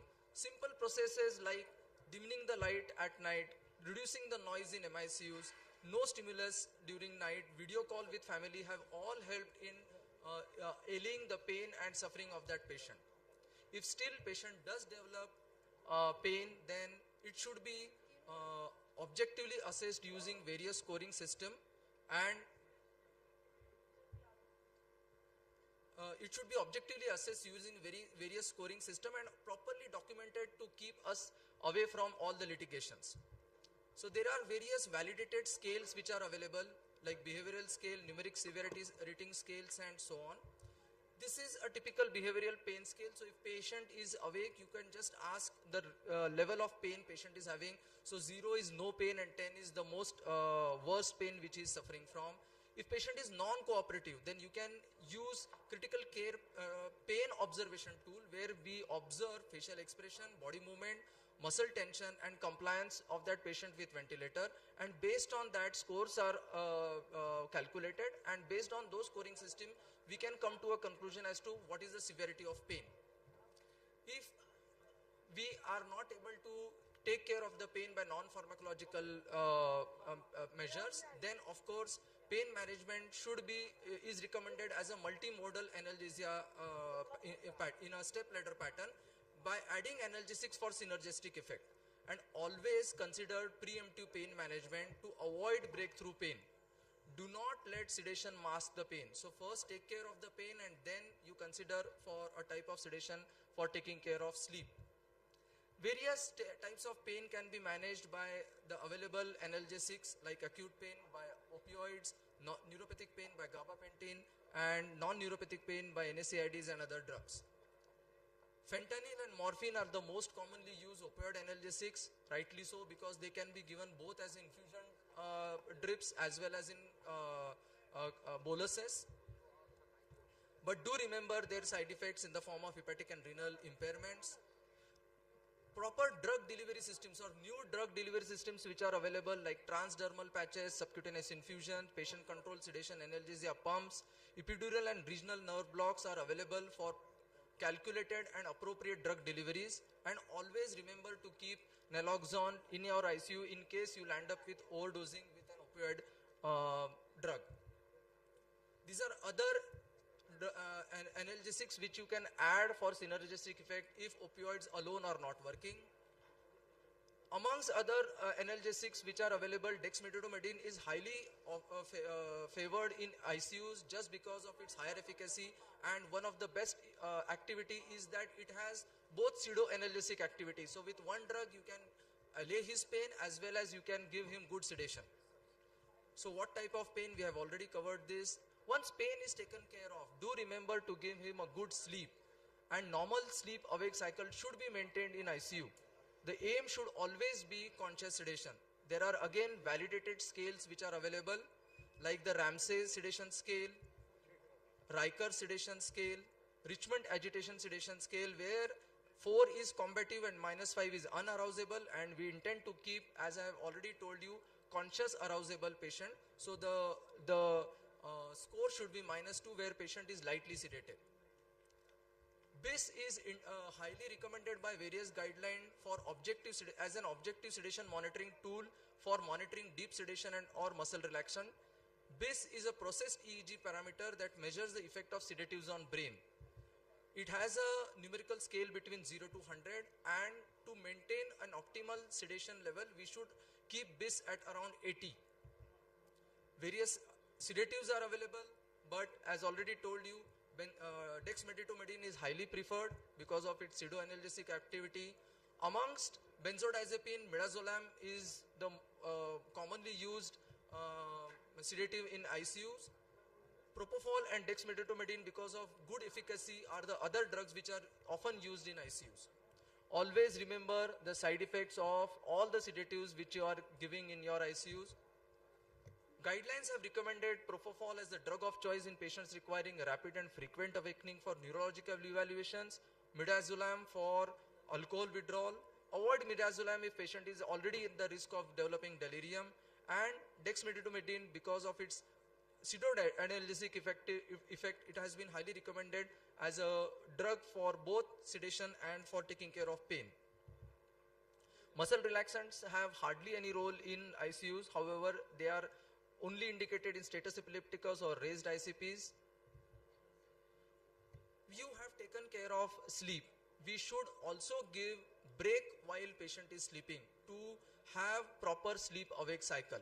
So break in the sedation and awakening after rest is equally important. What is we called as sedation holiday. To assess whether patient can be subjected to various processes like weaning, breathing exercises, we should perform SAT, that is spontaneous awakening trial, and SBT, that is spontaneous breathing trial. And if patient passes this trial, patient can be subjected for assessment and setting the goals and strategies for the day for that particular patients. C is choice of the drug, and we have already covered as to what drug has to be given in what condition. So these are the ABCDF bundle, where D stands for delirium. So ultimate objective is to take care of delirium as well. Delirium is a debilitating form of brain dysfunction.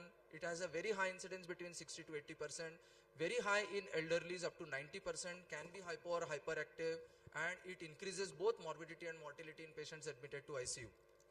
Prevention is highly emphasized, and we can screen delirium by using various screening tools which are validated, like the CAM ICU tool and ICDSC tools. This is a typical CAM ICU flow sheets which are available for early screening of delirium. Where patients are not responding or we cannot assess by using CAM ICU, we can use ICDSC score. Each point is given 1, and more than 4 is positive for delirium. Prevention and non-pharmacological therapy is always or highly recommended by taking care of pain, giving him good sleep cycle. But if still patient do develop delirium, then there are various drugs which are available. But do remember their side effects in the form of extrapyramidal side effects and prolonged QTC interval. So choose your anti-delirium or anti-delirium agent very properly, looking into his underlying conditions. E stands for early mobilization. Early mobilization, even on patients who are on ventilator, is highly recommended, but it needs an efficient team.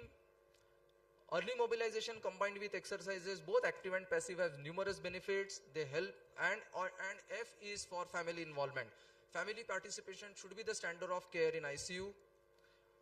Evidence suggests that if ABCDF bundle is implemented properly, it is significantly associated with lowering the incidence of delirium and reduced duration of delirium, reduced stay in ICU.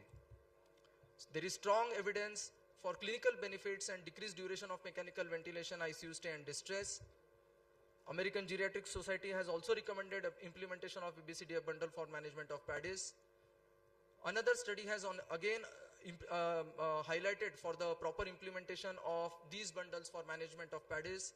Even our JAPI, our API, has also come up with our own guideline for proper implementation of ABCDF bundle for management of pain and sleep. So we should always look forward for management of PADIS by proper documentation, using of scores, objective parameters, taking well-informed consents, and family involvement. So the art of analgesia and sedation is a fine critical balance between implementation of ABCDF bundle for management of PADIS. you should ensure normal sleep cycle, exercise and ambulation is very important, and family involvement and objective documentation helps us keeping away those dirty medical legal cases. Thank you. Thank you very much, Dr. Vadade, for you have come a long way from Mumbai and you have spoken on a very important aspect of patient care, which is often overlooked but has very important effect on the long-term prognosis. So thank you again. Because of paucity of time, we are not going for any questions. You may discuss with Dr. Vadade later on. Thank you. So we conclude the session.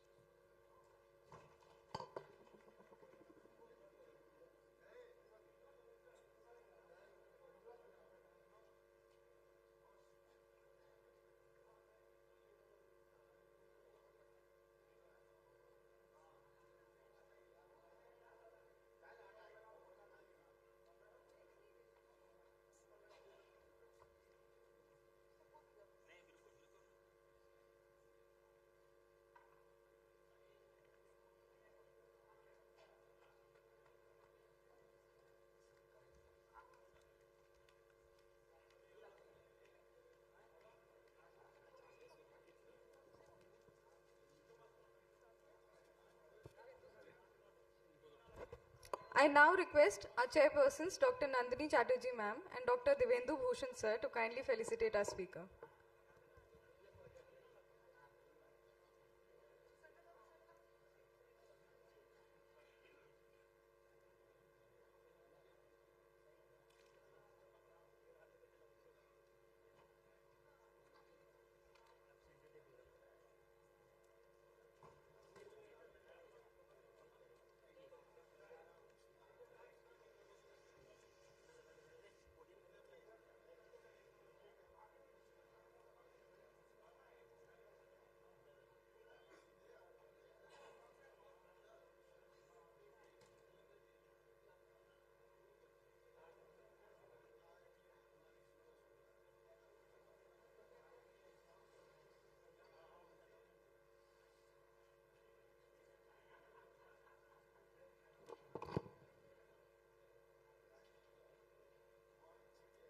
Hello. All members of API Bihar are requested to assemble for the executive and general body meeting. This meeting will also have in its agenda a meeting regarding the conduction of Bapicon 2026. Rajesh ji, may I request Dr. Kamlesh Tiwari sir? Sir,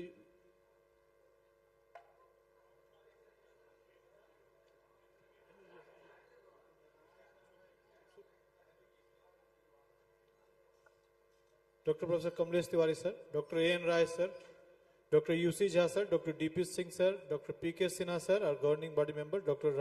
Sanjay Kumar, Dr. C.B. Prasad, Dr. Sunil Kumar, Dr. P.K. Agrawal sir, our chairman-elect, Dr. Divendu, Dr. Shailendra Kumar, Dr. P.K. Bhattacharya sir, Dr. C.K. Das, Dr. Sri Mohan Mishra, Dr. S.N. Jha, कोई बात नहीं, अभी Dr. M.K. Chaudhary, Dr. P.M. Srivastava, Dr. S.K. Madhukar, Dr. Sujit Kumar, Dr. Mrityunjay Kumar Singh, Dr. Vijay Kumar,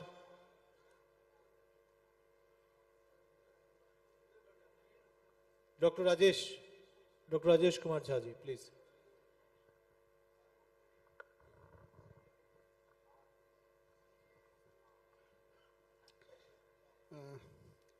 नमस्कार सभी को। ये secretary report governing body के समक्ष देने का समय होता है।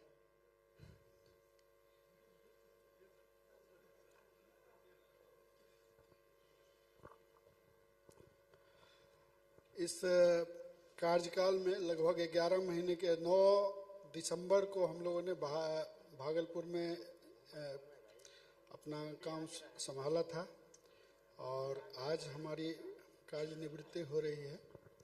तो इस दौरान हम लोगों ने बहुत सारे काम किए।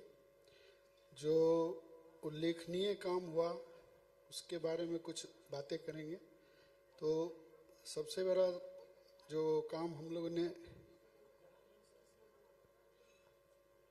जी सर,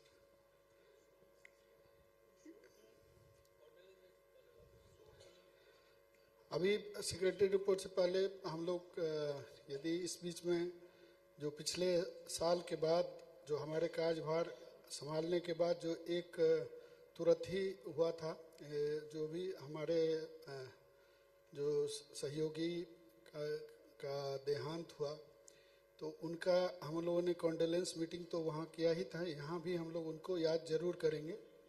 तो मैं डॉक्टर बीके सिंह सर से आग्रह करूँगा कि एक बार सारे लोगों को याद करते हुए एक मिनट का हम लोग मौन भी रखेंगे। जी सर।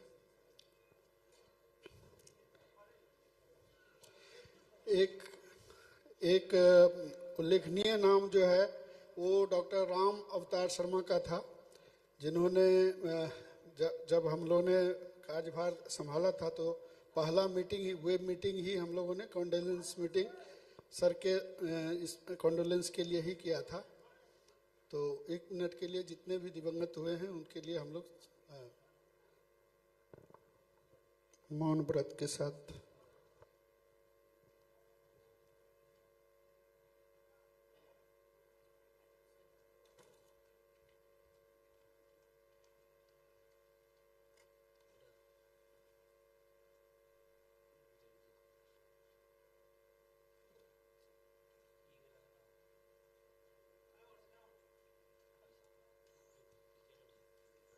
क्या अब हम लोग बैठ सकते हैं।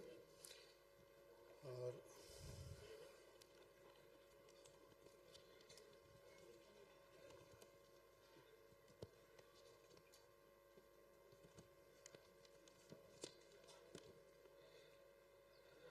एक उल्लेखनीय काम हम लोगों ने किया था कि एक सिंपोसियम हुआ सडन कार्डियक डेथ इस पर।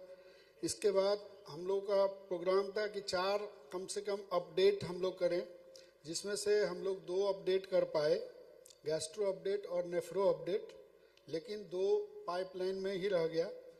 तो एक अपडेट इन्फेक्शस अपडेट हो सकता है कि दिसंबर में मुजफ्फरपुर में हो।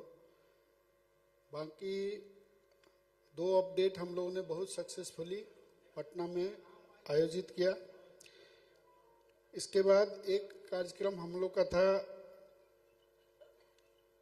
फेलिसिटेशन, जो डॉक्टर सीपी ठाकुर सर को पद्म विभूषण का जो अवार्ड मिला था, उसके साथ ही हम लोगों ने उनके साथ साथ जितने भी हमारे सीनियर पद्मश्री और पद्म विभूषण थे उन लोगों के साथ भी जैसे doctor CP Thakur sir, SN Arya sir, GP Sinha sir, साथ ही doctor DK Srivastava sir, BB Thakur sir, Kamlesh Tiwari sir के सम्मान में हम लोगों ने होटल लेमन ट्री में एक कार्यक्रम किया था। 2 अपडेट की बात मैंने की ही। इसके बाद सबसे बड़ी बात जो हम लोग के कार्यकाल में जो हुआ कि हम लोगों ने एक डिसेंट्रलाइजेशन, जो पटना और मुजफ्फरपुर के अलावा जो सारे चैप्टर्स हैं उनकी एक्टिविटी को बढ़ाने का एक काम किया, जो कि मुझे लगता है कि एक अच्छा काम था और सारे यूनिट्स ने बहुत अच्छा काम किया।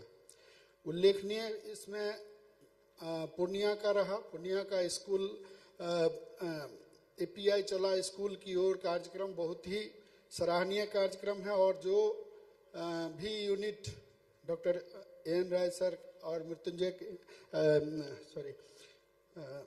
RK मोदी जी के नेतृत्व में जो ये काम हो रहा है, हमारे सारे यूनिट हम लोग भविष्य में चाहेंगे कि सारे यूनिट उसको लागू करें और एक अच्छा नॉन कम्युनिकेबल डिजीज के बारे में एक अच्छा कार्यक्रम हो सकता है हम लोग का, जो जिससे कि हम कम्युनिटी से जुड़ सकते हैं। इसके अलावा वेब मीटिंग हृदयम फाउंडेशन के साथ फिजिकल और वेब मीटिंग भी हुआ। एक उल्लेखनीय काम और भी हम लोग का था, जो आदरणीय डॉक्टर कमलेश तिवारी सर के साथ जो आईसीपी का हमारा जो प्लेटफॉर्म है उसको सक्रिय करने का एक कोशिश किया गया है, और डॉक्टर डीपी सिंह ने इसमें बहुत ही उल्लेखनीय काम पीजी टीचिंग के लिए वेब माध्यम से हम लोगों ने बहुत ही अच्छा काम किया है। लगभग हर 2 महीने पर में एक पीजी क्लास हुआ है, जिसमें कि देश भर से सारे जितने भी फैकल्टीज़ हैं, देश भर से सबका आशीर्वाद इसमें प्राप्त होता है, और ये एक बहुत ही सराहनीय कार्यक्रम हमारे तरफ से हुआ है। और जो हम लोग नहीं कर पाए, हम लोग का एक विजन था कि 1-to-1 जी सर, वो मैं आने ही वाला था सर, कि बिहार चैप्टर का एक सोशल एक्ट के अंदर में रजिस्ट्रेशन हो गया बिहार चैप्टर का। ये बहुत बड़ा उपलब्धि है, जो कि 2026 में जो प्रस्तावित हमारा एपिकॉन 2026 जो पटना में होने वाला है, उसके लिए भी एक आधारभूत काम करेगा। और ये हमेशा के लिए एक हम लोग के लिए एक बहुत बड़ा हर्डल था, जो कि नहीं पार हो रहा था, लेकिन सर लोग के प्रयास से, हमारे चेयरमैन के प्रयास से ये कार्यक्रम बहुत ही अच्छे ढंग से रजिस्ट्रेशन हो गया, और आगे का कार्यक्रम इससे और सुचारू हो सकेगा। नहीं जो कर पाए हम लोग 1-to-1 कम्युनिकेशन का थोड़ा सा था कि इशू की हम लोग हर ब्रांच में चाह रहे थे कम से कम जो सीनियर जो एक्टिव मेंबर्स नहीं हैं उनको भी एक्टिव करके उनसे जुड़ने का प्रयास करने का हम लोग का था कि 1-to-1 कनेक्शन होता। लेकिन आगे हम लोग आशा करेंगे कि आने वाली हमारी जो टीम होगी वो और भी डायनेमिक होगी और अच्छे से इस काम को आगे बढ़ाएगी और नई ऊर्जा के साथ और भी अच्छे काम करेंगे। आज हम लोग का 4 पुस्तकों का ये होने वाला है। उसमें मेडिसिन अपडेट सोवेनियर तो हर जगह हमने होता ही है, 2 और है, एक किताब है, और उसके साथ साथ जो कंपाइलेशन के लिहाज से बहुत ही डिफ़िकल्ट था कि सबका अपडेटेड एड्रेस और नया नंबर, ये कमी बहुत दिनों से खल रही थी। तो हम लोग आज उसका अनावरण करने जा रहे हैं। एपीआई जो डायरेक्टरी है वो स्टॉल पर में भी कल से कुछ जगह तो आज डिस्ट्रीब्यूट भी हुआ है, और बाकी जितने भी मेंबर्स हैं उन लोगों के लिए एपीआई डायरेक्टरी उपलब्ध हो जाएगा। बिहार के जितने भी मेंबर्स हैं उनका बहुत ही अच्छा कंपाइलेशन है, कुछ त्रुटियां उसमें होंगी, लेकिन फिर भी एक बेसलाइन बन गया तो आगे उसमें जुड़ता चला जाएगा। जी sir, thank you doctor Jha. आपके टीम ने जो काम किया वो बहुत ही सराहनीय है। बहुत से काम जो बहुत दिनों से पेंडिंग थे इस टीम ने कर दिखाया, जैसे डायरेक्टरी, रजिस्ट्रेशन और सबको कलेक्ट करना। हम लोगों ने बिहार में लोगों को कलेक्ट करने का जो अभियान किया, सबसे कहा भेजिए भेजिए, एड्रेस भेजिए, ये भेजिए, बहुत लोगों ने भेजा। अभी भी हमारी डायरेक्टरी कंप्लीट नहीं कहेंगे उसको, अभी भी बहुत मिसिंग लिंक है, अभी भी कुछ गलतियां हैं। आप लोग पढ़ेंगे और लेकिन ये दिमाग में बैठा ले कि इसको अगले साल हम लोग पूरा सुधार करके दूसरा निकालेंगे। Thank you doctor Amit and thank you doctor Jha for your hard work. Thank you. Already बहुत लेट हो चुका है, हम बहुत कुछ नया कहना चाहते। सबसे पहले हम डीपीसी को बधाई करें, जो आईसीबी का था दैट वाज ए यूनिक। इसके पहले बहुत हो रहा था, लेकिन एवरी 2 मंथ पर अपडेट, इससे हमारे पीजी स्टूडेंट जुड़े और उनको बेनिफिट मिला। क्योंकि देखिए एपीआई का जो अपना फंक्शन है, एक तो सोसाइटी ऑर्गेनाइजेशन को करना, सोसाइटी को सर्व करना, लेकिन हमारे जो पीजी आ रहे हैं, जो फ्यूचर में एपीआई के मेंबर बनेंगे, उनको मेंबर बनाना और उनको अपडेट करना। और ये जो हर 2 महीने में हमारा बिहार चैप्टर, एपीआई, आईसीपी दोनों का फोरम मिलकर जो किया है, इसके लिए विशेष हमारा धन्यवाद डॉक्टर टीपी सिंह को।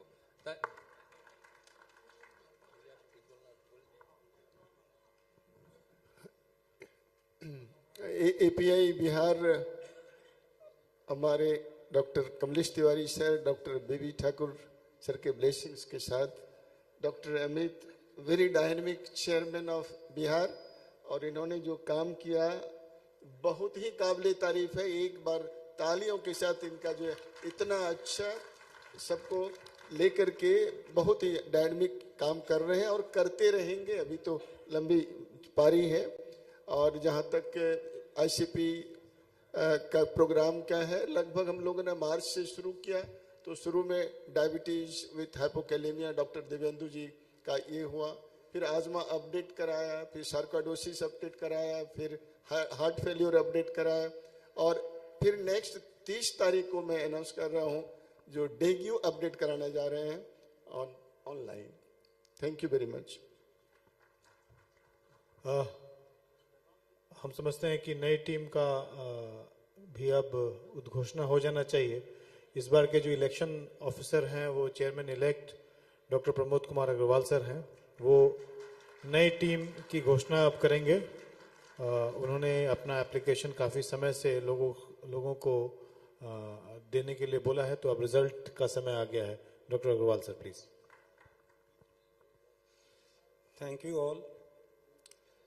इस साल के रिजल्ट में अभी पूरा कंप्लीट नहीं है, लेकिन कुछ पोस्ट हम लोग इलेक्ट कर चुके हैं एज पर द नॉमिनेशन। तो vice chairman doctor Vijay, AIIMS Patna.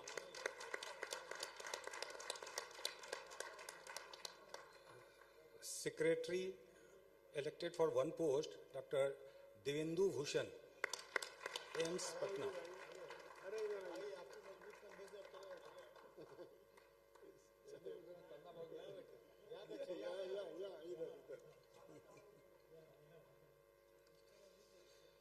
One executive committee person member, Dr. Siddharth, IGMS, Associate Professor, Patna.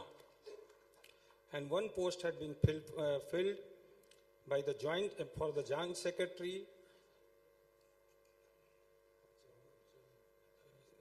chairman's place, Dr. Saad bin Saif.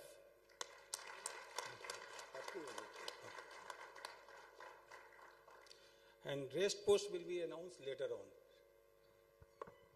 इसमें सर हम लोगों को 2 पोस्ट और रह गया है जो अनाउंस नहीं था। एक पोस्ट था साइंटिफिक सेक्रेटरी, जो सर को पूरे साल भर असिस्ट करेगी साइंटिफिक प्रोग्राम बनाने में, उनका, और एक एपीआई आईसीपी फोरम के लिए कन्वीनर का। तो सर डॉक्टर कमलेश तिवारी से आग्रह है सर कि अगर इसमें कोई आपका कोई इनपुट है तो बताएं।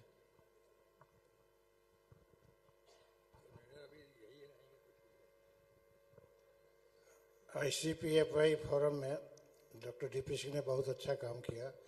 इनको अब हम थोड़ा ऊपर ले जा रहे हैं, सेंट्रल लेवल पर ले जा रहे हैं। इनको हमने रिस्पिरेटरी सिस्टम का कोऑर्डिनेटर बनाया है ऑल ओवर कंट्री के लिए, जिसमें सब पीजी लड़कों को ये पढ़ाएंगे। तो यहाँ से इनको उठाकर ऊपर ले गए, और ये पोस्ट हम डॉक्टर बीके सिंह को देना चाहते हैं, और बीके सिंह को हेल्प करेंगे डॉक्टर संजय चेस्ट, क्योंकि ये चुपचाप बैठे हुए हैं, बहुत इंटेलिजेंट होते हुए, बहुत काबिल होते हुए ये शांत है। तो हम चाहते हैं कि ये दोनों आदमी मिलकर कुछ काम करें, कम से कम टीचिंग का काम करें। साइंटिफिक सेक्रेटरी कॉन्फ्रेंस के लिए कोई सुटेबल आदमी नहीं मिल रहा है, लेकिन हमारे दिमाग में 2 आदमी है जो हम देख नहीं रहे हैं। एक चेस्ट का है साकेत और एक किडनी का है हर्षवर्धन। दोनों लड़का को हम देखे हैं, दोनों बहुत अच्छा है।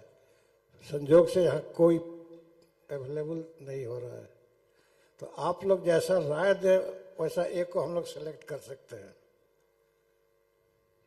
या कोई दूसरा भी नाम हो तो आप लोग राय दे सकते हैं।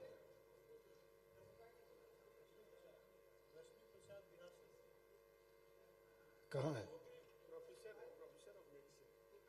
यहाँ है। उसको क्लिनिकल सेक्रेटरी का पोस्ट नहीं जमेगा जी, इट इज नहीं, जूनियर अभी जी। हाँ ठीक, लेटर ऑन कर सकते हैं। हाँ हाँ लेटर। सबसे पहले तो मैं सर आपका बहुत बहुत और पूरे टीम का, पूरे बिहार चैप्टर का बहुत आभार व्यक्त करता हूं। और जो लिगेसी डॉक्टर डीपी सिंह साहब ने छोड़ी है, अगर मैं उसका 10% भी कर पाया तो अपने आप को सौभाग्यशाली समझूंगा। लेकिन मैं कोशिश करूंगा जरूर कि हर महीना एक आईसीपी फोरम की तरफ से एक सीएमई जरूर से जरूर हम करने की कोशिश करेंगे। और कोशिश ये रहेगी कि सप्ताह में 2 सप्ताह पर एक बार हो, लेकिन एक बार कम से कम जरूर हम लोग करने की कोशिश करेंगे। तो मैं आप सभी लोगों का बहुत बहुत शुक्रगुजार हूँ और आभार व्यक्त करता हूँ। धन्यवाद। एक पोस्ट और मेरे नज़र में है जो नेग्लेक्टेड है, और वो है पब्लिकेशन का पोस्ट। क्या उसका नाम है? एडिटर का पोस्ट। एडिटर का पोस्ट अग्रवाल साहब के जिम्मे 10-12 साल से चलता आ रहा है, लेकिन कुछ काम आगे बढ़ नहीं रहा है। तो मैं चाहता हूं कि अमित कुमार दास जो कि सेक्रेटरी से हट रहे हैं, ये एडिटर का पोस्ट लें।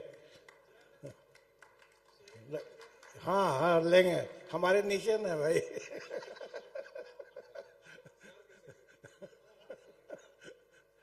एडिटर का पोस्ट लीजिए और कुछ कुछ आप निकालिए, साल भर में कुछ कुछ निकालिए। एनीथिंग?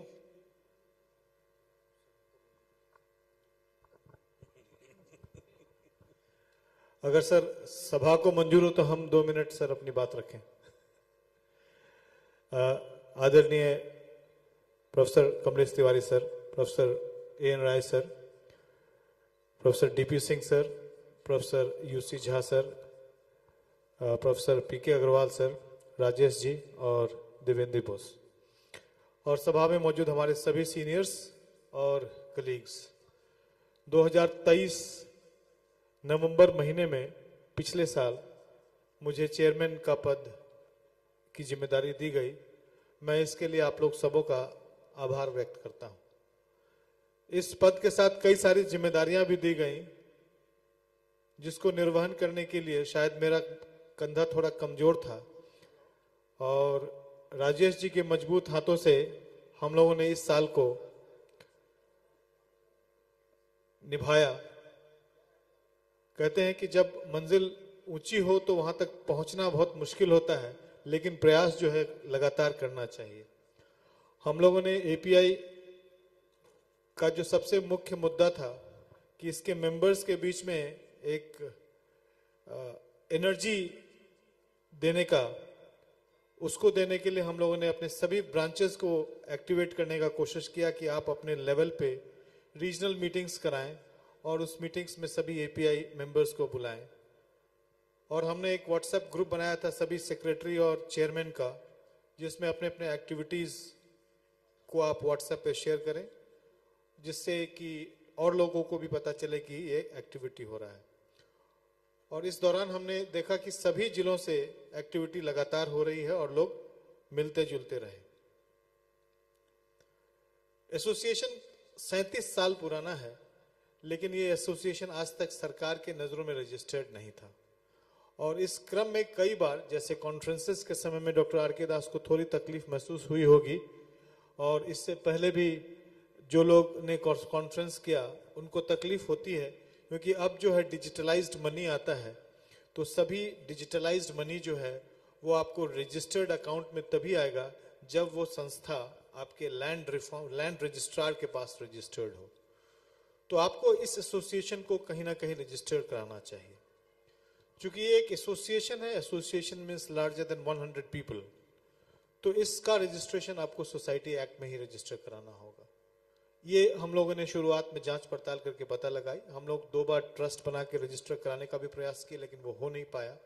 तो इसको हम लोगों ने सोसाइटी एक्ट में रजिस्टर कराने का प्रयास किया, और भगवान की दया से, आप लोगों के आशीर्वाद से वो 1 महीने में सोसाइटी एक्ट में रजिस्टर हो गया, और वो व्हाट्सएप पे आप लोगों को वो सोसाइटी रजिस्ट्रेशन एक्ट का सर्टिफिकेट भेज दिया गया। तो ये हम लोगों ने अपने इस संस्था को, इस एसोसिएशन को एक लीगल ऑर्गेनाइजेशन भी बना दिया। अब आपको कॉन्फ्रेंस करने में, आमदनी और आमद-रफ्त करने में परेशानी नहीं होगी, इसकी व्यवस्था हम लोगों ने कर दी। मेंबर डायरेक्टरी पिछले कई सालों से लोगों ने प्रयास किया और बना भी, जैसे डॉक्टर पीके सिंह सर ने भी बनाया था, डॉक्टर देवी राम सर ने भी बनाया था, लेकिन वो हर साल, चूंकि बहुत सारे लोग जुड़ते रहते हैं और हर साल बहुत सारे लोग विदा भी होते हैं, तो ये एक ऑनगोइंग प्रोसेस है और ये प्रोसेस के तहत हम लोगों ने एक छोटा सा पॉकेट टाइप का मेंबर्स डायरेक्टरी बनाया, जिसमें कि आपका सब रजिस्ट्रेशन नंबर और एड्रेस वगैरह लिखा हुआ है। इसमें मार्के की बात यह है कि बहुत सारे रजिस्ट्रेशन के जो एड्रेस हैं, जो आपके हेडक्वार्टर में रजिस्टर्ड है, वो एक्चुअली आपके एड्रेस से डिफरेंट है। तो इस बात को ध्यान ये रखना होगा कि अगर आपका इस डायरेक्टरी में जो एड्रेस है वो आपके प्रेजेंट एड्रेस से मैच नहीं कर रहा हो, तो आप लोग कृपया करके API HDO पे अपना एक मेल डालें कि हम अब यहां रहते हैं, सो दैट कि आपका एड्रेस का चेंज हो जाए। अभी के रिसेंट जापी में नोटिफिकेशन आया है कि अगर आपको एड्रेस चेंज करना है तो मेल कर दें। जब आपका इलेक्शन के समय में आप मेल एड्रेस चेंज करना चाहेंगे तो वो उस समय नहीं हो पाएगा। तो आप लोग सबों से आग्रह है कि मेंबर्स डायरेक्टरी में अपना नाम देखें, अपना प्रेजेंट एड्रेस देखें, और अगर उसमें कोई बदलाव है तो उसको घर जाकर अपने मोबाइल से यहाँ पे भी बैठे बैठे आप उसको मेल कर सकते हैं, सो दैट कि वो आपका एड्रेस चेंज हो जाए और वो आपको वापस रिस्पॉन्ड करे। हमारा एक ये भी सपना था कि हम अपने इस बिहार को एक ऐसा जर्नल दें जो कि इंडेक्स जर्नल हो, और इस इंडेक्स जर्नल से हमारे जो मेडिकल कॉलेजेस में टीचर्स हैं, जो स्टूडेंट्स हैं, जो प्राइवेट प्रैक्टिस में डॉक्टर्स हैं, जो रिसर्च में इंटरेस्टेड हैं, वो अपना पब्लिकेशन करा सकें। तो इस क्रम में डॉक्टर सुनील अग्रवाल जी पिछले कई सालों से अनवरत प्रयासरत हैं और 10 वर्षों से हर 2-3-4 महीने पे पब्लिकेशन हुआ, लेकिन वो इंडेक्स नहीं हो पाया। तो मेरा ये भी एक सपना है कि हम लोग बिहार में एक रजिस्टर्ड जर्नल को निकालें और उसको आप लोग सबके फायदे का ये काम होगा। इस क्रम में एक बात और आती है कि हर कोई रिसर्च जो है वो एथिक्स कमेटी से अप्रूव होना चाहिए। हर संस्था का अपना एक एथिक्स कमेटी है, DMCH का भी होगा, हर मेडिकल कॉलेज का है और हर संस्था का है। तो हम आग्रह करेंगे हर मेडिकल कॉलेज के एथिक्स कमेटी को कि अगर आपको API के मेंबर्स का कोई रिसर्च प्रोजेक्ट आता है तो उसको कृपया करके सहानुभूति पूर्वक उसको स्वीकार करके उसको आप परमिट करें, सो दैट कि रिसर्च में हमारे API के मेंबर्स भी शामिल हो सकें। अगर वो आपके मेडिकल कॉलेज में नहीं है उसके बावजूद भी जो एथिक्स कमेटी के नॉर्म्स हैं उसको अगर वो पालन करता है वो रिसर्च, तो आप उसको स्वीकार करके हमारे मेंबर्स को अनुग्रहित करेंगे। इन सब बातों के साथ मैं आप सबों का धन्यवाद देता हूं और आने वाले चेयरमैन को डॉक्टर PK अग्रवाल को यह बोझनुमा कॉलर भी वापस इनको देता हूं। अभी नहीं, अभी दे देते हैं सर, जल्द से जल्द देना चाहते हैं sir. Next venue of the conference में हम तक अभी एक ही एप्लीकेशन आया है और वो है पटना का। दिवेंदु जी ने उसको बिड किया है। अगर कोई और बिडिंग करना चाहते हैं तो नेक्स्ट वेन्यू के लिए तो दिवेंदु जी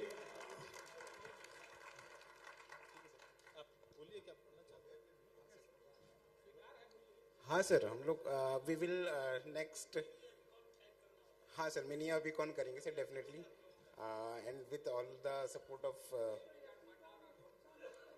हाँ जी sir, we will try and in next 2 days we will discuss कि आप लोगों का सर आशीर्वाद लेंगे और कैसे क्या करना है वो आप लोगों से बात करेंगे डेफिनेटली सर। धन्यवाद सर। अब मैं चाहूंगा doctor Kamlesh Tiwari sir Bapicon 26 के बारे में हम लोगों को बताएं। जैसा कि सबको मालूम है कि Bapicon 26 बिहार का लॉट हुआ है, जो हम लोगों ने सोचा कि इसको पटना में किया जाए। सही बात है, हमने प्रयास शुरू किया, पहले तो लोगों को मोबिलाइज करना शुरू किया। सब लोग जहाँ तहाँ छिटे हुए थे, कोई एक जगह कोई नंबर नहीं था, कोई लोग नहीं थे, तो हमने एक व्हाट्सएप पर ग्रुप बनाया जिसमें लगभग 700 लोग जमा हो गए हैं। तो ये देख के बहुत अच्छा लगता है कि एक साथ हम लोग 700 मेंबर हैं। अब सवाल है कि हम क्या कर सकते हैं, एपिकॉन के लिए क्या कर सकते हैं। बेपिकॉन के लिए तो हम देख रहे हैं कि क्या कर रहे हैं, लेकिन एपिकॉन के लिए क्या कर रहे हैं। तो अभी तक हमने इनवाइट किया लोगों को कि आप लोग मेंबर बन जाइए रिसेप्शन कमेटी का, लेकिन बहुत दुखद बात है कि अभी तक 100 भी नहीं पूरा हुआ है। इतने प्रयास के बाद भी 100 नंबर पूरा नहीं हुआ है। तो मैं चाहूँगा, खास करके दरभंगा से एक भी नहीं हुआ है अभी। मजाक है। लेकिन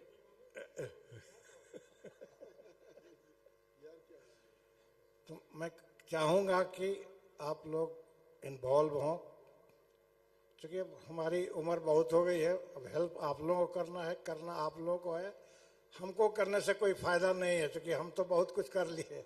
अब आप लोगों को करना है, आपके भविष्य के लिए करना है, और आपका भविष्य हमारे लिए बहुत इम्पोर्टेंट है, क्योंकि हम चाहते हैं कि बिहार का नाम हमेशा ऊपर रहे।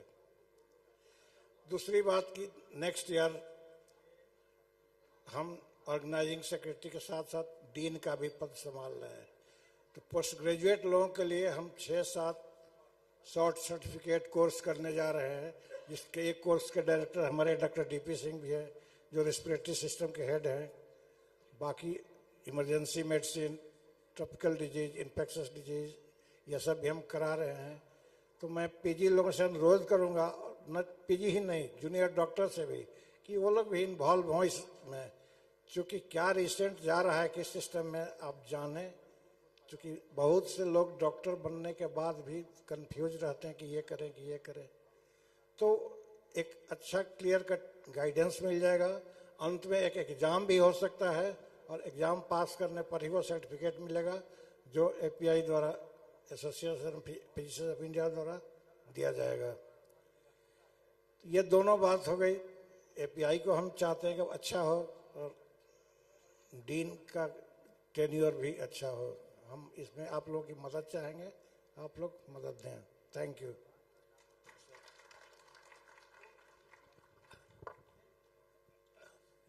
आई थिंक अभी जैसा कि डॉक्टर कमलेश तिवारी ने कहा है, और एपी का न बहुत समय नहीं रह गया है, और उसके लिए कुछ मतलब कि वेब पर तो एक मीटिंग डॉक्टर कमलेश तिवारी से हम लोग का डिस्कशन हुआ है, करने जा रहे हैं। साथ साथ एक फिजिकल मीटिंग पटना में रखने जा रहे हैं, उसका डेट ये सबसे कंसिडर करके अनाउंस करेंगे। लेकिन अब हम लोग बहुत एक्टिव हो जाएं, क्योंकि हमको हमारा सबसे बड़ा ये है कि इसके पहले भी 2 बार हुआ है, और हॉस्पिटैलिटी और कॉन्फ्रेंस बहुत अच्छा रहता, इस बार और अच्छा रहेगा। आप लोगों का सबका सहयोग चाहिए।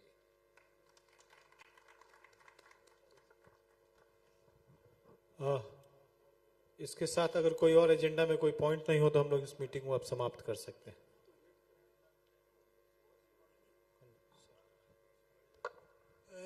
मेरा एक सर सुझाव है कि हमेशा हर जो बैपिकॉन हम लोग करते हैं, तो कुछ ना कुछ जो प्रोसीड्योर्स है उसमें लैकुना रह जाता है सर। तो एक एसओपी माने स्टैंडर्ड ऑपरेटिंग प्रोसीड्योर हम लोग को बिहार चैप्टर का भी बना लेना चाहिए, कि हम लोग कैसे क्या करेंगे, कितना किसको इलेक्शन करना है, क्या नहीं करना है। तो एक प्रोसीडिंग्स हम लोग बना लें, तो अगर एक कॉन्स्टिट्यूशन के हिसाब से हम लोग अगर चलेंगे, उसको कोशिश करेंगे, तो हम लोग के लिए बहुत अच्छा रहेगा। तो मैं रिक्वेस्ट करूंगा कि एक आगे चल करके एक कमेटी बना दे, और वो अपना, हम तो सर आप ही से रिक्वेस्ट करेंगे सर। और लेकिन उसका एक स्टैंडर्ड ऑपरेटिंग प्रोसीड्योर जरूर होना चाहिए, और उसको फॉलो होना चाहिए, रिटन डॉक्यूमेंट होना चाहिए कि क्या हम लोगों का कैसे सीटिंग अरेंजमेंट है, क्या है, नहीं है सर। मुझे कोई आपत्ति नहीं है, लेकिन हमारे साथ कुछ टीम रहना चाहिए जो कि सजेशन दे, समझो। जी सर, धन्यवाद। जी सर।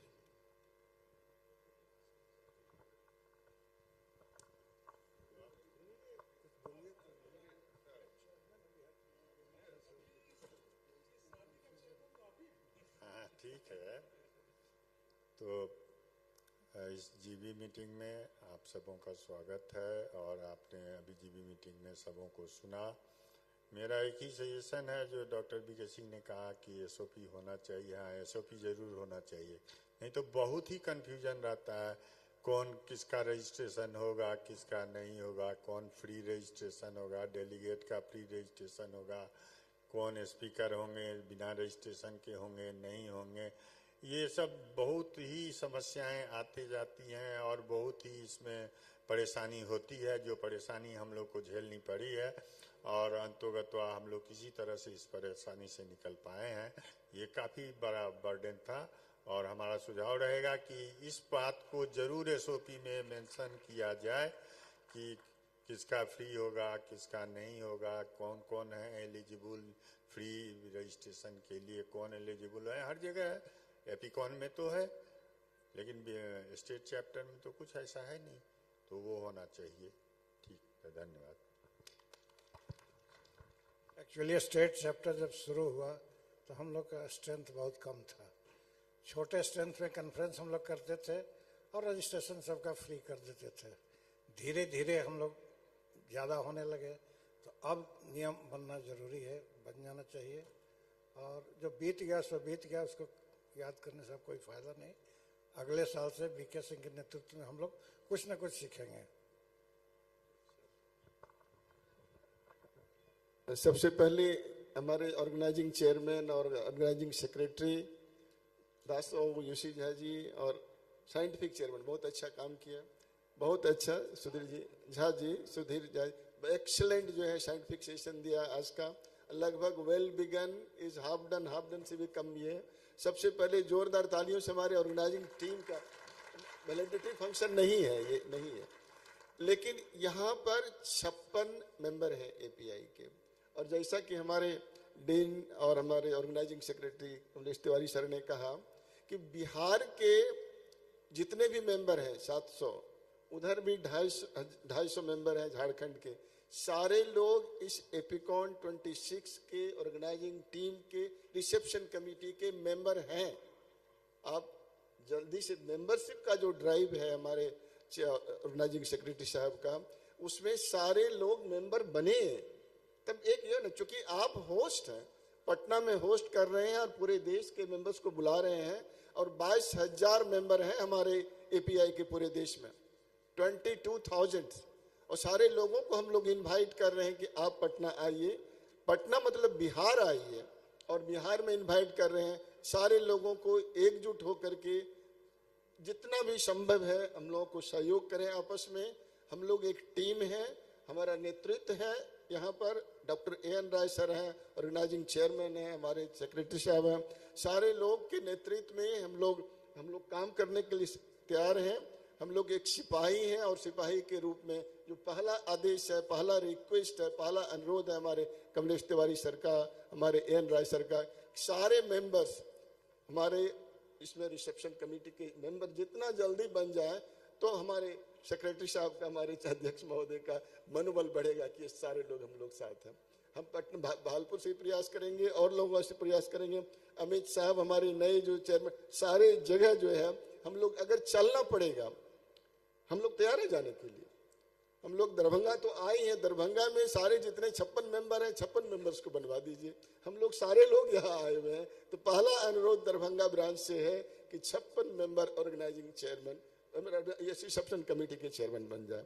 और भी इसी तरह का जो मुहिम हम नए जो हमारे बहुत ही डायनेमिक है, इनका उम्र तो देख ही रहे हैं कितना, हमारे चेयरमैन कितना है। अमित भी हमारा रिटायर्ड नहीं हुआ है अभी ये रिटायर्ड हो गया चेयरमैन से, लेकिन इतना यंग है कि ये हमारी टीम हर शहर में जाएगी। हम ये आप दोनों को नहीं इन्वॉल्व कर रहे हैं, मैं जाने के लिए तैयार हूँ। और पटना में हम लोग जो मीटिंग करेंगे वहाँ हम लोग ग्रुप बना लें, और ताकि हर जगह, चूंकि हम लोग को जाना पड़ेगा सर, जाने में कोई दिक्कत नहीं है, एक टीम बना लेंगे जो नज़दीक का टीम हमारे उनके नेतृत्व में, उधर जो भागलपुर पूर्णिया जो भी है उधर सारे लोगों को जाकर कुछ लोगों से मिल लेंगे तो हो जाएगा। गया जाएंगे, गया के हमारे बॉस हैं ही, तो इस तरह से टीम बना लें उस दिन सर। और हम लोग सारे झारखंड भी जाएंगे, हम लोग इसी बहाने हम लोग सब लोगों से मिलेंगे कि बिहार झारखंड एक है, हम लोग ऑर्गेनाइज कर रहे हैं और सारे जगह हम लोग मिलें, ये हमारा अनुरोध है। और पहला जो है यहीं से दरभंगा से शुरू हो जाए कि सारे लोग मिलें। हम लोग दरभंगा आए हुए हैं अभी, मिथिलांचल आए हुए हैं। राजेश जी, आपके नेतृत्व में हम लोग और यूसी झा जी के नेतृत्व में हम लोग सारे लोग ये कर लें। हम लोग प्रयास करेंगे सर कि 56 जैसे हम लोग वोटिंग में ये करते हैं, इस पे भी आगे भी करते रहेंगे और हमेशा सहयोग बना रहेगा। सर भी लगता है मुरही सर 2-4 मिनट में सर भी पहुंच जाएंगे, तो हमको लगता है कि जीबी मीटिंग को ये करके। जी सर। पीके सिन्हा सर। मैं पीके सिन्हा, गवर्नमेंट मेंबर।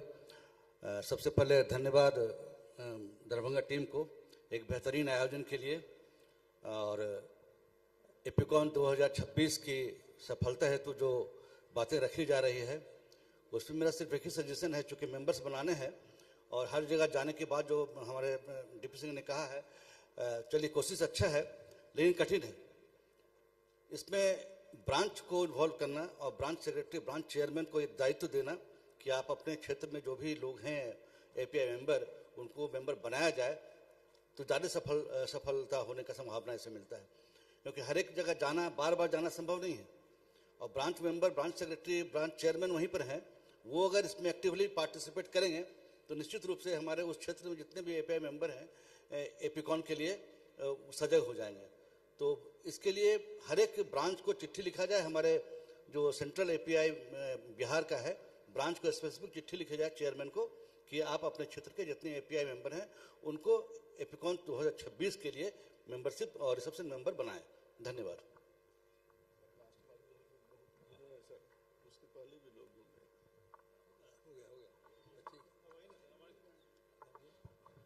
हमारे चेयरमैन इलेक्ट जिनके मजबूत कंधे पे अब ये एसोसिएशन अगले 1 साल तक चलेगा, वो उनसे 2 शब्द हम लोग इनके भविष्य के जो अगले 1 साल में क्या प्लान है इसके बारे में हम लोग जानना चाहेंगे।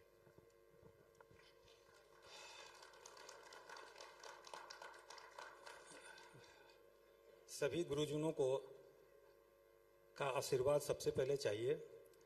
Doctor Kamlesh Tiwari sir, doctor AN Rai sir, doctor DP Singh sir, doctor UC Jha sir, doctor BK Singh sir, doctor PK Sinha sir, doctor SC Jha sir और सारे गुरुजनों, मेरा तो ये अल्मा माटा है, यहीं से सब कुछ मैंने किया है। सबका आशीर्वाद चाहिए, सबका सहयोग चाहिए। दिक्कत सिर्फ ये है कि हमारे पास चेयरमैन ने वो हाइट सेट कर दिया है जिसको अचीव करना मजाक नहीं है। लेकिन मैं खुद डॉक्टर अमित दास के सहयोग से और आप सब लोगों के आशीर्वाद एवं सहयोग से वो सब कुछ करने की कोशिश करूंगा जिसके लिए हमारा एसोसिएशन सोच रहा है। Thank you. सभा को अब विसर्जित किया जाए। थैंक यू वेरी मच, आप सबों का धन्यवाद। अब हम लोग इनॉग्रल प्रोग्राम की तरफ बढ़ते हैं। धन्यवाद सर। हमको लगा ये वाला कहाँ पर बोला?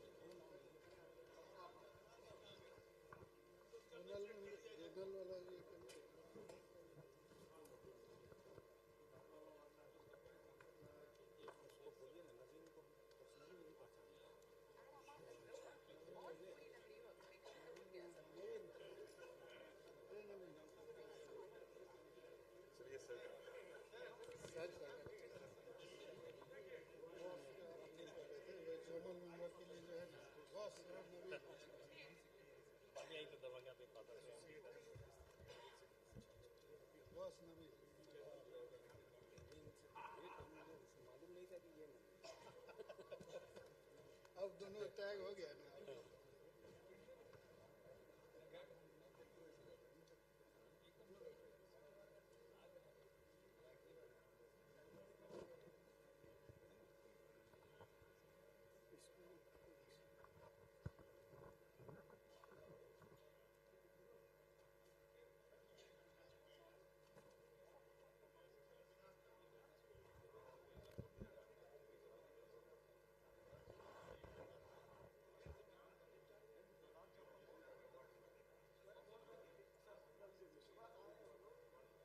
Everyone, please be seated. Well, let's proceed for the inauguration ceremony. And for the inauguration ceremony, as you all can see, the stage is so empty. And for that, I'd love to call on the stage some reputed and respected persons present over here. I'd love to call, please welcome Dr. Professor Milind Y. Nadkar, the President of Association of Physicians of India, to be escorted by Dr. A.K. Das, the Chairman of API Bihar. Please be on stage, sir.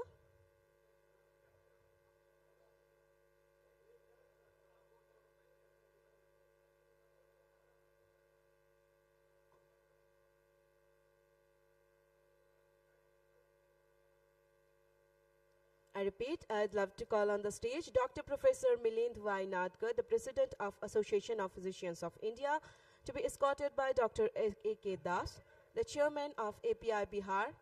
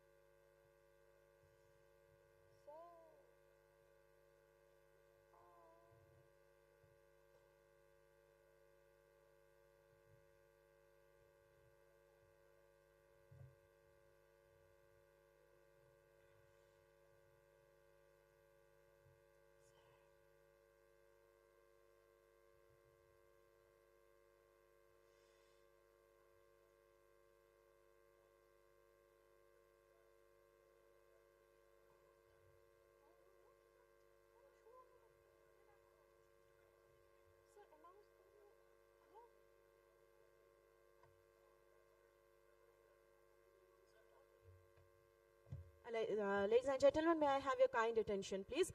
We'll start the inauguration ceremony with some reputed and respected guests present over here. And I'd love to call on the stage our chief guest, Dr. Professor Milind Y. Nadkar, the President of Association of Physicians of India, to be escorted by Dr. A.K. Das, the Chairman of API Bihar. Thank you, sir.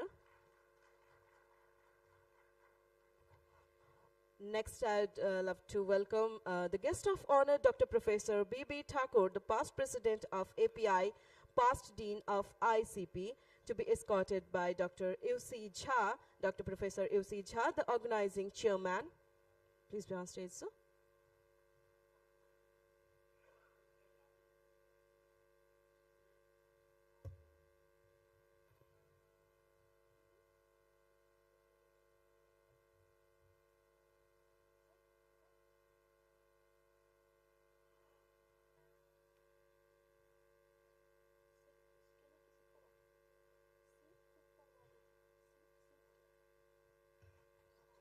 All right, next I'd love to call on the stage. Please welcome Dr. Professor Kamlesh Tiwari, the past president of API, dean-elect of ICP, to be escorted by Dr. P.K. Agarwal, Dr. Professor P.K. Agarwal, the chairman-elect.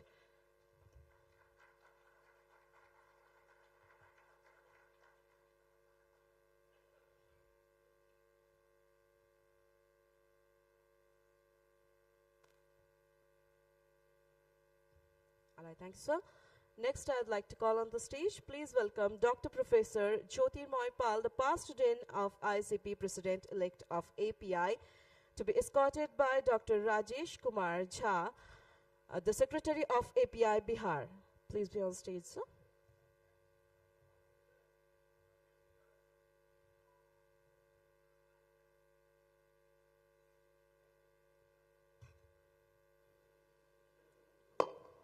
And last but not the least, I'd love to call on the stage. Please welcome Dr. Professor S.P. Singh, the ex-Vice Chancellor of LNMU, Darbhanga, to be escorted by Dr. R.K. Das, the Chairman of the Organizing Secretary, Dr. Professor R.K. Das. Thank you, sir.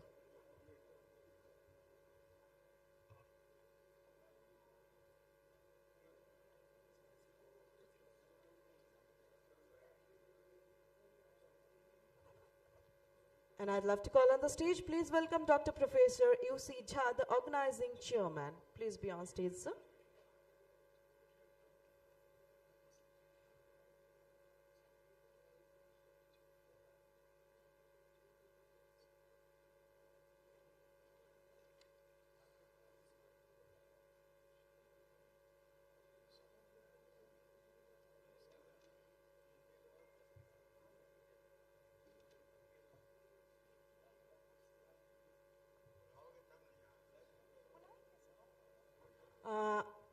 Once again, I'd love to call on the stage. Please welcome Dr. Professor P.K. Agarwal, the chairman-elect. Please be on stage, sir.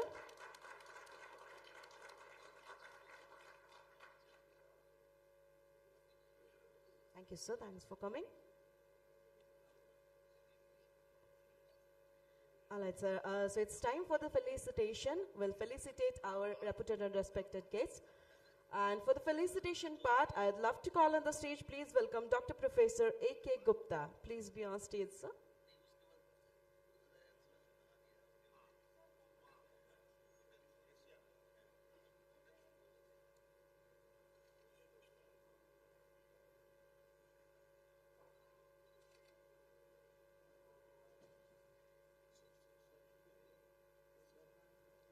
I'd love to call on the stage.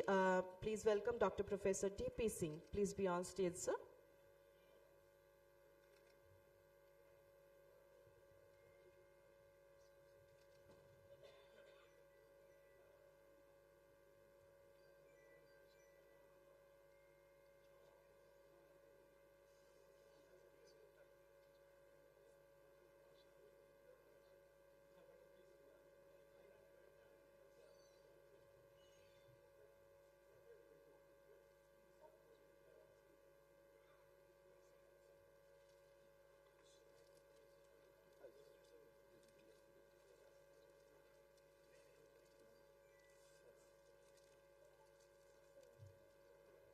Can I have a big round of applause, please?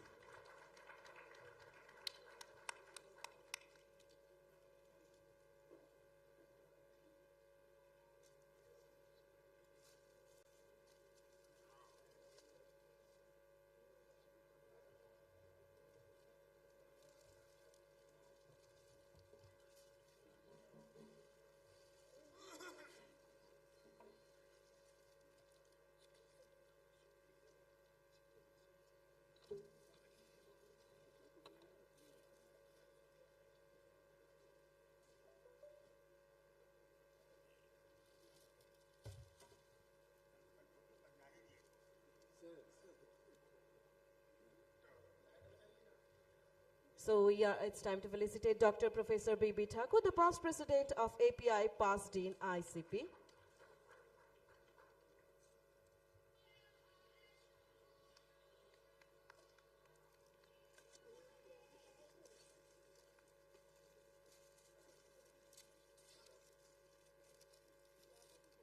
And we are felicitating Dr. Professor B.B. Thakur with a beautiful flower bouquet and a wall frame. Next, we'll felicitate Dr. Professor Mr. Kamlesh Tiwari, the past president of API Dean-elect ICP.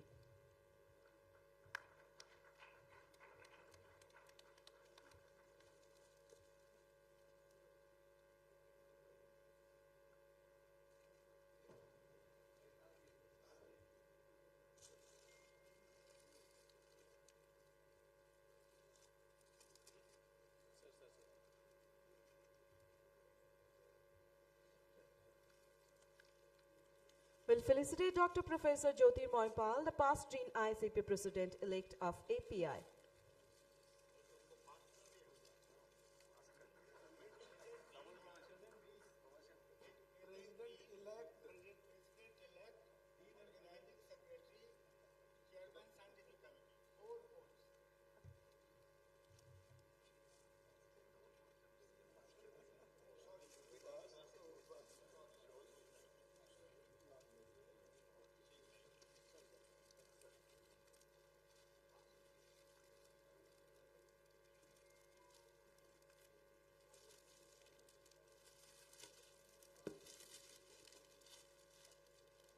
We'll felicitate Dr. Professor S.P. Singh, ex-Vice Chancellor of LNMU Darbhanga.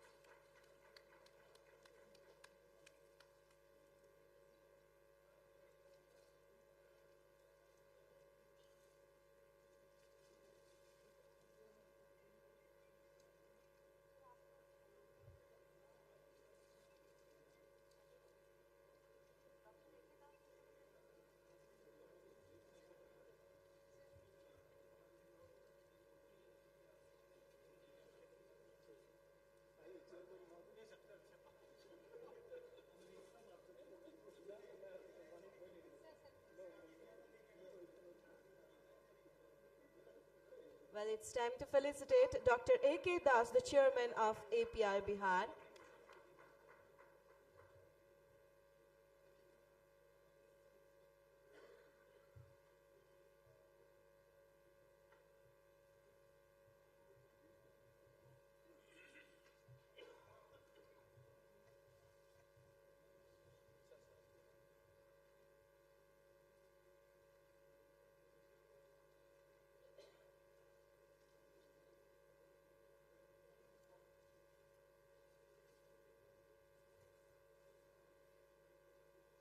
It's time to felicitate Dr. U.C. Jha, Dr. Professor U.C. Jha, the organizing chairman.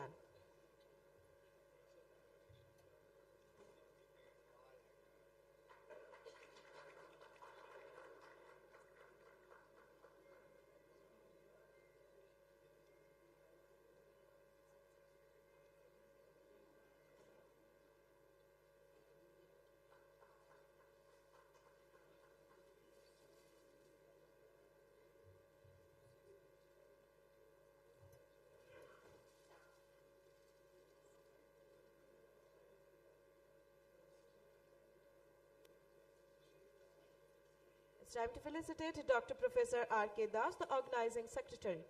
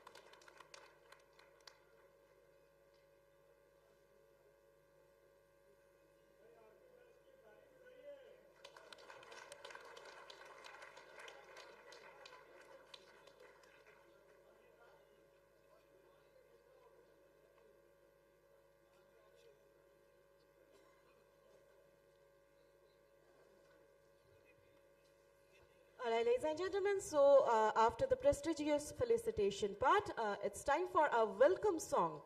And the welcome song will be performed by Shubhashi, Shilpi, Kishti, Chandni, Swati and Achal.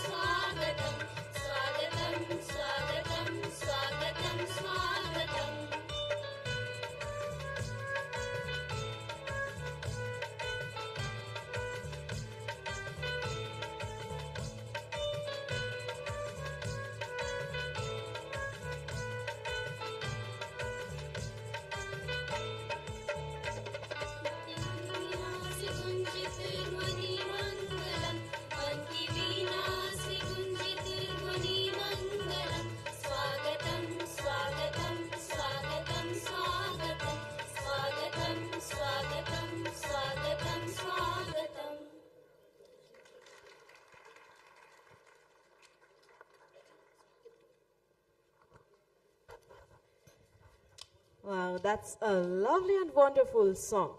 Anyway, ladies and gentlemen, let's move for the next round. And the next round is,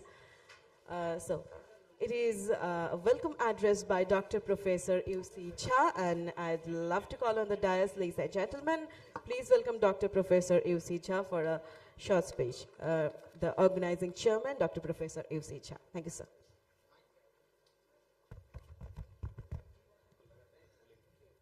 Mithilanchal का पवित्र भूमि पर अपने सब आगंतुक का हार्दिक स्वागत अछि।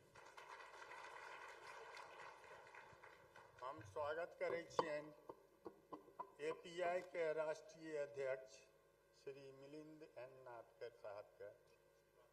शायद वो हमार भाषा नहीं बुझ रहल हेतै, लेकिन स्वागत तो बुझैत हेथिन। हम स्वागत कर रहल छियनि। हम स्वागत करै छियनि प्रेसिडेंट इलेक्ट श्री ज्योतिमाल पॉल के।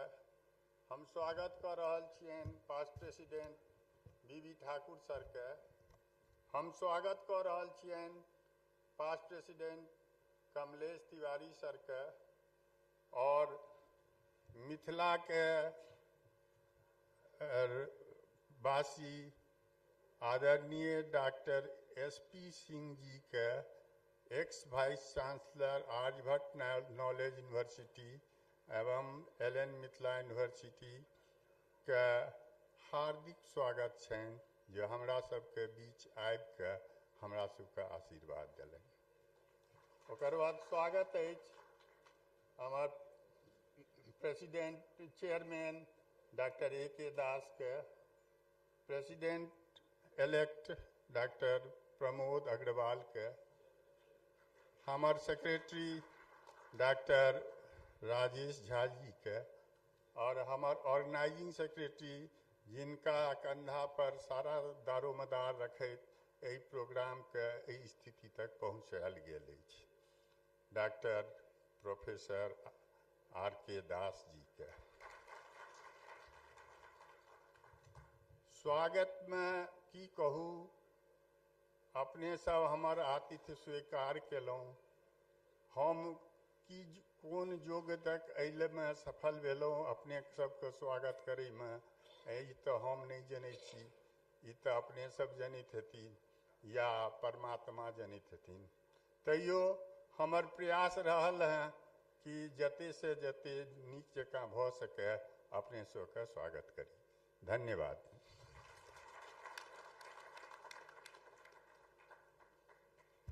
Thank you, sir. Now I'd request all the guests present here move for the lamp lighting. It's time for the beautiful and prosperous lamp lighting event.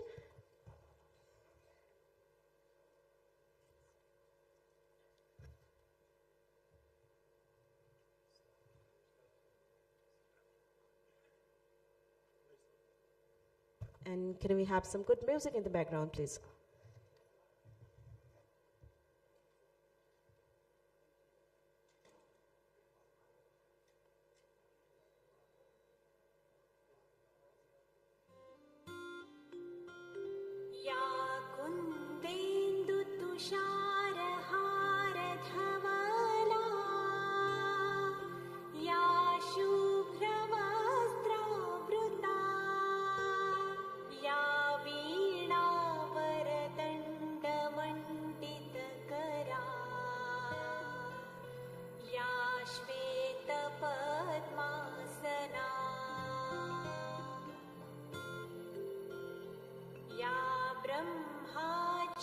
Shankar प्रभृतिभिः देवै सदा वन्दिता सा मां पातु Saraswati Bhagwati निःशेषजाड्यापहा।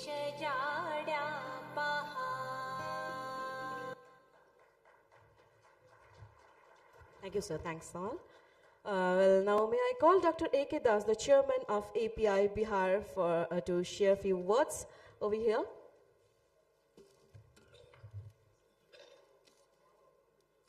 Hello. Respected President, Association of Physicians of India, Professor Milind Nadkar, sir. mentors of mentors, guardian of API Bihar, Professor Dr. B.B. Thakur sir,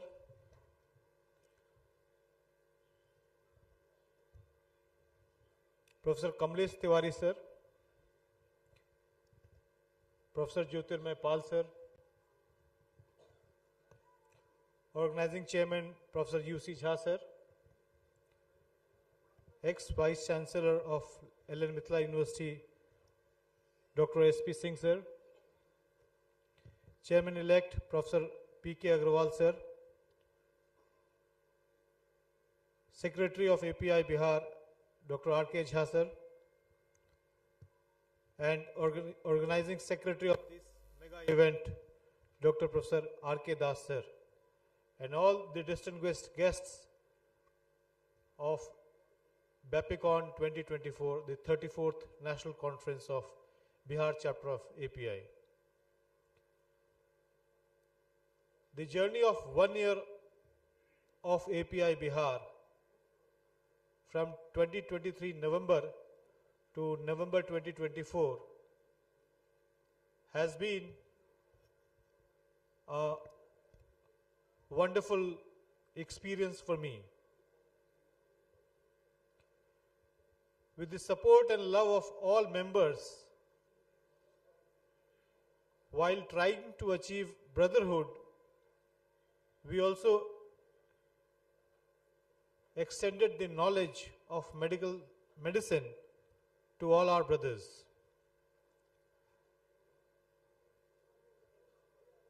We conducted so many CMEs, and API ICP Forum was active with the guidance and blessings of Dr. D.P. Singh sir, and we have also able to register our association under the Society Act Registration Act. The journey is incomplete. 365 days is too less to work, but these are some of the key achievements. You will be also getting the medical directory, which will be inaugurated in some time from here on. The journey is incomplete, it will go on. Me as one of the key soldiers of API will continue to work in all the capacities which our members will give me. Thank you very much for the love and support of the entire year. Thank you very much.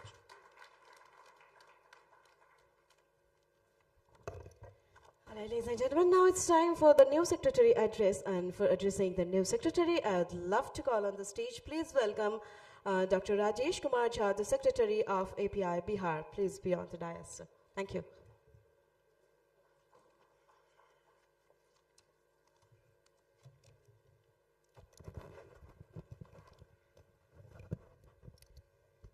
सभी मंचस्थ अतिथियों का और सामने बैठे हुए सभी गणमान्य सदस्यों का और जो भी शहर के भी प्रख्यात चिकित्सक हैं जो एपीआई मेंबर नहीं भी हैं, सबका आभार व्यक्त करता हूं और सबको अभिनंदन करता हूं।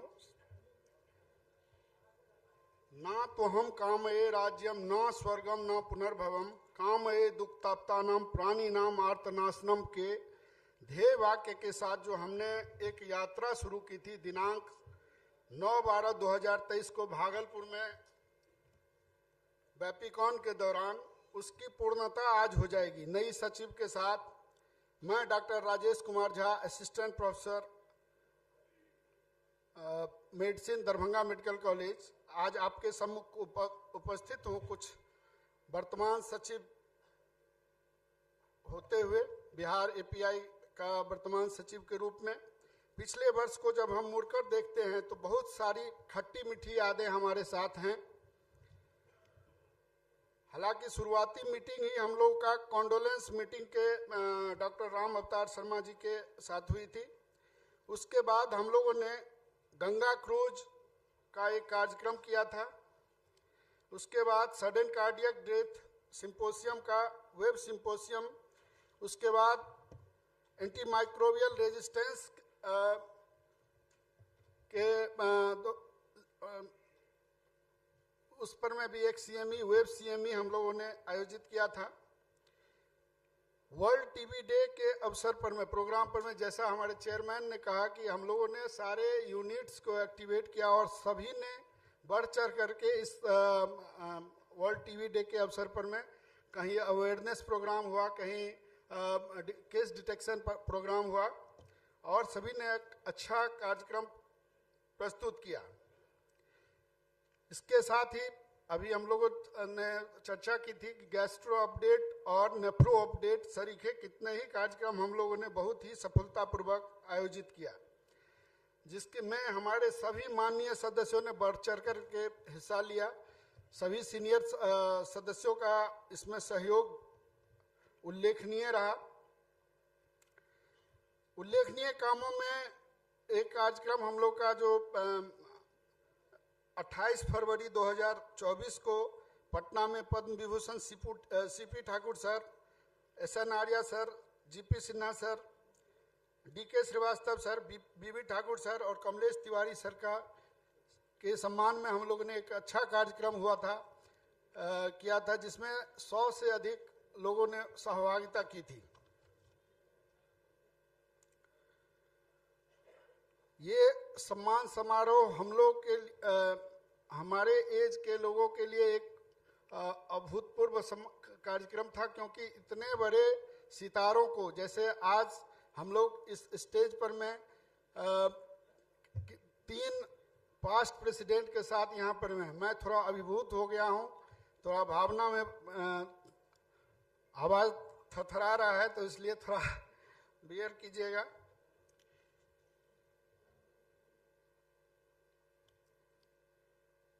सभी यूनिट को एक्टिव करने में जो हमारा प्रयास था उसमें हम लोग काफ़ी सफल भी हुए। मैंने एक चर्चा की थी पूर्णिया यूनिट की, आदरणीय डॉक्टर देवीराम सर और डॉक्टर RK मोदी जी के नेतृत्व में पूर्णिया चैप्टर ने लगभग सभी कार्यक्रमों में अच्छा काम किया। हमारा मगध चैप्टर भी डॉक्टर AN राय सर के नेतृत्व में और मृत्युंजय जी के डायनामिक नेतृत्व में अच्छा काम कर रही है। छपरा यूनिट, सारण यूनिट, जो दरभंगा यूनिट भी हमारा पीछे नहीं रहा है। लेकिन जो उल्लेखनीय काम ये स्कूल API चला स्कूल की ओर, ये नॉन कम्युनिकेबल डिजीज के बारे में जो हमारा लाइफ स्टाइल डिजीजेस है उसके बारे में जो एक इनिशिएटिव लिया गया है पूर्णिया यूनिट के द्वारा, ये हम सभी के लिए अनुकरणीय है। API ICP का कार्यक्रम जो आदरणीय कमलेश तिवारी सर के नेतृत्व में ये काम, डॉक्टर DP सिंह सर के कन्वेनरशिप में ये काम हो रहा है। ये एक उत्तम कार्यक्रम था और ये एक उल्लेखनीय काम है। अभी आगे भी डॉक्टर BK सिंह सर के नेतृत्व में ये कार्यक्रम आगे चलता रहेगा। कुछ काम जो हम लोग समयाभाव में नहीं कर सके वो था एक डाटाबेस हमारा अच्छा बनाना और सभी को एक API का ID कार्ड देने की योजना थी, लेकिन समयाभाव के लिए कारण ये चीज़ नहीं हो पाया। 1-to-1 इंटरेक्शन और सीनियर मेंबर्स का सम्मान हम लोग का एक कार्यक्रम था जो अधूरा रह गया।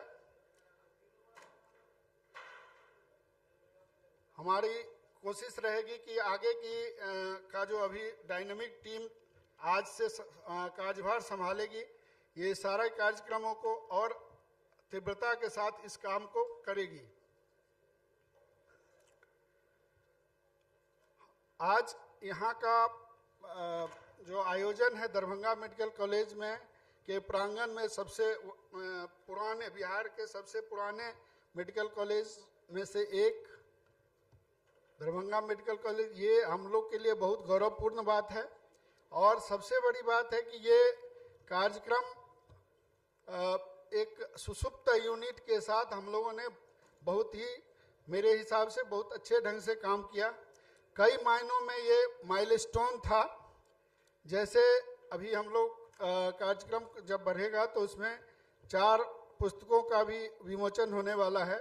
उसमें कुछ खासियत है कि मेडिसिन अपडेट जो ये है, इसमें प्लेगरिज्म फ्री है, और जो मानक है उचित मानक वो 15% सारे जो इसके आर्टिकल्स हैं, इसके लिए हम डॉक्टर पंकज मोहन श्रीवास्तव जो इसके एडिटर हैं उनको बहुत बहुत बधाई देना चाहेंगे, क्योंकि ये कम बड़ा काम नहीं था कि सबका प्लेगरिज्म चेक करके और उसको व्यवस्थित करके प्रकाशित करना।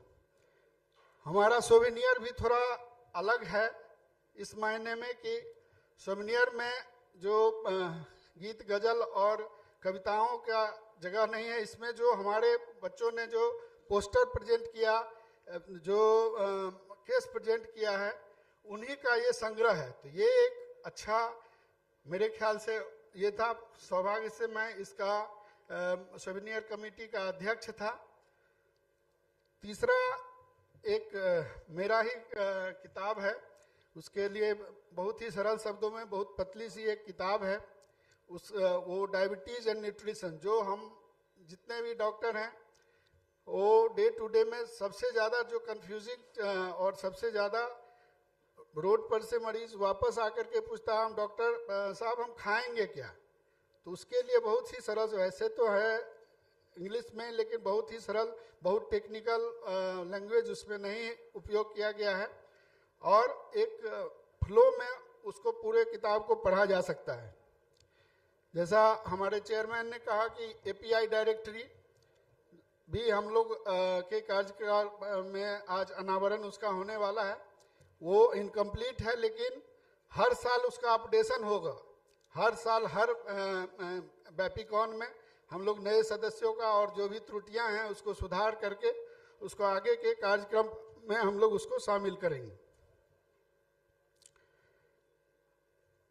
यदि इस फोरम से पिछले साल के कार्यक्रमों में यदि हृदय फाउंडेशन का जिक्र नहीं किया जाए तो वो उचित नहीं होगा, क्योंकि कई कार्यक्रम हमने फिजिकल और वेब मीटिंग के रूप में आदरणीय डॉक्टर बीबी ठाकुर सर और डॉक्टर आशीष ठाकुर सर के तत्वावधान में हम लोगों ने बहुत ही सफलतापूर्वक फिजिकल मीटिंग भी लगभग 150 उसमें बच्चे थे जो इंपीरियल कॉलेज ऑफ यूके के जो वहाँ से फैकल्टी और यूजी जो स्टूडेंट्स के साथ जो हमारे पीजी बच्चों का जो इंटरेक्शन था, बहुत ही अच्छा कार्यक्रम हम लोग के शहर में हुआ।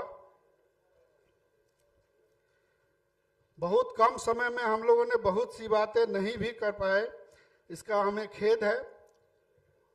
आगे यदि कभी समय मिलेगा तो इसका काम करेंगे। प्रयास ईमानदार था, परंतु कई बार गलतियां भी हुई, जिसके लिए आदरणीय बीबी ठाकुर सर से, कमलेश तिवारी सर से झिड़की भी पड़ी, और हमने प्रयास भी किया कि इसको सुधारें। अनुभव नहीं था, कभी इस तरह के कार्यक्रम में शामिल भी नहीं हो पाया था। जनरल बॉडी मीटिंग में भी, भागलपुर के जनरल बॉडी मीटिंग में भी जिस तरह का ये था, हम लास्ट में जब हम लोग को यहाँ का आयोजन का ये मिलने वाला था, उस समय में शामिल हो पाए तो बहुत अनुभव नहीं था, इसके कारण कुछ कुछ त्रुटियां हुई। लेकिन ओवरऑल ये इस बैपिकॉन 34वें बैपिकॉन के आयोजन समिति को मैं अंत में बहुत बहुत धन्यवाद देना चाहूँगा, क्योंकि यहाँ के जो निगेटिव इन्वायरमेंट है उसमें इन लोगों ने बहुत बेहतरीन आयोजन करने का प्रयास किया है। इसके लिए organising chairman doctor R K Das, organizing chairman doctor UC Jha sir, organizing secretary doctor R K Das, और साइंटिफिक कमेटी के जो chairman doctor SC Jha sir, इन लोगों ने अहरनिश जिस तरह का काम किया है।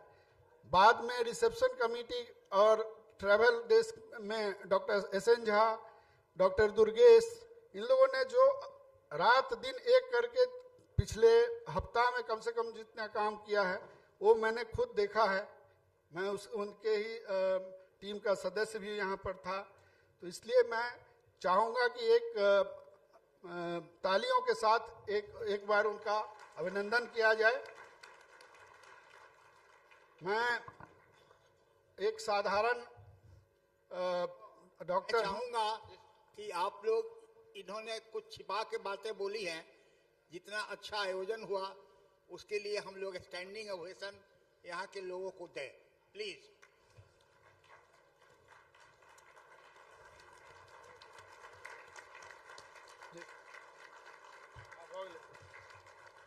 मैं अंत में सर इतना ही धन्यवाद देना चाहूँगा एपीआई बिहार का, डॉक्टर कमलेश तिवारी सर का, डॉक्टर बीबी ठाकुर सर का, क्योंकि मैं एक अदना सा डॉक्टर हूँ।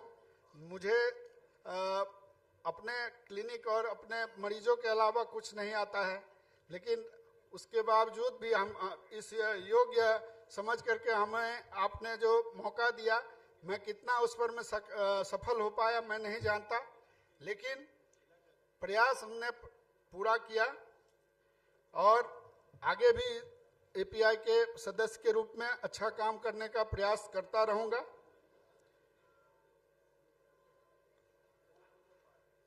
अंत में एक कामना के साथ मैं अपनी बातों को विराम देता हूं, क्योंकि समय ज्यादा लग रहा है।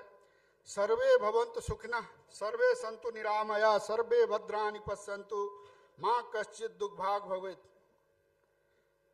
जय एपीआई, जय मिथिला, जय भारत। धन्यवाद। Thank you, sir. Thanks for the beautiful speech. It's time for the change of caller of the chairman and secretary. So let's proceed for the change of caller. Thank you.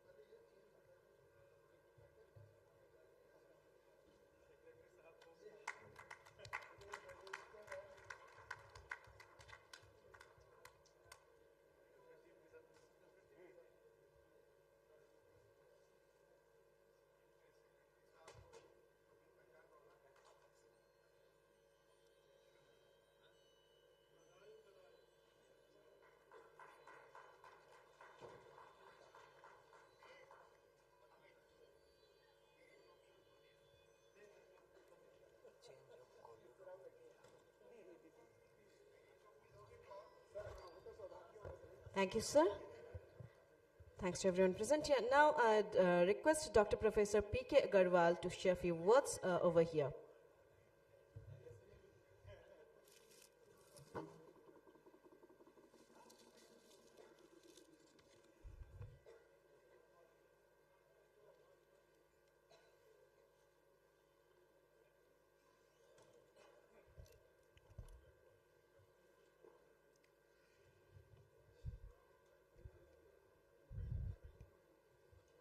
सत नमन मिथिलांचल की इस पावन धरा को। This is my alma mater. यहीं से मैंने अपने मेडिकल करियर की शुरुआत की। एमबीबीएस के बाद एमडी भी मैंने यहीं से किया और आज आपने एसोसिएशन के इस उच्च पद पर मुझे आसीन किया। Distinguished guests present on the dais, it is with immense pride and deep sense of responsibility that I stand before you today as the chairman of this esteemed chapter. I extend my sincere thanks to our dear friends and fellow physician colleagues for electing me unopposed as the chairman of Bihar Chapter of API.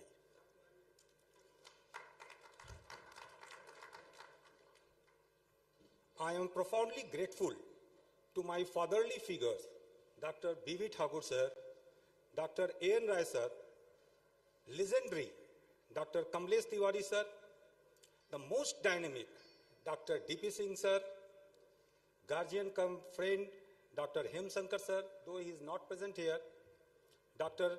Devi Ram sir, Dr. B.K. Singh sir, and Dr. P.K. Sinha sir. And indeed, thankful especially to my younger brother, Dr. A.K. Das, our past chairman. We come together not only as a practitioners of the healing arts, but as leaders in a state that carries the legacy of Nalanda's ancient knowledge and philosophies of Bihar's great sages. Our gathering signifies not just a reunion of professionals, but a vital forum of share, deliberate, and strengthen the medical fraternity's role in shaping healthcare in our state. Today, I wish to focus on crucial aspects of our shared responsibility, the dissemination of new medical knowledge, and the importance of accessing advanced medical education across Bihar. We have to focus on bridging the knowledge gap and empowering peripheral doctors. Many of our doctors serve in rural areas with limited access to advanced medical information and face the daunting task of treating complex cases with limited resources and outdated knowledge.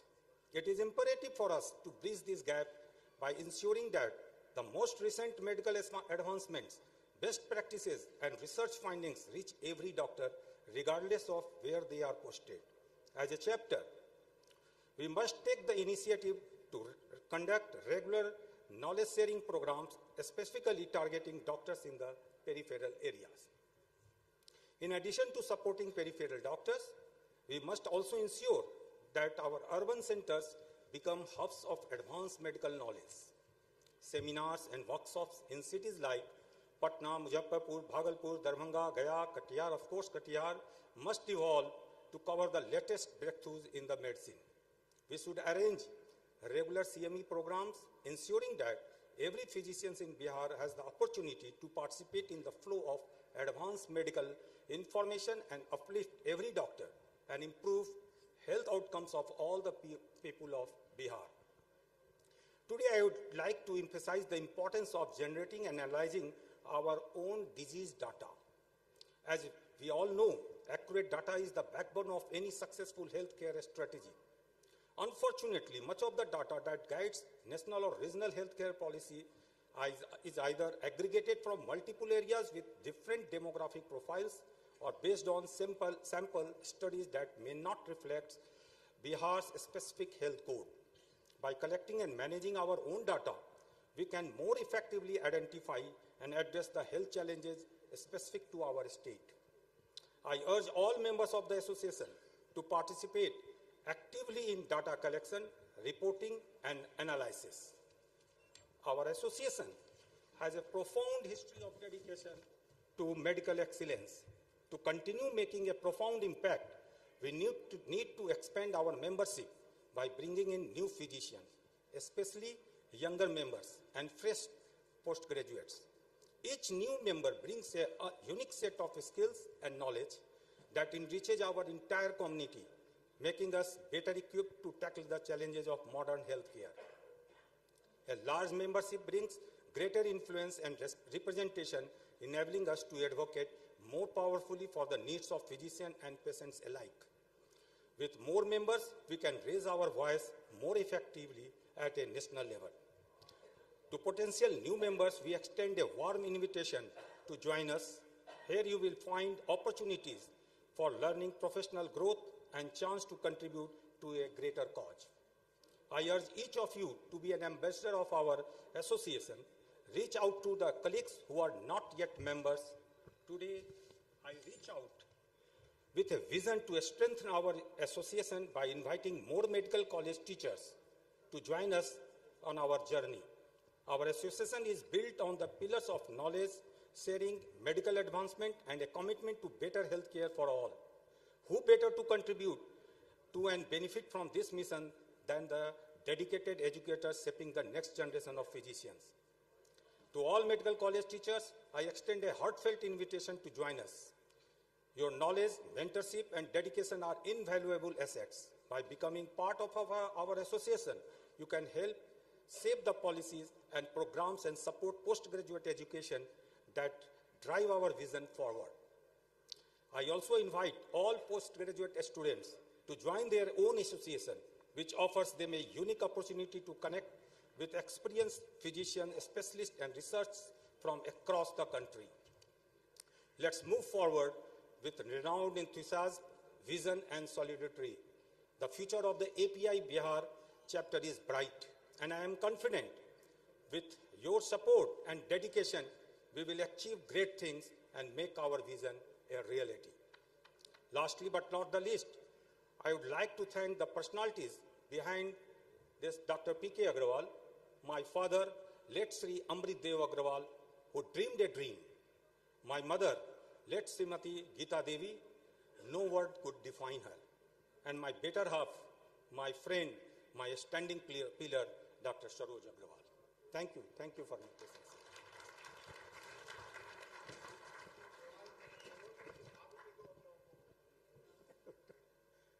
Madam को बोलो.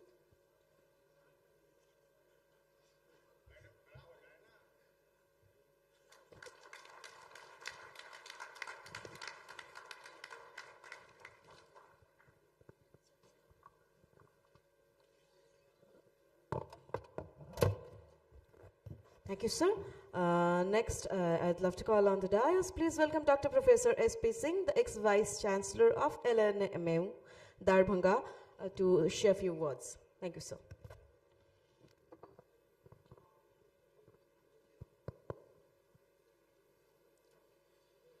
Good evening, everybody. Respected dignitaries on the dais and the dignitaries below the dais.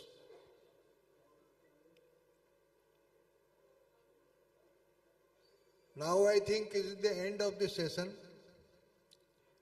and everybody is now thinking, after the heavy schedules of their CMAs and other programs in the conference, to attend the night dinner. So taking very less time, I want to say that these conferences and the annual conferences gives an opportunity to every physicians and the students to assemble at one place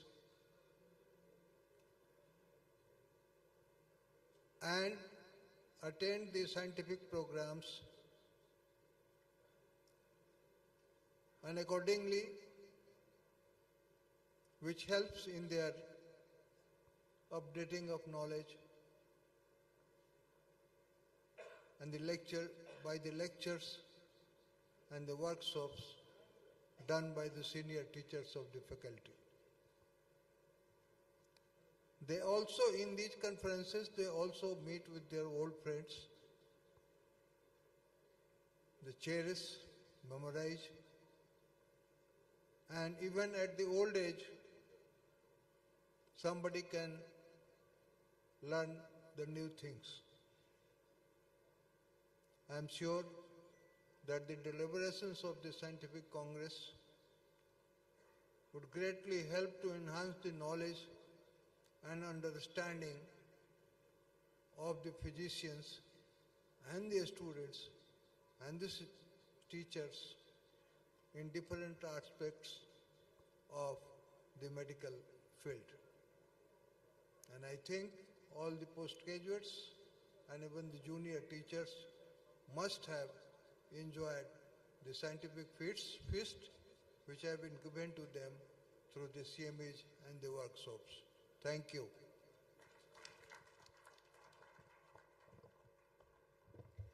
Thank you, sir.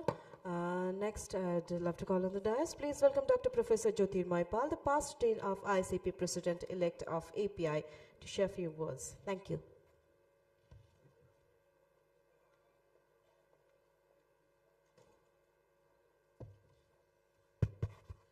Professor Dr. Milind Natkar, President API, Professor Dr. B.V. Thakur, past President API, passed in ICP. Professor Dr. Kamlesh Tiwari, past President API, Dean-elect ICP. Professor S.P. Singh, ex-VC, Darbhanga. Professor U.C. Jha, Organizing Chairman. Dr. R.K. Das, Organizing Secretary.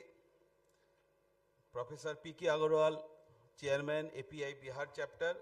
Dr. A.K. Das, Immediate Past Chairman, API Bihar. Dr.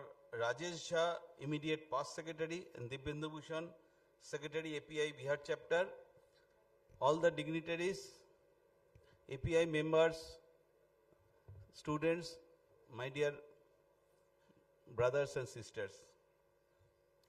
This is really a proud moment to be present in the inaugural ceremony of 34th Annual Conference of API Bihar Chapter, particularly in presence of our mentor who inspired me in 2010 in Siliguri to work for the API, and he is none other than Professor B.V. Thakur.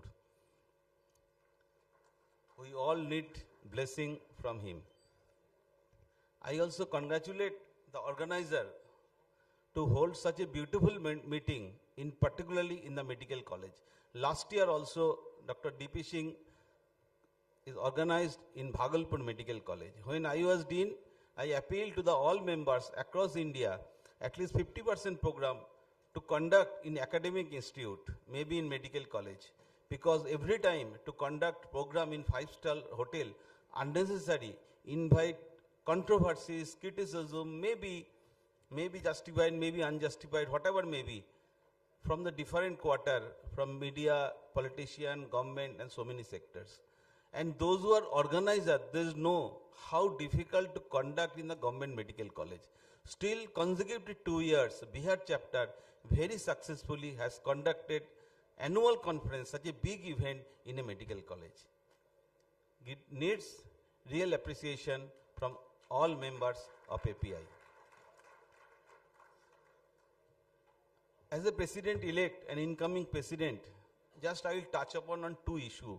In one issue, the current chairman of API Bihar Chapter highlighted, that is research. Because we Indians, we have expertise in clinical skill, in teaching, in academics, in different technological aspects like IT, pharmaceutical, defense technology, but we are lacking behind the West in some of the sector, one of whom is the medical research. For all our guidelines, all our treatment planning, everything, we are dependent on the Western data. Because our aptitude for the research is not good. And this change cannot come in one day, on a fine morning. That is why we, the medical teacher, we, the senior members, have to motivate our students from the very beginning about the need and practice of research. So day will come, maybe after 20 years, 30 years, 50 years, when India will be self-sufficient or will generate its own data, and based on which we can make our own guideline, and our physician in future can practice on our own guideline. That is also so for the textbook. Our students are heavily dependent on Western textbook, in spite of having our own so many clinical material. So our API we already have textbook, but the future editors and authors should be very careful when you are writing the article about the need and changing curriculum, and that should be very much useful. That should be not only up to date, also very much useful for the students and member in their exam, also in clinical practice. And second issue, definitely API aim and objective is the academics. 80 to 90% our time, our resource we spend for the academics. But at the same time, at least 10% our energy, 10% our resource should spend for some of the activity which directly touch to the people. Because we should not be away from the people. And some of the activity, all the state branch, all the city branch should take, that maybe in the form of public awareness program, and some, whether that should be outreach program, we can directly reach to the people. And our bondage with the people, our students should reach to the people. And that is the way our association can grow and doctor-patient relationship can be very firm. And that teaching, if we our association advocate our juniors to undertake such a program that directly related to the people, days will come, the doctor-patient relation will be much better what is today. So with this small word, I wish all success of 3 days Bapicon 34th annual conference, and I wish under leadership of Professor P.K. Agarwal with the mentorship of Professor B.B. Thakur and Kamlesh Tiwari, Bihar chapter definitely will be very successful and go much ahead. Long Link API, Namaste.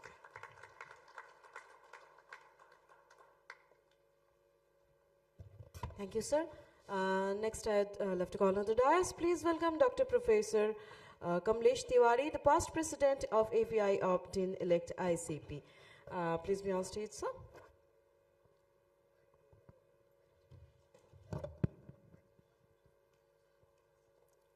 Chief guest, Dr. Milind Nadkar, my teacher, Professor B.B. Thakur, President-elect Dr. Paul, dignitaries on the dais, and dignitaries of Bihar Chapter of API present on the dais, and members sitting off the dais, students, ladies and gentlemen. It is a very good experience to see the successful conference of Darbhanga. It was my dream. When I came in 2003, I saw that nobody knows the name of API in detail. And I motivated all my teachers, all my students that join API, know API, and after that, things have changed. And today, the scenario, I'm very glad to see that there is a successful conference of Bapicon here in Darbhanga. Congratulations to them. Actually, this conference is very nice in all aspects. There are 3 things in the conference. Food should be good, and that is good here. Stress should be better, that is better. And most important is teaching program, which was marvelous for today. And most important is audience. The hall is full of audience till now. That is the big sign of success of this conference.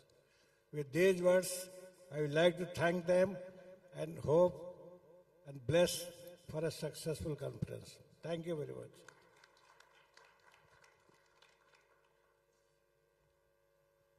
Thank you, sir. Next, I'd love to call on the dais. Please welcome Dr. Professor B.B. Thakur, the past president of API, past dean of ICP, and today's guest of honor. Thank you, sir. Good evening, friends. Atek nik bhi na nik.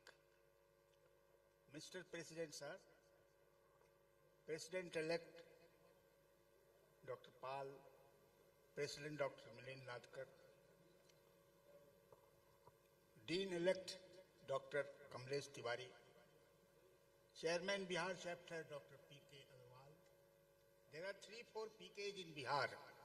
None of them P.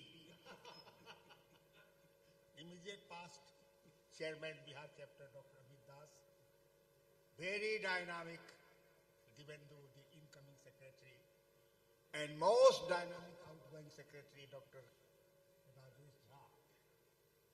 Sorry यार तेरा नाम पहले बोलना चाहिए था organising chairman doctor UC Jha and our honourable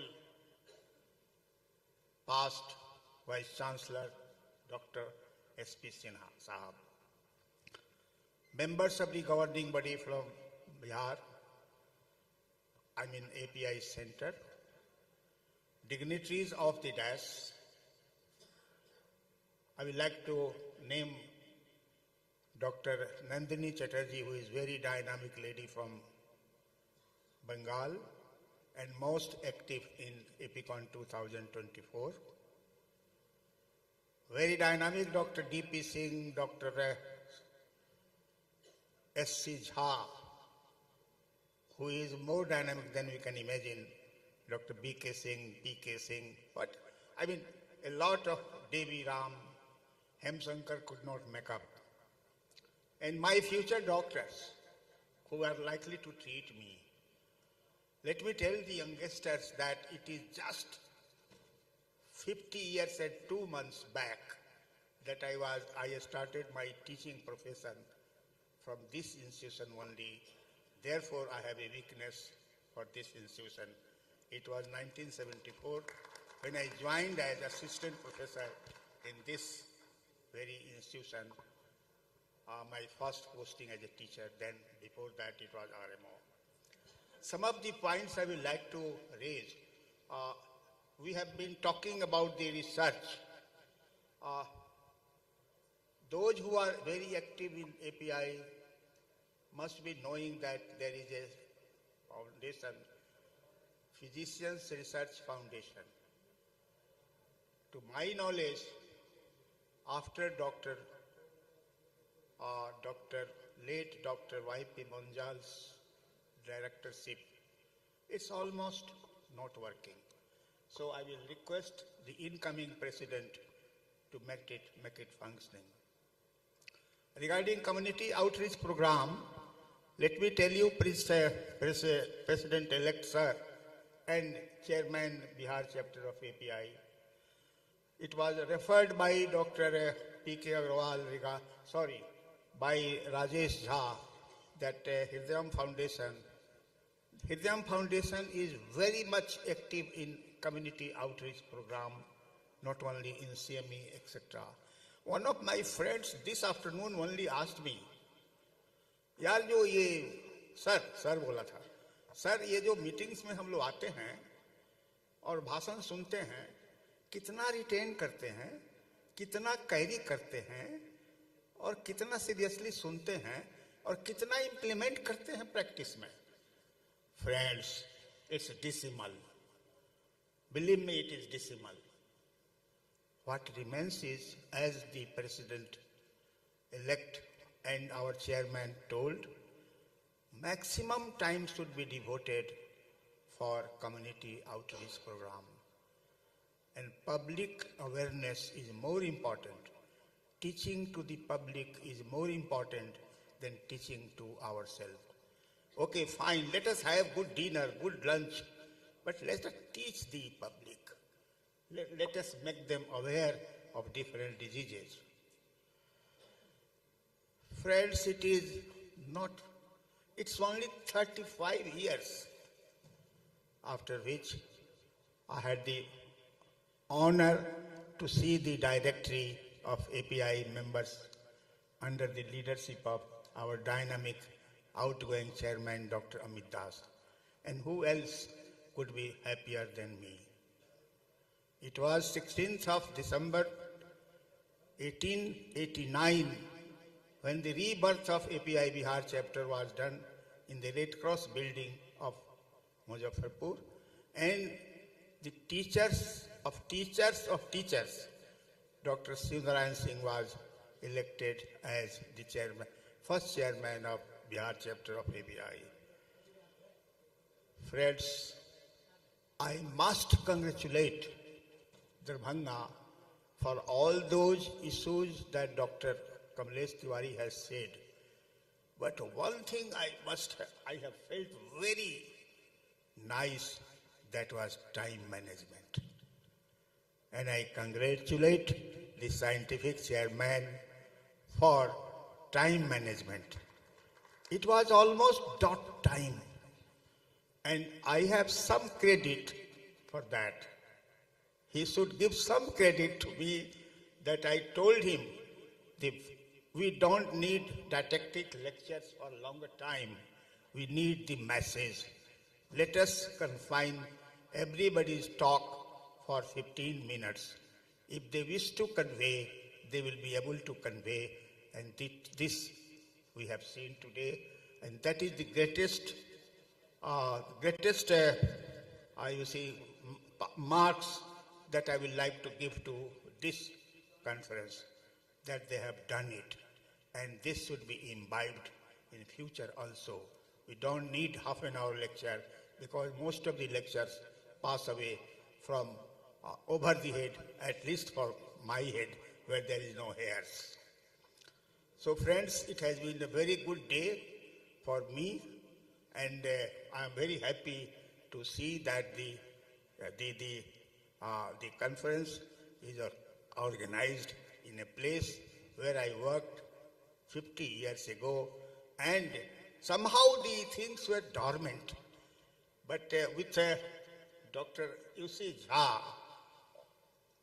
Rajesh and S.C. Jha, it has become so vibrant that I am afraid you are going to scale over all the branches of Bihar chapter, all the city branches of Bihar chapter of ABI. You see, I have a lot of things to say, but let me stop here.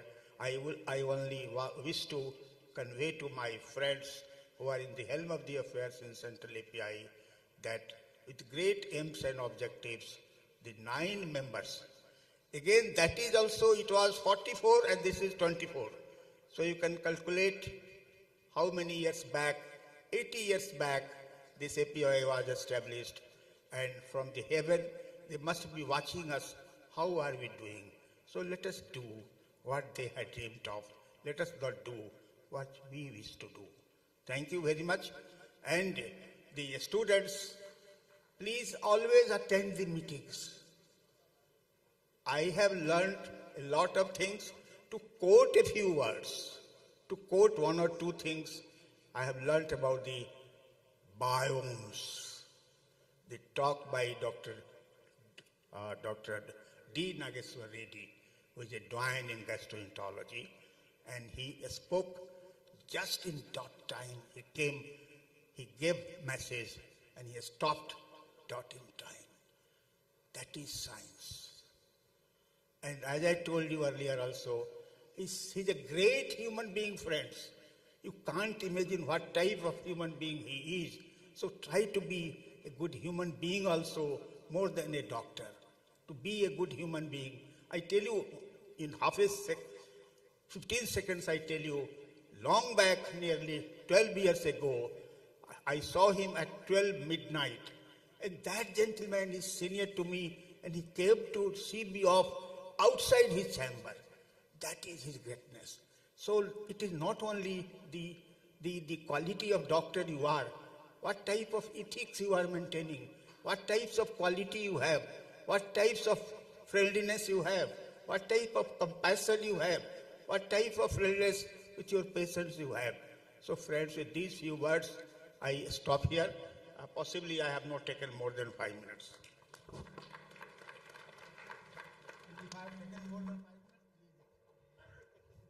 It's okay, sir. Not a big deal. Well, thank you, sir. It's time to listen some good and valuable words from our chief guest, our reputed and respected chief guest, Dr. Professor Milind Vainadkar, the President of Association of Physicians of India. Thank you, sir.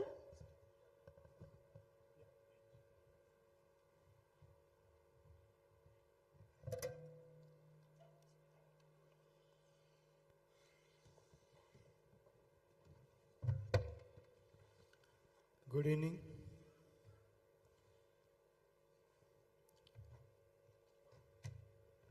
Our fatherly figure, Dr. B.B. Thakur sir.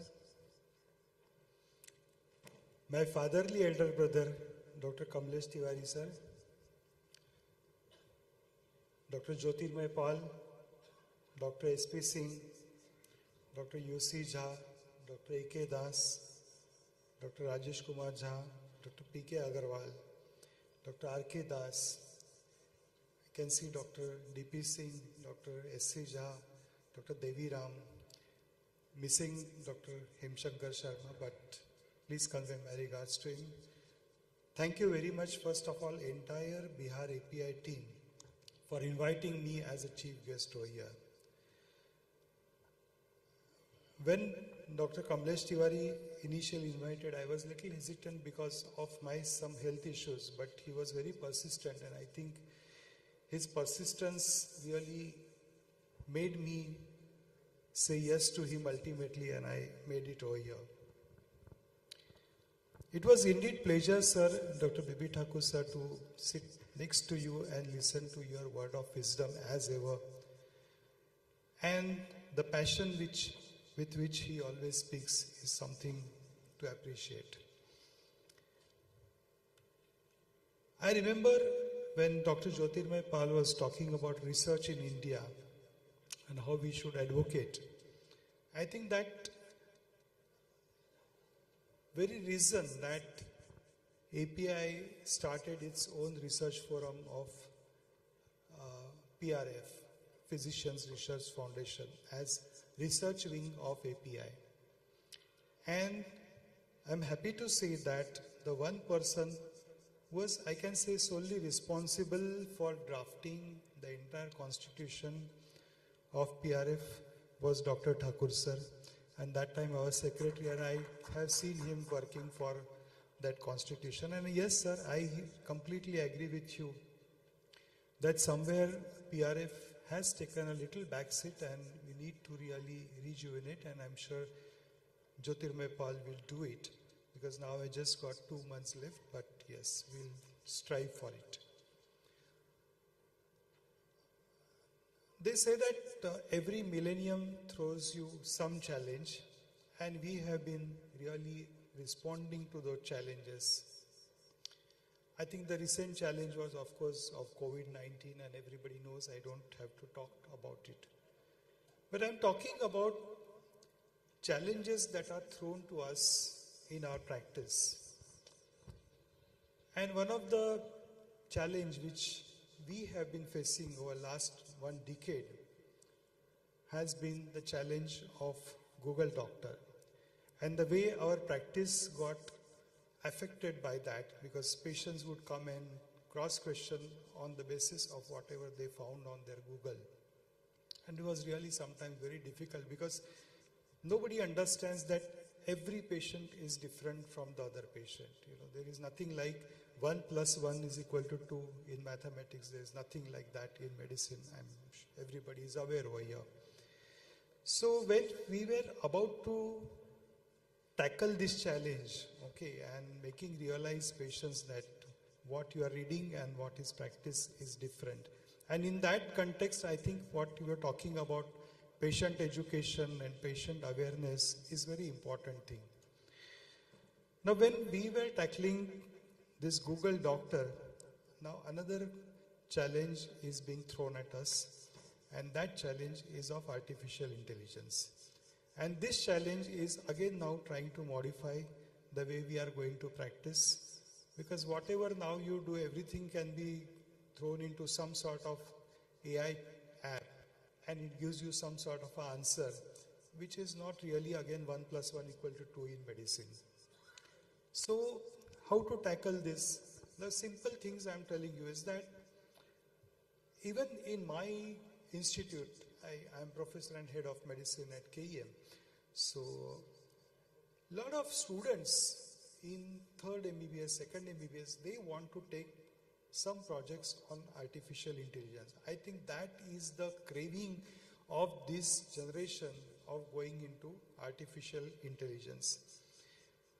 And when you are thinking about this artificial intelligence as your enemy, which is, scaring and frowning at you about how you practice medicine and what you think about a simple X-ray, which you have learned over the years, and your AI says something different, it's very difficult to accept.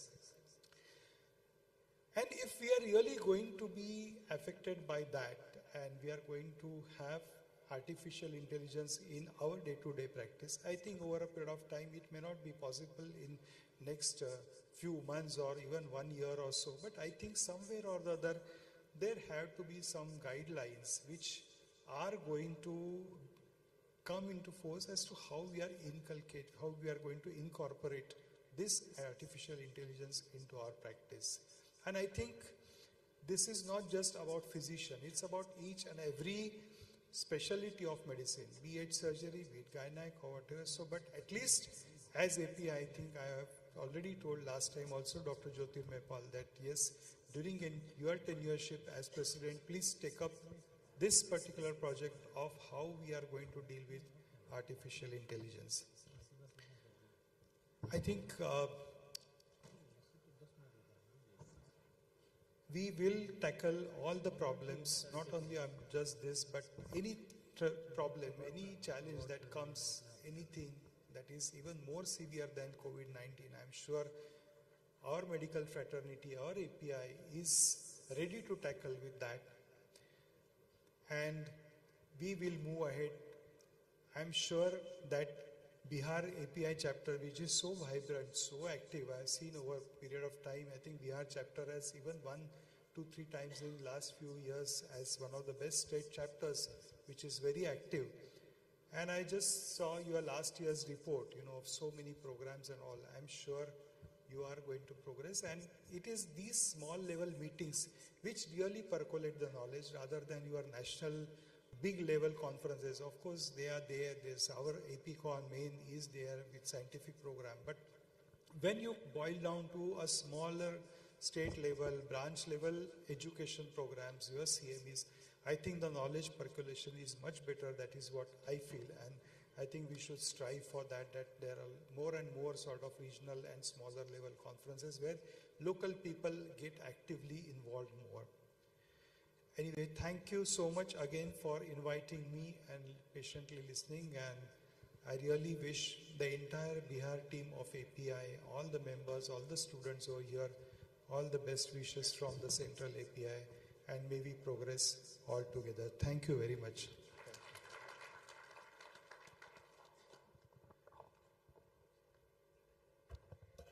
Thank you, sir. Well, after getting so many love, praise, and valuable, priceless words from the senior, it's time to get some knowledge also.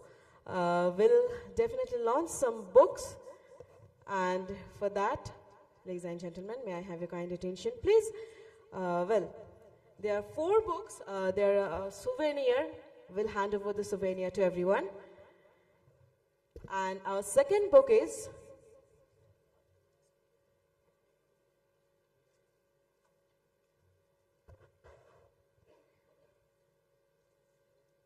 it's my kind request to the ladies to hand over the souvenir to everyone.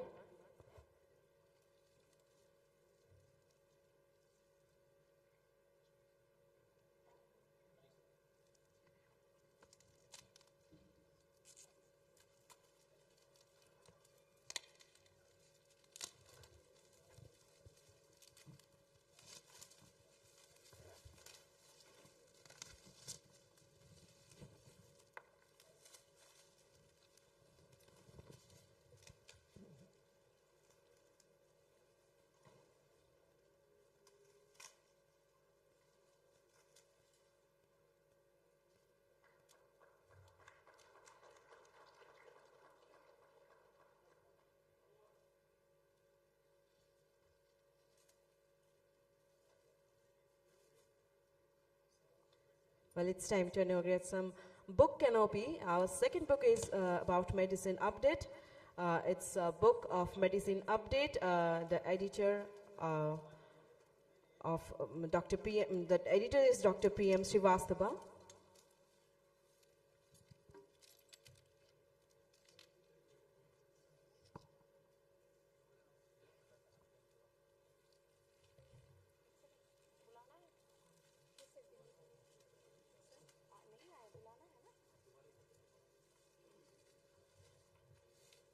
May I call on the stage, please welcome Dr. Priyam Srivastava.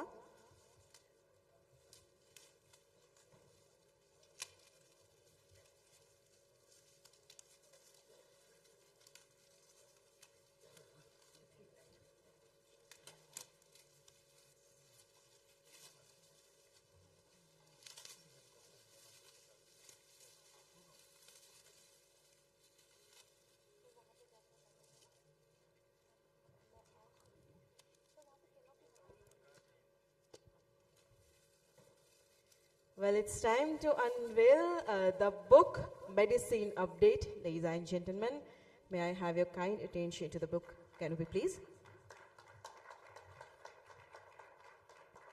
And it was a lovely unveiling moment. Clap for the moment. Thank you.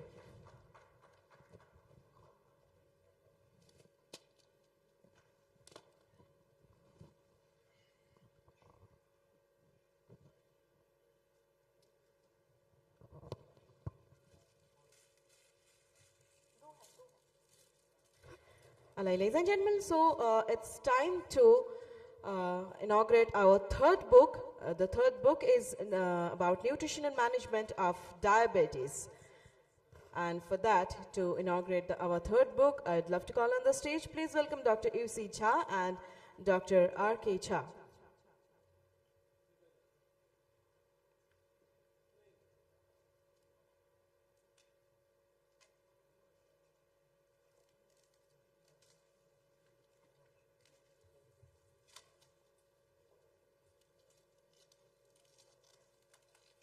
And here we are with our third book, Nutritional Management of Diabetes. And at request, Dr. Professor U.C. Jha, the organizing chairman, and along with him at request, Dr. R.K. Jha, Dr. Rajesh Kumar Jha, the Secretary of API Bihar, to open the book.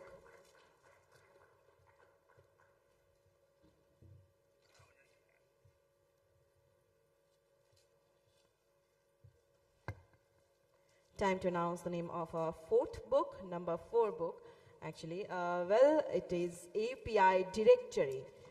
And the API Directory, I'd love to call on the stage. Please welcome Dr. A.K. Das to unveil the API Directory.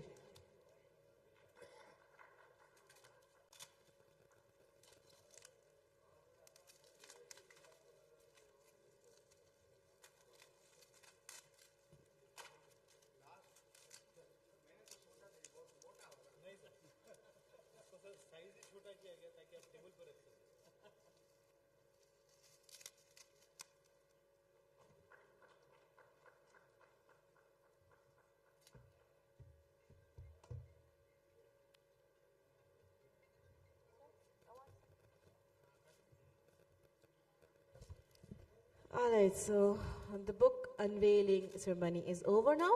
Let's move to the API Award ceremony, the most awaited moment basically, the API Award ceremony. Let's go for the Lifetime Achievement Award. And under the category, this is the category, the Lifetime Achievement Award, and under the category Lifetime Achievement Award, we have 2 positions. So basically we'll announce the name of the second position first.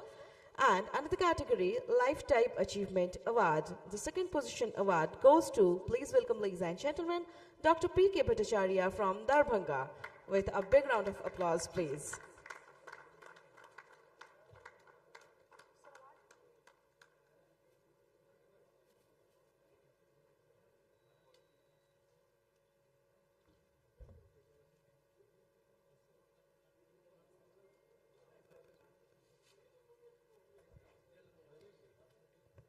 And to present the award, I'd love to call on the stage. Basically, he's on the stage. I'd request to Dr. Professor Milind Vainadkar, the President of Association of Physicians of India, to present the award to Dr. P.K. Bhattacharya from Darbhanga.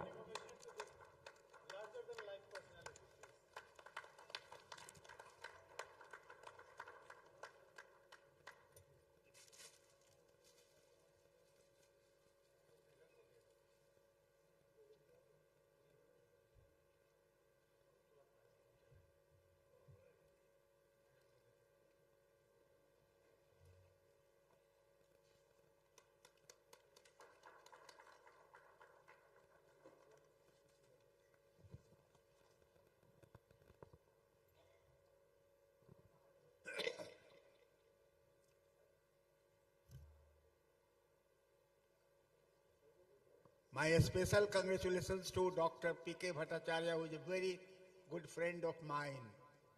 I miss Dr. A.N. Singh today.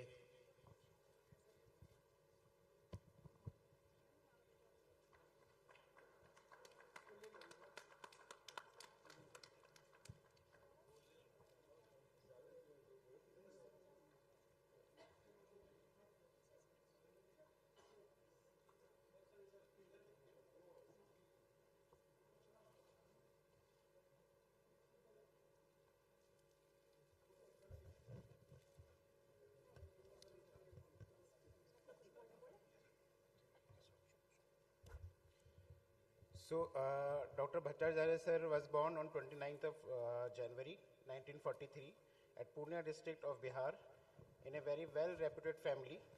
His father, late Shri Prashad Kumar Bhattacharya, was in senior judicial service in Bihar and was a literary person and had established many novels and collections of poems in Bengali, Hindi and English. His writings were published in English news daily. At the time, he was also actively associated with independence movement. Dr. Bhattacharya's mother, late Srimati Jayanti Bhattacharya ji, was also associated in her young age with the independent movement.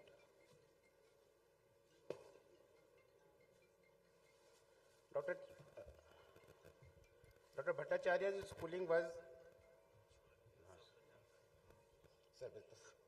was done from Purnia and college from Araria, Bihar. He did his MBBS in 1965 from Darbhanga Medical College, and he passed his MD, Internal Medicine, in 1968. So he has a very long journey in the medicine field, and we are thankful to you, sir. So thank you on behalf of API Bihar. Thank you, sir.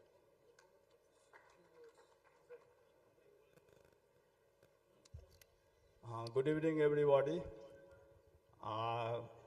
Distinguished dignitaries on the dais, below the dais, respected delegates, ladies and gentlemen, members of the press and media. I am a son of Bihar and a son of Darbhanga. And this my journey started from here at the medical college, and I am staying till alive. I am here at Darbhanga. I got many opportunities to go abroad and outside this medical college, but I didn't go anywhere. I studied over here as a teacher from 1971, and Dr. B. Thakur was with me when I was a teacher here, and many of the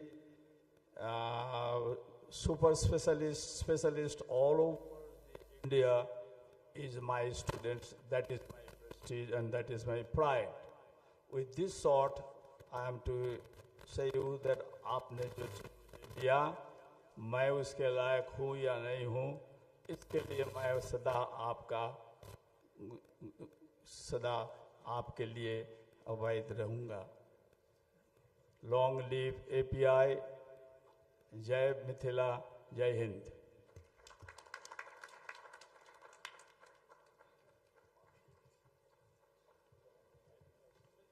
Thank you, sir. Well, moving to our next category, and our next category is Abstract Presentation Award. So under the category, we have 3 positions, first, second, third, and we'll announce basically from the third position. And the third position or the second runner-up position. So under the category Abstract Presentation Award, the second runner-up position or the third position award goes to, ladies and gentlemen, please welcome Dr. Shruti Richa from PMCH. With a big round of applause, please welcome Dr. Shruti Richa from PMCH.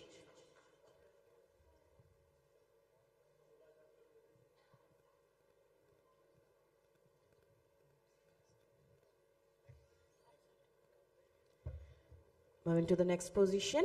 Under the category Abstract Presentation Award, the second position or the first runner-up position award goes to, please welcome, ladies and gentlemen, Dr. Anuj Sharma from SKMCH. With a big round of applause, please welcome Dr. Anuj Sharma from SKMCH. And to present the award, I'd love to call on the stage, please welcome Dr. Professor Jyotirmoy Paul, the past trained ICP President-elect of API. Thank you, sir.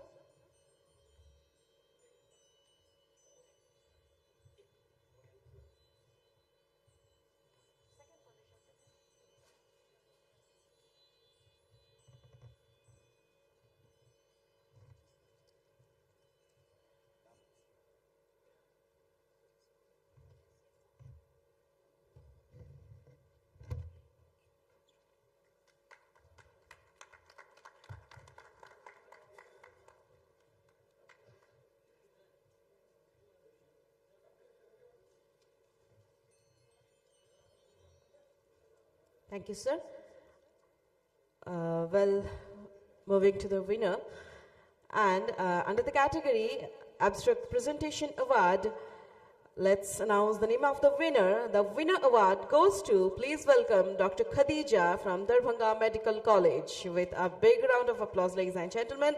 Please welcome Dr. Khadija from Darbhanga Medical College. And once again, I'd request Dr. Professor Jyotirmoy Pal to present the winner position award also.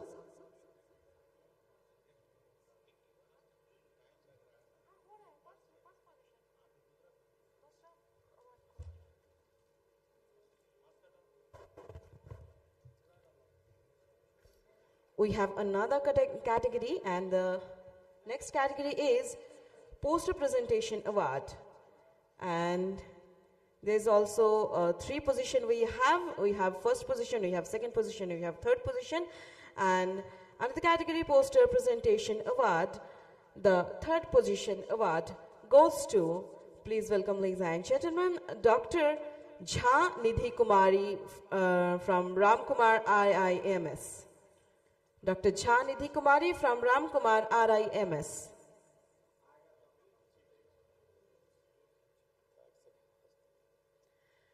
Alright, under the category Poster Paper Presentation, the second position award goes to, please welcome, ladies and gentlemen, Dr. Shifa Akhtar Adiba from Katihar Medical College.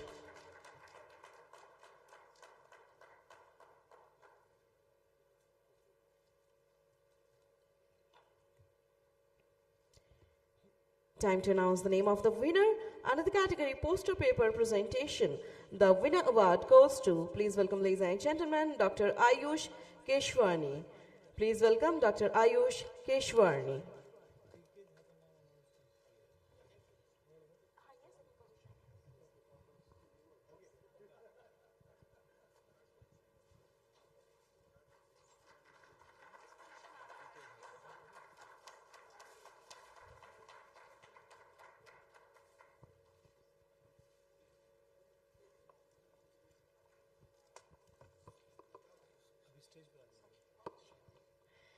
Alright, so it's time to present the award to the winner, Mr. Ayush Keshwani.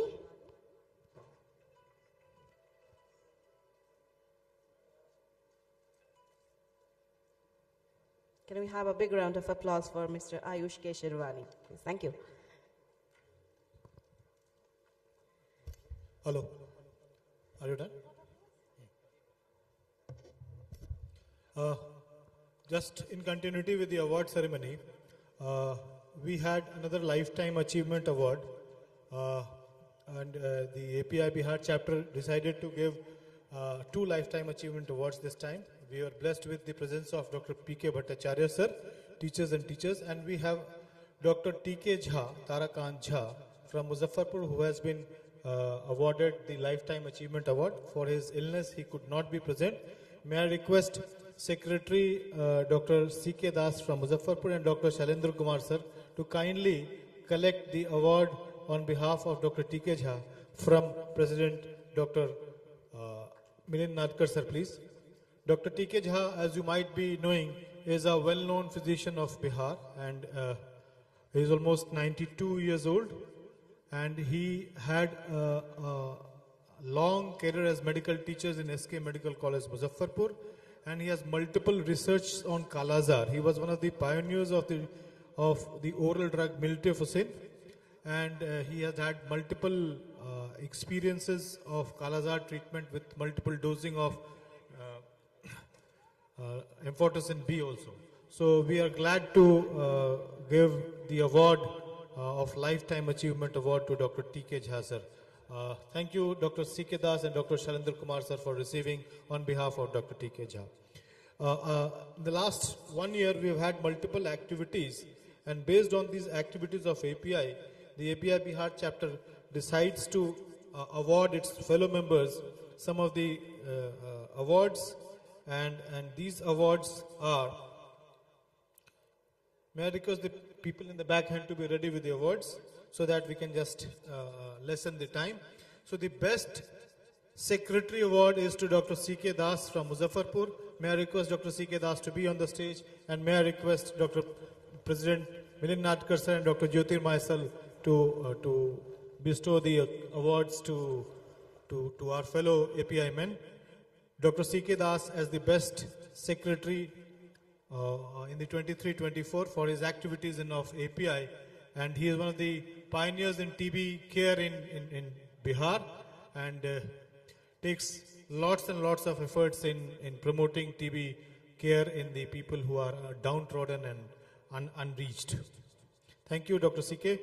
And the best chairman award goes to Dr. Mrityunjay Kumar Singh from Gaya. Dr. Mrityunjay is a well-known figure in the academic circle, and he is also one of the founder members and National Secretary of CCDSI. He is the chairman of API Gaya, and multiple activities of Gaya has shown how Gaya is one of the key players in the API activities. His neurology update was one of the key features of API this year. We thank Dr. Mrityunjay for raising the flag of API in Bihar. Thank you, Mrityunjay.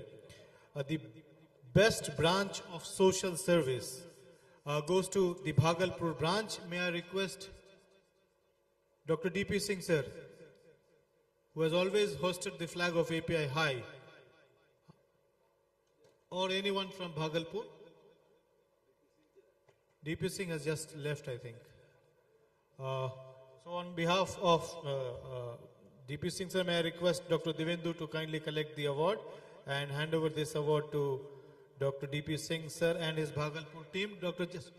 D.P. Singh sir, here you are.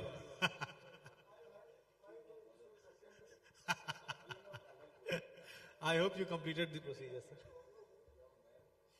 sir. Dr. D.P. Singh sir takes the award for the best branch with social service. The Bhagalpur branch had conducted multiple camps in Bhagalpur and the people among downtrodden. We thank the Bhagalpur team for reaching the unreached. The best branch, the top branch for this year goes to Purnia, with multiple activities this time, heading all parameters. We have a young man named Dr. Devi Ram who is heading the team of Purnia, and Dr. Nishikant as well, who is the secretary of API Purnia. So one of the key activities of this year was API Chale School Ki Or, which was conceptualized and executed by Dr. R.K. Modi, who was the chairman of API, and this program is going on in the state of Bihar. We are proud to have Purnia as one of the top districts of API activities in this 23-24. Thank you, API Purnia, for raising the level of API activities in Bihar and India as well. Thank you very much, sir. Amongst the speakers, we have also, please. I have forcefully taken the mic from Amit because it will be incomplete if I don't say that API Chairman Purnia, Dr. R.K. Modi, has done a wonderful job, and the credit for it goes to the entire Purnia led by Dr. R.K. Modi and Dr. Nishikant. If I don't say his name, it will be incomplete. Thank you, Chairman. Right words, sir. Right words. These things are always led by single men but supported by the entire team. So API Purnia stands out. Dr. R.K. Modi always stands out. Best speaker amongst the entire galaxy of speakers that Bihar has. Multiple rounds of discussion went, and we chose Dr. Harshvardhan, if he's in the crowd. Harshvardhan, who is a API member, and unfortunately he was just around. Acha. Huh? Acha, he'll be just coming. Okay. API Chairman Appreciation Award. This is my discretion as a chairman, and I was very happy to have support of the entire team of API, and I would like my appreciation award to go to Dr. C.B. Prasad sir from Sitamarhi. Sir, may I request your presence on the dais and get the award from the chairman, president and president-elect of API, the national headquarters. and we are lucky to have both of them at one platform. Dr. C.B. Prasad is a clinician par excellence from Sitamarhi, which is the birthplace of Sita. And may I request him to invite both the President and President-elect to the place of Mata Sita to have a pilgrimage there. We also are very happy to have Dr. Vijay Kumar. Dr. Vijay Kumar. Dr. Devendu, please collect. And Dr. Nishikant again. Nishikant for helping the entire membership drive in API Bihar for increasing the members of API. Dr. Harshvardhan is in the hall. May I request Harshvardhan to kindly come on the dais for the Best Speaker Award. Nishikant, please.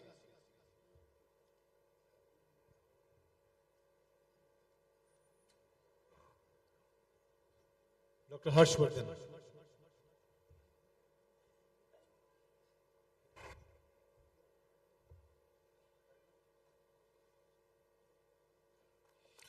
Dr. Harshvardhan is just bang on time. Please. Harshvardhan has been given the Best Speaker Award this year, and we are happy to have Harshvardhan on time today.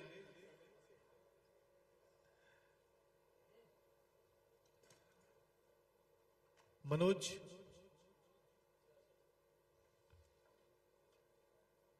Dr. Manoj Kumar Chaudhary. Okay.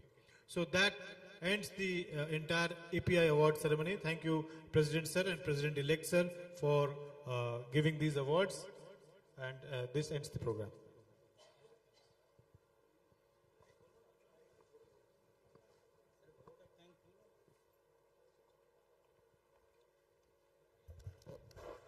All right, so it's time for the vote of thanks, and for the vote of thanks, I'd love to call on the stage. Please welcome Dr. Professor R.K. Das on stage. Dr. Professor R.K. Das, the organizing secretary. Please be on the dais, sir. Thank you. Honorable guest on and off the dais. Bapicon 2024 at Darbhanga has made history by hosting 5 national pioneer API presidents on a single platform, marking a remarkable milestone for our conference. Additionally, we are proud to expect a record-breaking attendance of over 500 delegates for the inauguration. I extend my heartfelt gratitude to Professor B.B. Thakur, who despite being celebrated since 1999 and at the distinguished age of 90 plus perhaps, graciously joined us to address this gathering. His commitment and enthusiasm continue to inspire us all. A special thanks go to Professor Kamlesh Tiwari, whose invaluable guidance has been instrumental in navigating the organizing committee through challenging tasks. We are equally grateful to our current president, Professor Milind Y. Nadkar, who traveled all the way from Mumbai to be with us. It is an honor to acknowledge him here in Darbhanga. I would also like to recognize Professor Jyotirmay Pal, our president-elect and incoming president of API, as well as the scientific committee chairman of Bapicon 25. Despite his demanding schedule, he dedicated his time and efforts to support us, streamlining various arrangements and ensuring his presence here. We honor our thanks to Professor S.P. Singh, ex-head of the anesthesia and former vice-chancellor of Allen Mithila University, has consistently encouraged us to organize events that meet the highest standards. My sincere thanks go to Professor U.C. Jha, who along with the executive committee has worked tirelessly to to guarantee the grand success of this conference. A special appreciation is due to Dr. A.K. Das, who has provided constant support at every level, helping streamline faculty participation and coordinating all aspects effectively. I thank Dr. P.K. Agrawal, Chairman-elect API Bihar, for his presence. I am also grateful to Dr. R.K. Jha for his role in editing the souvenir, and Dr. P.M. Srivastava for his editorial contribution to the Medicine Update publication, ensuring timely release while maintaining all standards of protocol. It will be injustice if I will not give thanks to our principal, Dr. Professor K.N. Misra, and the superintendent, Professor Dr. Alka Jha, who has encouraged us, who has provided us all supports, who have given us the venue, and who has helped, who has forwarded his hand to helping at all levels, and who is present till time in this hall. I give many, many thanks to duo officer. Thanks are also due to Bapicon executive members and the governing body members of API for their complete cooperation and dedication. I am grateful to the pharmaceutical companies, many of whom have generously supported this conference, adhering to the latest GST policies and NMC guidelines. I would like to extend a special mention to our dedicated technical team, Mr. Amit, Mr. Mrityunjay, Mr. Mukesh, who have worked diligently to ensure the success of this conference. Finally, I extend my gratitude to members of the media and most importantly to all of you present here in conference at Darbhanga. If there are any shortcomings, I kindly ask for your understanding and forgiveness. Thank you all once again for being a part of this memorable event. Thank you, sir.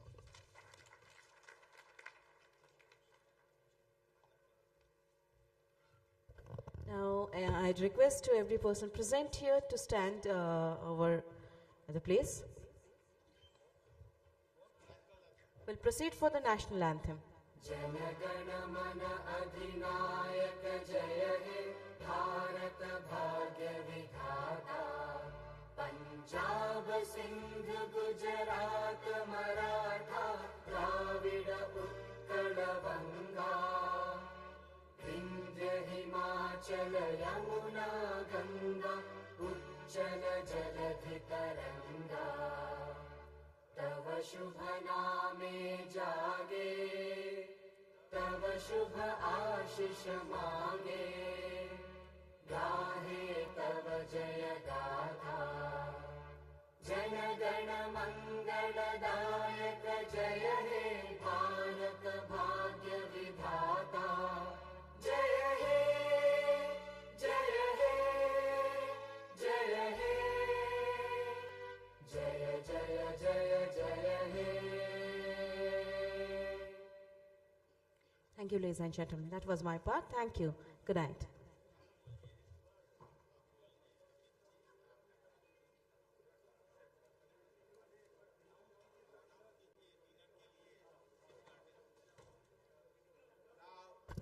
You all delegates and members are requested to proceed for elegant evening at Shiva Garden. Very nice arrangement has been done over there. Please proceed to the place, Shiva Garden.